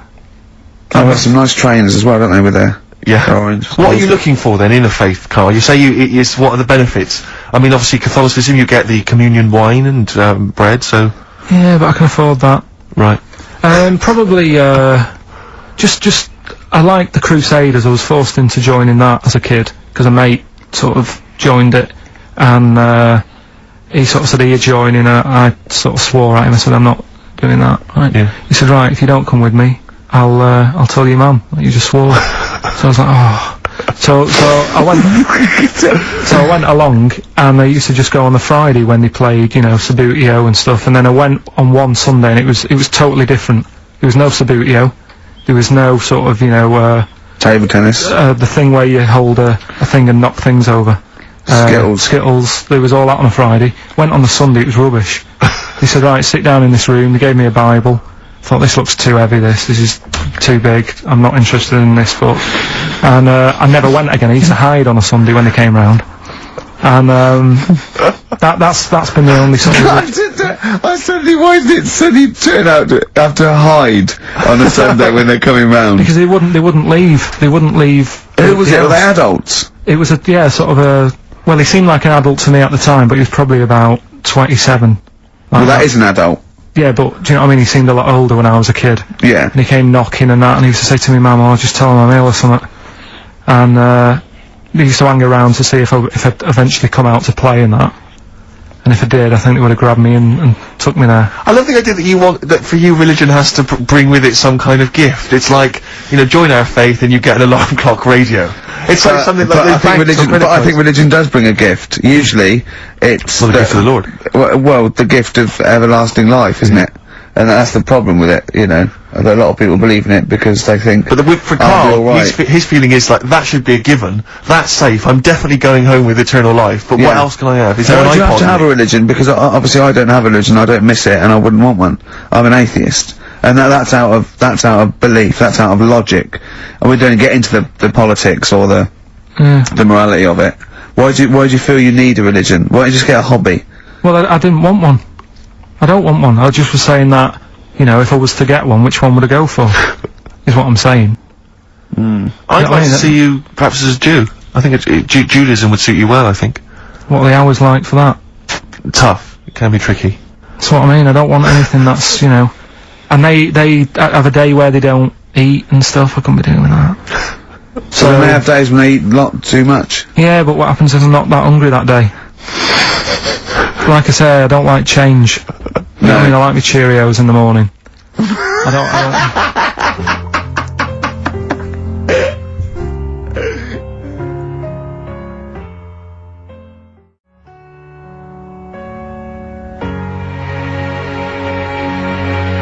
I still have that other girl in my head by Elvis Costello and Burt Bacharach on this final XFM show. Ricky Gervais, Steve Merchant, Carl Pilkington. Well, we've nearly got to wrap it up. I think we've got to do the Rockbusters winner and give someone those lovely prizes, Monkey News, then we're out of here. We'll maybe come back, maybe do some Christmas specials. I don't want to make any promises. Right then, first one. First one was, Richard's kid, he cuts hair for a living. Yeah, what's that? That was, well, try and work it out. No, there's no point. Dick's son, yeah, he was a barber. Barbara Dixon, right? Doesn't work. Dixon, well, again... Barbara Dixon. Right, her name wasn't Barbara Dixon, was it? So, that's that one. Did Ronnie Corbett ever say, ladies and gentlemen, Miss Barbara Dixon? Second No, one, he never did, did he? He never did. I have a problem saying the French word for well. What's the French word for well? Bon, innit? That's good. What? No, that's good though. Bell? Well, no, what? Isn't it bien? Yeah. Yeah, alright. I have a problem saying it, so I can't say it. I can't say bien. I can't say bien. Can't say Kasabian. Right? So, they managed to work that one out. That's say, one of your worst, that. Can't say bien. Can't say bien. Can't say bien, it doesn't. Yeah. And the last one. Work. That's terrible. 8 kebabs, 2 kebabs, plus 57 kebabs, times 27 kebabs. This fella is struggling working it out. What's the answer there? DS. Right? A Donna sum, right? So he's struggling working it out. It's a Donna sum, right? So they got that right as well, so... What was the answer? Donna Summer. Donna Summer. Yeah, Donna Summer. So, just pick So went out on a high then. Steve, just pick one. We went out on a high. That was shocking. What about, let's have a look, there's, Well, it's the first one to get all 3. Steve, what's the first one with all 3? Well, there's so many here. Yeah, but this is the first one that came through in time-wise. probably that one, No, I don't like Rob because he's been slagging us off. In fact, no, let's give it to Rob. If he's the first. No, to be honest with you, Rob's been slagging us off, but at least he knows, I mean, at least he's got some taste. Yeah. You know? Yeah, well, what if he was the first, then Rob's the winner? Well, give Rob, he gets a Ladder 49 and a bunch of other DVDs, but that means he goes straight into the hat putting him for in the big there, draw. I'm just gonna write his name now, I'm gonna throw that straight in the hat.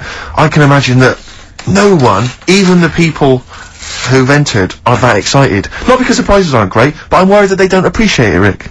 Do you know, I get the feeling that our listeners, they just don't appreciate the fact that we've gone to all this trouble, we've got the Homer Simpson drawing and things like that. I just feel like these people don't deserve it. And do you know what, it's weird, I just wish we had a better quality of listener. Like, people who listen to Radio 2, they deserve it, you know, they're elderly and infirm, some of them, it would really cheer them up, but our lot, you know, drug addicts, yeah, let me pick you it know, out. truck drivers. So I've just put all the names in the hat, all the previous winners from the previous weeks, and Who's Rob put as it well. out? Is Pilky, gonna put it out? Do you want Pilky or do you want Ricky? Oh, well, let's have the straight monkey do it. Alright. Plunge your hand in there. It's just, that's one, isn't it? That's it, just pull that one out, check who it is. Right, it's, Gavin Thompson, in Edinburgh. Well done, Gav. Are we gonna get them up there? That's not his problem! You gotta post them, you gotta pay. They're amazing prizes! Yeah, but the Spinal Tap one, it's about 5 foot, isn't it? Well, they can post it, it'll cost them a few quid. It's a radio station. I think he should have to come and collect it. No, just because then it'll at least Hold on. it'll prove that Where's he he's from? interested. Edinburgh. Give it to Bob Geldof. I'll give it to Bob Geldof. He's walking up there, see? XFM.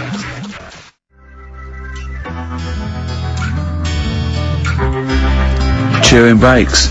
Fishing for a dream. That's what we're fishing for, isn't it? We're fishing for a dream today. What's that mean? Poverty, I don't know what I was talking about. It doesn't matter what you're saying, Rick, no one's listening. No one's listening. Well, we've got to finish anyway. I mean, think about the fact that think how small our percentage of listeners is anyway. Anyway. And then you two are on stage at the moment. This is like broadcasting during Christmas dinner. This is the same, it's just on the pointless. hospital radio. Yeah. Yeah. Exactly. Where everyone's got an iPod for Christmas. Yeah. On the ward. Yeah. Well, we're gonna go through now till 5:30, and I've got to rush off, I'm afraid, to Live 8. Don't apologise, mate. When people see the glam that you're bringing to that event.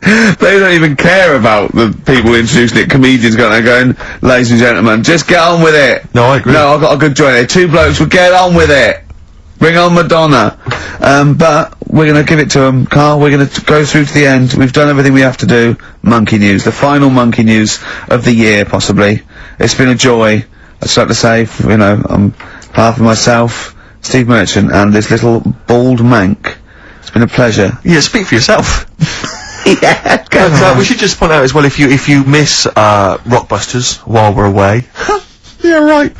You can log on to xfm.co.uk/Rockbusters, where you can actually see Karl himself introducing you to an interactive game of Rockbusters. Looks very much like Blockbusters. It does, surprisingly. But yeah, you can join into that. And there's also talking of monkey news. There's a link on the website. I'm trying to think where you go.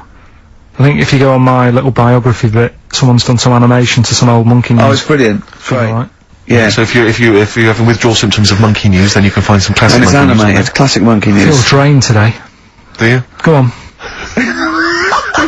This is the strangest radio show in the world. Yeah. Isn't it? Yeah. Because we can do that, we can talk about this and go, oh, I feel drained today. Just like he's not, like no one's listening. Because that's the sort of thing you say socially and no one listens. Like just when you're watching up, oh, I feel drained today. It's rhetorical. Yeah. You're not expecting anyone, not even your loved ones, to go, oh really? They just go, oh, that. But to do it live on air, oh, no one's listening. What I mean is just give us a jingle.